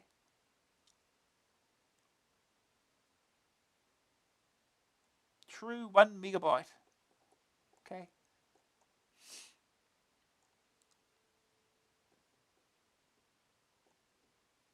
Cholo. Wonder Boy. Ooh. Do not like the look of that snake's tongue. The most action-packed computer game since the dawn of time. Wonder Boy is here for your home computer. From the arcade original by Sega, Wonder Boy is a kid with a quest to reach his girlfriend across treacherous landscapes and rescue her from the evil king.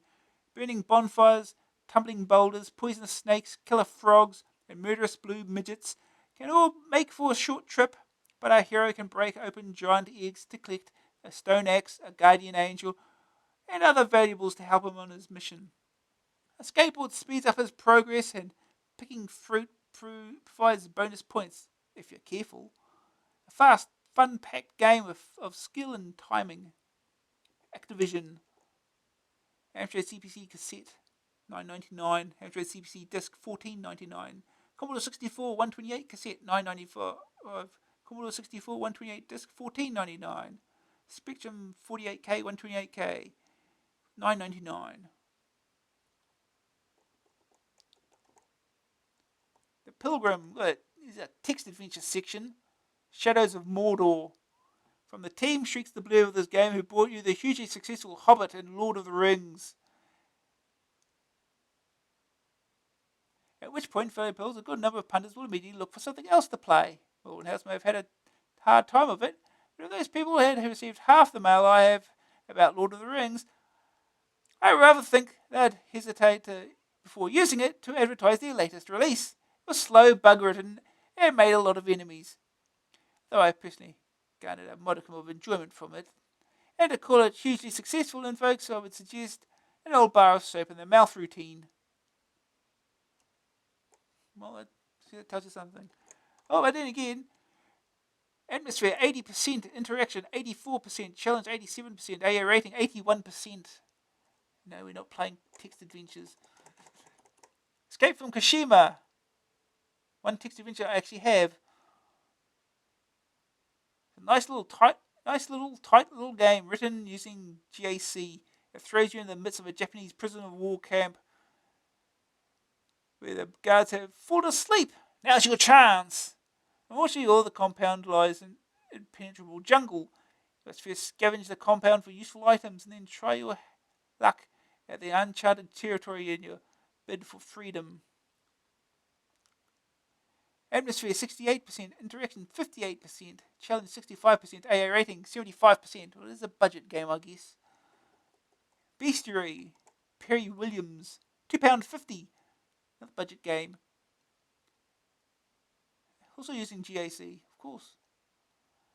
Atmosphere 68%, interaction 58%. Sounds familiar. Challenge 62%, AA rating 75%. Oh. Harry and Harry, Butter de Raj Mahal, Informatique and Infogrames, 9.95 and 14.95. Oh, it's a French game. Some geezer named Harry, it seems, has found a way of opening Raj Mahal's box. A neat little package that once opened offers limitless possibilities. You, a complete and utter dirtwad, with apologies to Dia and Quinch, are promenading along the rue, and suddenly two heavies bounce out and duff you one. The half, it appears, mistaking you for the box geezer, and obviously think you're a good investment. You wake some hours later in a damp cellar and must escape to save the real prof and put the world to rights, etc.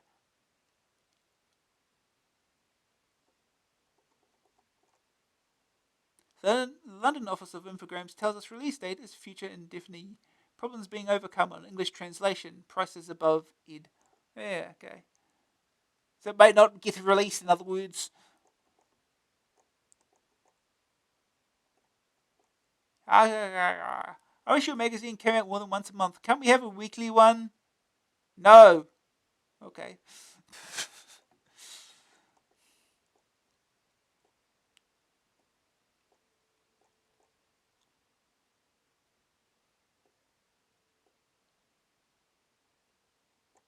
Super Disk, the best suite of disk utilities ever written for the 464, 664, 6128. Please note that we're not able to supply personal callers at the moment. Oh. Free Books Bonanza. Cheat mode, the Amstrad Action Collection 85 to 86. Get all the cheats from the first 16 issues.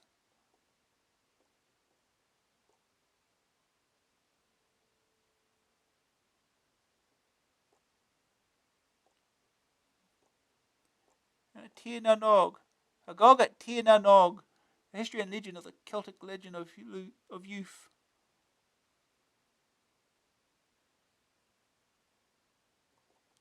You saw this last issue, of course. Only available through AA. Only limited distribution before, though, through the now defunct Amtex magazine. We're offering it at £3 less than it was there, both on cassette and disc.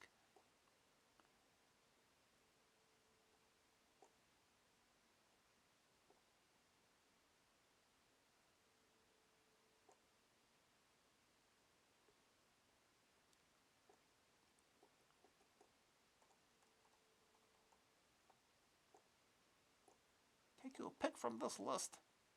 Okay, here's the good bit. Okay, rear view. Sugarman saves stranded superheroes. Silly signature sequel. Somebody get a mop. Ed. Pillix. Virgin's managing director Nick Alexander recently picked up an award for photograph involving leading lights of computer knowledge. It was for 1986, so of course they had to come up with an equally silly pick for 1987, and here it is. It celebrates the re-release of FA Cup.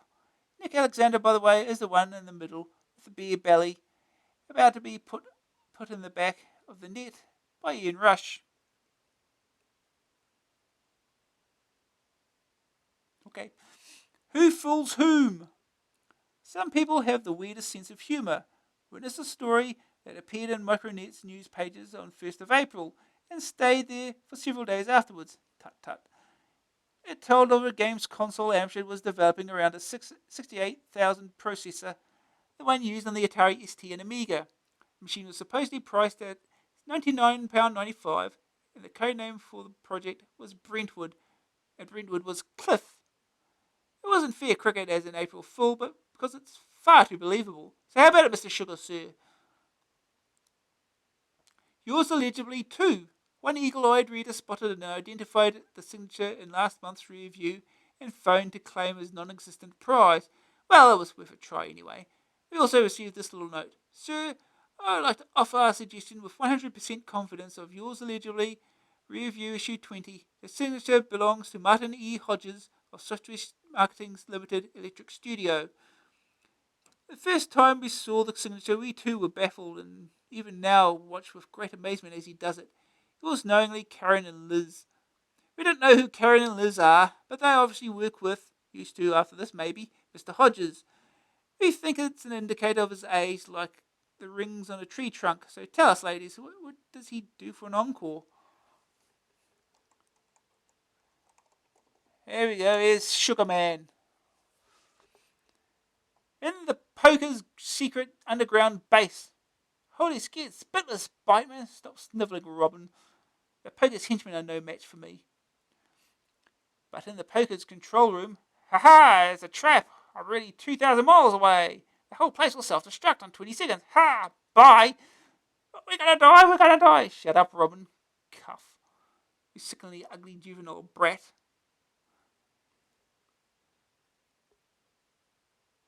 With the use of my brilliant intellect and my Z99, the new Sinclair portable micro, I'll patch into the poker's main computer and disable a self-destruct program.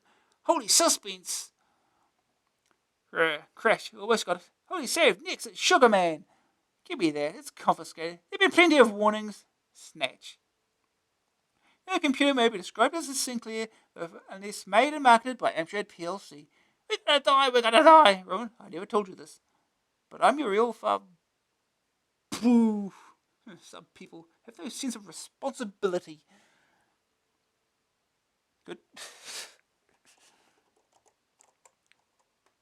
And Toots covered something up and he's running away. We get an advert for Kinetic.